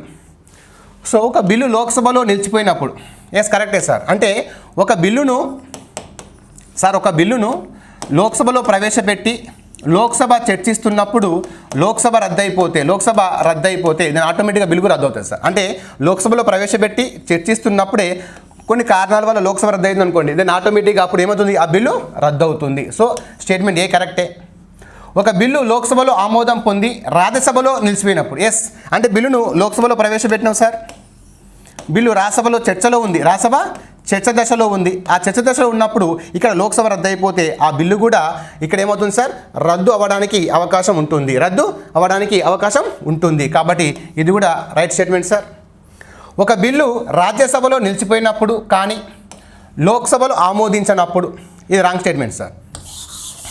అంటే బిల్లును మొదట రాజ్యసభలో ప్రవేశపెట్టి రాజ్యసభ చర్చిస్తున్నప్పుడు అంటే చర్చ దశలో ఉన్నప్పుడు ఇక్కడ లోక్సభ రద్దయిపోతే రాజ్యసభలో చర్చిస్తున్నప్పుడు అంటే చూడండి, రాజ్యసభలో నిలిచిపోయినప్పుడు కానీ లోక్సభ ఆమోదించినప్పుడు, అంటే లోక్సభ ఆమోదించలే, రాజ్యసభలో బిల్లు ప్రవేశపెట్టిన ఫస్ట్ రాజ్యసభ చర్చిస్తుంది, దెన్ ఇక్కడ లోక్సభ ఏమైంది సార్, రద్దు అయిపోయింది. సో అప్పుడు ఆటోమేటిక్గా ఏమంటుంది, బిల్లు రద్దు కాదు. కాబట్టి this is the wrong sir. ఒక బిల్లు పార్లమెంట్లో ఉభయ సభలు ఆమోదించి రాష్ట్రపతి ఆమోదం నిలిపినప్పుడు, అంటే చూడండి ఒక బిల్లు పార్లమెంట్ ఉభయ సభలు ఆమోదించినాయి అంటే ఆల్రెడీ ఇక్కడ ఏందట, లోక్సభ ఆమోదించింది, రాజ్యసభ ఆమోదించింది, మరి బిల్ ఎక్కడికి పోయింది, రాష్ట్రపతి ఆమోదం నిలిపినప్పుడు. మరి ఈ రెండు సభలు ఆమోదించి బిల్ ఎక్కడికి పోయింది సార్, రాష్ట్రపతి ఆమోదానికి వెళ్ళిందట. ఈ రాష్ట్రపతి ఆమోదానికి వెళ్ళినప్పుడు ఇప్పుడు ఇక్కడ లోక్సభ రద్దు అయిపోతే బిల్లు రద్దు కాదు, ఎందుకంటే ఆల్రెడీ రెండు సభలు ఆమోదించేసినాయి కాబట్టి అది రాష్ట్రపతి ఆమోదం కోసం వెళ్ళింది. ఈ రాష్ట్రపతి అక్కడ ఆమోద ముద్ర వేయచ్చు లేదా తిరస్కరించవచ్చు. కాబట్టి ఇక్కడ బిల్లు అనేది రద్దు కావడానికి అవకాశం లేదు. అంటే పైన పేర్కొన్న రెండు సందర్భాలలో మనకు బిల్లు రద్దు అవుతుంది. అంటే లోక్సభలో ప్రవేశపెట్టి లోక్సభ చర్చిస్తున్నప్పుడు లోక్సభ రద్దు అయిపోతే బిల్లు రద్దు అవుతుంది. అండ్ లోక్సభలో ఆమోదం పొంది రాజ్యసభలో నిలిచిపోయినప్పుడు, అంటే లోక్సభలో ఆమోదం పొందింది కానీ ఎక్కడ పెండింగ్లో ఉంది సార్, రాజ్యసభలో పెండింగ్లో ఉంది, అప్పుడు ఏమవుతుంది, బిల్లు కూడా రద్దు అవుతుంది. అర్థమైందా? ఒకవేళ ఇక్కడ చూడండి, రాజ్యసభలో నిలిచిపోయినప్పుడు లోక్సభ రద్దు అయిపోతే బిల్లు రద్దు కాదు. అంటే ఫస్ట్ ఎక్కడ ప్రవేశపెట్టినావు, రాజ్యసభలో చర్చిస్తున్నాం, ఇక్కడ ఏమైంది, లోక్సభ రద్దు అయిపోయింది, అప్పుడు బిల్లు రద్దు కాదు. సో ఇది అంటే మనకు ఏ సందర్భంలో బిల్లు రద్దు అవుతుందంటే ఈ రెండు సందర్భాల్లో బిల్లు రద్దు అవుతుంది. ఎందుకు అంటే ఫస్ట్ బిల్లు ప్రవేశపెట్టేది లోక్సభ అంటే మీన్స్ ప్రజా ప్రతినిధుల సభ కాబట్టి లోక్సభ కీలక కాబట్టి ఇక్కడ 2 లోక్సభలను మనం మెయిన్గా తీసుకున్నాం. ఇక్కడ ఫస్ట్ ఏంటి సార్ రాజ్యసభ, ఇక్కడ ఏంటి సార్ ఫస్ట్ రాజ్యసభ. ఇంకా లోక్సభ అనేది ఇంకా మనకు చర్చలో పెట్టలేదు, ఇంకా లోక్సభ రాలే కాబట్టి సో ఈ బిల్ అనేది రద్దు కాదు. So question number 1, 2 is right answer sir. So question number 3 is the right. Question number 132కు 3 is the right statement sir. Then next 133. ఈ క్రింది వాణిలో భారత సుప్రీంకోర్టు ప్రారంభ అధికార పరిధిలో లేనిది. ఈ క్రింది వాణిలో భారత సుప్రీంకోర్టు ప్రారంభ అధికార పరిధిలో లేనిది అన్నాడు. అంటే ఆర్టికల్ 131 ప్రకారం ప్రారంభ అధికార పరిధికి రానిది, అంటే సుప్రీంకోర్టు యొక్క ప్రారంభ అధికార పరిధికి రానిది ఏదని ఇక్కడ అడుగుతున్నాడు సార్. ఒకటి రాజ్యాంగం పూర్వ ఒప్పందాలు మరియు సందుల యొక్క వివాదాలు. ఎస్, ఇది సుప్రీంకోర్టు యొక్క ప్రారంభ అధికార పరిధికి రాదు కాబట్టి ఇది రైటే. మనకి ఏమడిగిండు, రాంది అడిగిండు. సో కాబట్టి ఇక్కడ 1 లేదు కాబట్టి ఎవరైనా రాంగ్ తీసుకోండి. ఆర్థిక సంఘానికి సంబంధించిన సిఫార్సులు, ఆర్థిక సంఘానికి సంబంధించిన సిఫార్సులు అవునా. సో ఇది కూడా మనకు సుప్రీంకోర్టు ప్రారంభ పరిధి కిందకి రాదు. కేంద్రానికి వ్యతిరేకంగా ప్రతిపాదించిన నష్టపరిహారం, ఇది కూడా సుప్రీంకోర్టు ప్రారంభ పరిధి కిందకి రాదు. కేంద్ర మరియు ఒక రాష్ట్రం లేదా ఒకటి కన్నా ఎక్కువ రాష్ట్రాల మధ్య వివాదాలు, ఎస్, ఇది సుప్రీంకోర్టు యొక్క ప్రారంభ పరిధి కిందకి వస్తుంది. అంటే ఈ 3 అనేటివి అంటే మీన్స్ 1, 2, 3 అంటే క్వశ్చన్ నెంబర్ 133కి 1 is the right answer sir. ఎందుకంటే మనకు ఆర్టికల్ 131 సార్ సుప్రీంకోర్టు యొక్క ప్రారంభ అధికార పరిధి గురించి తెలియజేస్తుంది. సో కేంద్ర రాష్ట్రాల మధ్య వివాదాలు వచ్చినప్పుడు, రాష్ట్రానికి మధ్య వివాదాలు వచ్చినప్పుడు, రాష్ట్రాలకు మధ్య వివాదం వచ్చినప్పుడు అవునా, రాష్ట్రపతి ప్లస్ ఉపరాష్ట్రపతి ఎన్నిక వివాదాలు అండ్ ప్రాథమిక హక్కుల వివాదాలు, ఇవి మాత్రమే సుప్రీంకోర్టు యొక్క ప్రారంభ పరిధి కిందకి వస్తాయి. కేంద్రానికి రాష్ట్రానికి, ఒక రాష్ట్రానికి ఇంకో రాష్ట్రానికి, లేదా రాష్ట్రాలకు రాష్ట్రపతి ఉపరాష్ట్రపతి ఎన్నిక వివాదాలు అండ్ ప్రాథమిక హక్కుల పరిరక్షణ, ఇవి మాత్రమే ఆర్టికల్ 131 ప్రకారం సుప్రీంకోర్టు యొక్క ప్రారంభ అధికార పరిధి కిందకి వస్తుంది. మనకి ఇక్కడ లేనిది అడిగింది కాబట్టి ఈ 3 కూడా లేనివి కాబట్టి క్వశ్చన్ నెంబర్ 133కి 1 is the right answer sir. And then next 1, ఈ క్రింది వాటిని జతపరచండి. జాబితా 1, జాబితా 2. సో ఇక్కడ articles 371B, 371F, 371I, 371G. So పక్కన రాష్ట్రాలు ఇచ్చాడు సార్. ఇవి ఏంటి సార్ అంటే అసలు ఈ ఆర్టికల్స్ గురించి మాట్లాడుకుంటే గవర్నర్కి రాజ్యాంగం ఇచ్చిన కొన్ని ప్రత్యేకమైన విచక్షణ అధికారాలు, రాజ్యాంగం గవర్నర్కి ఇచ్చిన కొన్ని ప్రత్యేకమైన విచక్షణ అధికారాలు అంటాం. అంటే రాజ్యాంగం ప్రకారం రాష్ట్రపతికి లభించే విచక్షణ అధికారాలు అంటాం. అంటే రాజ్యాంగమే ఈ రాష్ట్రాల విషయంలో గవర్నర్కి కొన్ని బాధ్యతలు ఇచ్చింది సార్. అలా మనకు రాజ్యాంగంలో గవర్నర్కి స్పెషల్గా ఇచ్చే ఆర్టికల్స్ మనకు 371 నుంచి 371J వరకు ఉంటాయి. అందులో ఒక్కొక్క రాష్ట్రానికి ఒక్కొక్క ఆర్టికల్ ఉంటుంది. సో ఇప్పుడు ఆర్టికల్ 371B అనేది దేనికి సంబంధించారంటే అస్సాం యొక్క ప్రత్యేక ప్రయోజనం సంబంధించి, అస్సాం యొక్క ప్రత్యేక ప్రయోజనం సంబంధించిన బి కాబట్టి మరి బి కాబట్టి మనం చూసుకుంటే ఇక్కడ ఉంది సార్. సో ఇక్కడ లేదు, సో ఇక్కడ ఉంది కాబట్టి ఇక్కడ చూసుకుందాం. నెక్స్ట్ ఇక్కడ ఆర్టికల్ 371 అనేది సిక్కిం సంబంధించి సార్. అంటే సిక్కిం ప్రత్యేక ప్రయోజనం ఏంటి సార్ అంటే ఆర్టికల్ 371 క్లాస్ F ప్రకారం సిక్కిం యొక్క శాసనసభ స్థానాలు 30 కంటే తక్కువ ఉండకూడదు. అంటే ఖచ్చితంగా 30 ఉండాలి, లేదా 31 అన్న 32 అన్న అంతకు మించి ఉండాలి. కానీ సిక్కిం శాసనసభ స్థానాలు ఖచ్చితంగా 30 కంటే తక్కువ ఉండరాదని రాజ్యాంగంలో ఇక్కడ మనకు ఆర్టికల్ 371F అనే సపరేట్గా సిక్కిం ప్రయోజనాలకు సంబంధించింది కాబట్టి సో అంటే బి అనేది ఇది ఇక్కడ అదేం సార్ 4కి సంబంధించింది కాబట్టి సో మరి B4 ఉంది. Next article 371I sir. So ఇది గోవాకు సంబంధించింది. అంటే సి అనేది 2తో ముడిపడి ఉంది, మరి ఇక్కడ సి అనేది 2తో అంటే ఇది ఒకటి ఉంది కాబట్టి ఆన్సర్ ఇదే సార్. అంటే గోవా ఏం చెప్తుంది సార్ అంటే గోవా అసెంబ్లీ స్థానాల సంఖ్య అనేది మనకు 30 కంటే తక్కువ ఉండరాదు అని చెప్తుంది.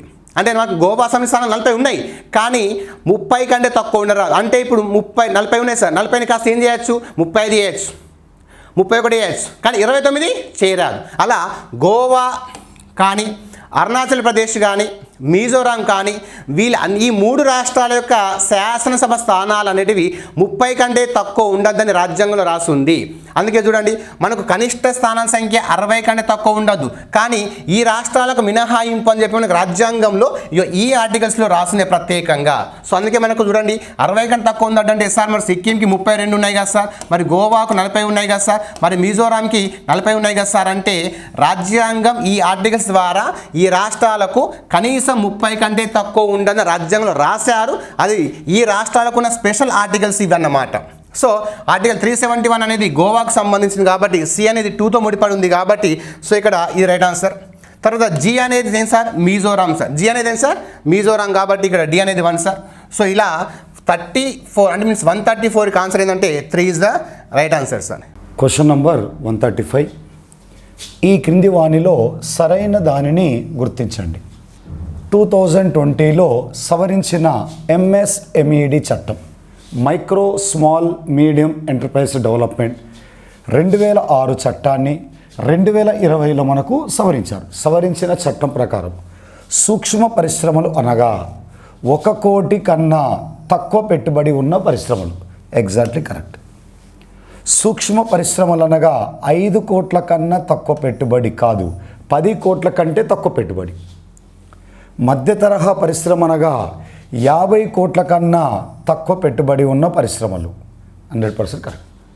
అంటే 1 or 3 అనేది మనకు కరెక్ట్. 1 or 3, 1 మరియు 3 కరెక్టు, 2 అనేది మనకు కరెక్ట్ కాదు. నెక్స్ట్, ఈ క్రింది వానిలో ఆర్థిక వ్యవస్థ బార్బెల్ స్ట్రాటజీ అనగానేమి? జిఎస్టీ ఆదాయాన్ని పెంచడానికి. జిఎస్టీకి బార్బెల్ స్ట్రాటజీకి అసలు సంబంధము లేదు.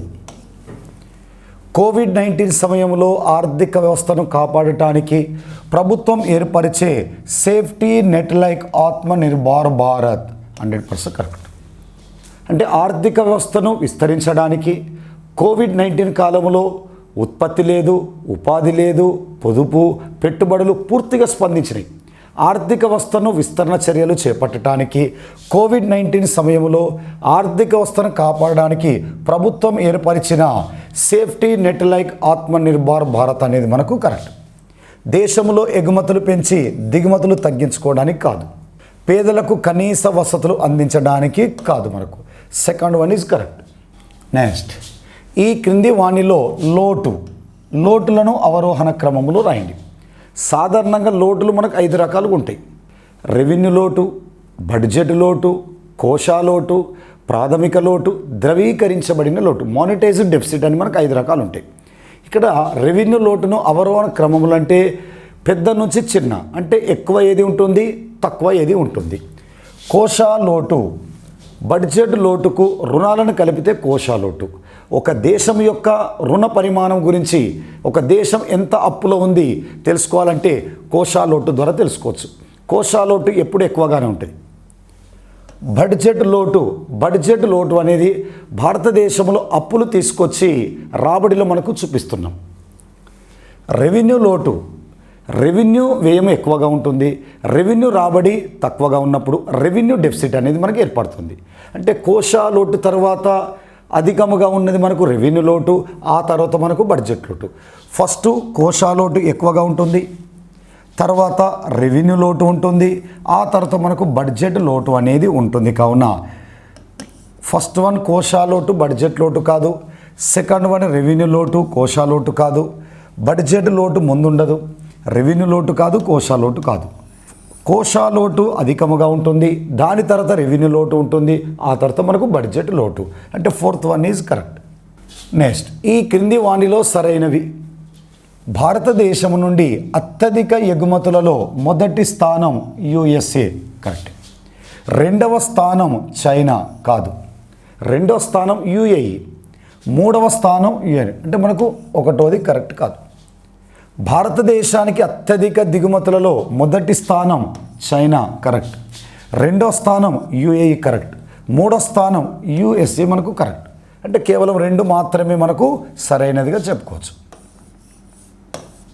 నెక్స్ట్ క్వశ్చన్, ఏ రేటు కింద బ్యాంకు ఖాతాదారుడికి రుణాన్ని మంజూరు చేస్తుంది? ఏ రేటు కింద బ్యాంకు ఖాతాదారునికి రుణాన్ని మంజూరు చేస్తుందంటే వాణిజ్య బ్యాంకులు ఆర్బీఐ వద్ద తీసుకునే రుణాలపై చెల్లించే వడ్డీ రేటును బ్యాంకు రేట్ అనొచ్చు, రెపో రేటు అనొచ్చు, ఎంఎస్ఎఫ్ అనే పేరుతోటి పిలవచ్చు. ఈ 3 రకాల రుణాలు తీసుకుంటాంట. షార్ట్ టర్మ్ రుణాలంటే రెపో రేట్ అని, లాంగ్ టర్మ్ రుణాలను బ్యాంకు రేట్ అని, అర్జెంటు ఓవర్ నైట్ రూపంలో రుణాలు తీసుకుంటే దాన్ని ఎంఎస్ఎఫ్ అంటాం. వాణిజ్య బ్యాంకులు ఖాతాదారులకు ఇచ్చే రుణాలపైన వసూలు చేసే వడ్డీ రేటును ఎంసీఎల్ఆర్ అంటాం. మనము బ్యాంకులకు చెల్లించే వడ్డీ రేటు ఎంసీఎల్ఆర్, బ్యాంకులు ఆర్బీఐకి చెల్లించే వడ్డీ రేటు రెపో రేటు కావచ్చు, బ్యాంకు రేటు కావచ్చు, ఎంఎస్ఎఫ్ కావచ్చు. ఏ రేటు కింద బ్యాంకు ఖాతాదారుడికి రుణాన్ని మంజూరు చేస్తుంది? ఏ రేటు కింద? రెపో రేటు కాదు, రివర్స్ రెపో రేటు కాదు, ఎన్డిటిఎల్ కాదు, MCLR, marginal cost of lending rate. Next, ఈ క్రింది వాణిలో సరైనవి. జీడిపి అన్నాడు, గ్రాస్ డొమెస్టిక్ ప్రొడక్ట్. మనకు జీడిపి రావాలంటే ఎన్డిపి నుంచి, ఎన్డిపి మనం తెలుసుకోవాలంటే జీడిపి నుంచి ఏం తీసేయాలి? తరుగుదల తీసేయాలి. స్థూల దేశీయోత్పత్తి నుంచి తరుగుదల తీస్తే ఎన్డిపి అనేది వస్తుంది. ఎన్డిపికి తరుగుదలను కలిపితే జీడిపి వస్తుంది. జీడిపి నుంచి తరుగుదల తీసేస్తే మనకు ఎన్డిపి వస్తుంది. జీడిపిలో మనకు డిప్రిసియేషన్ కలిసి ఉంటుంది. ఎన్డిపిలో డిప్రిసియేషన్ అనేది తీసేస్తా అంటారు. జీడిపికి ఎన్డిపికి మధ్య తేడా ఏంటంటే తరుగుదల. తరుగుదల దేనిలో భాగం? గ్రాస్లో భాగం. తరుగుదల దేనిలో భాగం కాదు, నెట్లో మనకు భాగం కాదు. అందుకే GDP is equal NDP plus తరుగుదల అన్నాడు. ఎన్డిపికి తరుగుదల కలిపితే మనకు జీడిపి వస్తుంది. జిఎన్పి రాబట్టాలంటే జీడిపికి ఎన్ఎఫ్ఐఏను మనకు కలపాలన్నాడు. జీడిపికి ఎన్ఎఫ్ఐఏ విలువ, ఎన్ఎఫ్ఐఏ మీన్ ఏంటంటే R-P, రిసిట్స్ అండ్ పేమెంట్. ఈ రెండింటి మధ్య వ్యత్యాసాన్ని ఏమని పిలుస్తామంటే ఎన్ఎఫ్ఐ అని పిలుస్తాం. రిసిట్స్ 20 రూపాయలు ఉండి పేమెంట్ 10 రూపాయలు ఉంటే ఈ రెండింటి మధ్య వ్యత్యాసము +10 అవుతుంటా ఉంటుంది. ఎన్ఎఫ్ఐఏ విలువను దేనికి కలపాలంటే జీడిపికి కలిపితే ఏమొస్తుంది? జిఎన్పి వస్తుంది. Correct. NNP factor of cost అన్నాడు. ఎన్ఎన్పి ఫ్యాక్టర్ ఆఫ్ కాస్ట్ అన్నప్పుడు ఎన్ఎన్పి మార్కెట్ ప్రైస్కు నెట్ ఇండైరెక్ట్ ట్యాక్స్, పరోక్ష పన్నులకు సబ్సిడీలకు మధ్య తేడాను నికర పరోక్ష పన్నులని పిలుస్తుంటాం. అందుకే మార్కెట్ ప్రైస్ నుంచి నెట్ ఇండైరెక్ట్ ట్యాక్స్ మనకు తీసేస్తే ఏమొస్తుంది? మనకు ఫ్యాక్టర్ ఆఫ్ కాస్ట్ వస్తుంది. ఫ్యాక్టర్ ఆఫ్ కాస్ట్లో మనకు వేటిని కలపాలి, వేటిని తీసేయాలంటే ఫ్యాక్టర్ ఆఫ్ కాస్ట్ లెక్కించేటప్పుడు పన్నులను తీసేయాలి, సబ్సిడీలు కలపాలి. మార్కెట్ ప్రైస్ లెక్కించేటప్పుడు పన్నులు కలపాలి, సబ్సిడీలు మనకు తీసేయాలి. ఉత్పత్తి కారకాల ఖర్చుకు పన్నులు కలిపి సబ్సిడీలు తీసేస్తే మార్కెట్ ప్రైస్ అనేది వస్తుంది. అంటే మనకి ఇది కూడా కరెక్టే. అంటే పైవన్నీ కూడా మనకు సరైనవే. Answer correct. 4th one is answer correct. Next, ఎఫ్ఆర్బిఎంకి సంబంధించి కింది వాణిలో సరైనది.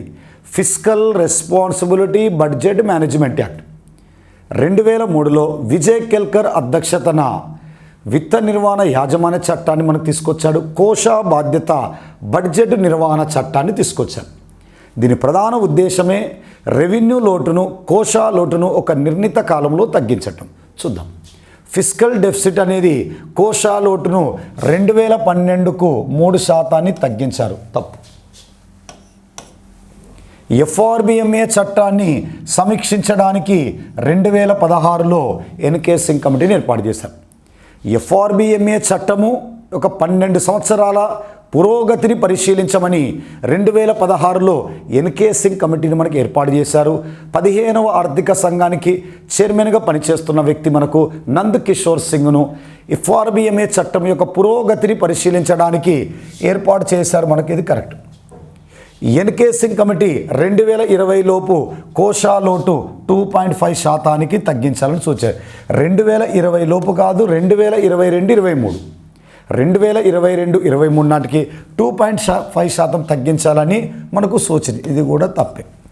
ఎఫ్ఆర్బిఎంఏ చట్టము ఒక నిర్ణీత కాలంలో రెవెన్యూ లోటును, కోశా లోటును నిర్ణీత కాలంలో తగ్గించాలని సూచించారు. అంటే ప్రభుత్వాలు ఇష్టానుసారంగా ఖర్చు పెట్టకండి, ఇష్టానుసారంగా అప్పులు తీసుకొస్తే రాబోయే ప్రభుత్వాలకు ఇబ్బందికరంగా ఉంటుంది. కావున ఒక నిర్ణీత కాలానికి రెవెన్యూ లోటును 0 చేసుకోండి, కోశా లోటును 3% పరిమితం చేసుకోండి అని మనకు ఎఫ్ఆర్బిఎంఏ చట్టాన్ని మనకు ఇంట్రొడ్యూస్ చేశాం. అంటే ఎఫ్ఆర్బిఎంఏ యాక్ట్ రెవెన్యూ లోటును, కోశా లోటును నిర్ణీత కాలంలో తగ్గించుకోవాలని సిఫార్సు చేసేది. కాబట్టి ఇది కూడా కరెక్టే. 2, 4 కరెక్ట్. 2 మరియు 4 అనేది మనకు answer correct. Next, PM Svanidhi యొక్క లక్ష్యం అన్నాడు. స్వనిధి యొక్క లక్షణం చిన్న పరిశ్రమలకు రుణము కాదు, మహిళలకు రుణాలు కాదు, స్వయం సహాయక బృందాలకు రుణము కాదు, వీధి వ్యాపారులకు రుణాలు ఇవ్వటం. వీధి వ్యాపారులకు రుణాలు మంజూరు చేయాలనే ఉద్దేశం కొద్దీ పిఎం స్వనిధి యొక్క ముఖ్య ఉద్దేశం. ఈ క్రింది వాటిలో సరైన ప్రకటనలు ఏవి? పారిశ్రామిక ఉత్పత్తులను ఐఐపి ద్వారా లెక్కిస్తారు. ఇండెక్స్ ఆఫ్ ఇండస్ట్రియల్ ప్రొడక్షన్ ద్వారా మనకు పారిశ్రామిక ఉత్పత్తులను లెక్కిస్తారు. కరెక్ట్. కోర్ ఇండస్ట్రీలో మొత్తము వస్తువుల సంఖ్య, పరిశ్రమల సంఖ్య ఎన్ని ఉంటాయి? 8 ఉంటాయి. అంటే కోర్ ఇండస్ట్రీ కీలక పరిశ్రమలు, మూల పరిశ్రమలు ఎన్ని ఉంటాయి అంటే మనకు 8 ఉంటాయి. ఐఐపి ప్రకారము అతి తక్కువ భారము ఎరువుల పరిశ్రమ ఉంది. అతి తక్కువ భారము ఎరువుల పరిశ్రమ ఉంది. ముడి చమురు అనేది అధిక భారం ఉంది. అతి తక్కువ భారము కలిగిన ఎరువుల పరిశ్రమ అయితే ముడి చమురు అనేది అధిక వెయిటేజ్ దేనికి ఇచ్చారంటే ముడి చమురు, తక్కువ భారము దేనికి ఇచ్చారంటే ఎరువుల పరిశ్రమ. ఇది మనకు కరెక్టే. కీలక పరిశ్రమలు కోర్ ఇండస్ట్రీ అతి కీలకమైన 8 పరిశ్రమలు కూడా మనకు కరెక్టే. అంటే పైవన్నీ కూడా మనకు సరైనది. ఆన్సర్ అనేది మనకు 4th 1 అనేది మనకు ఆన్సర్.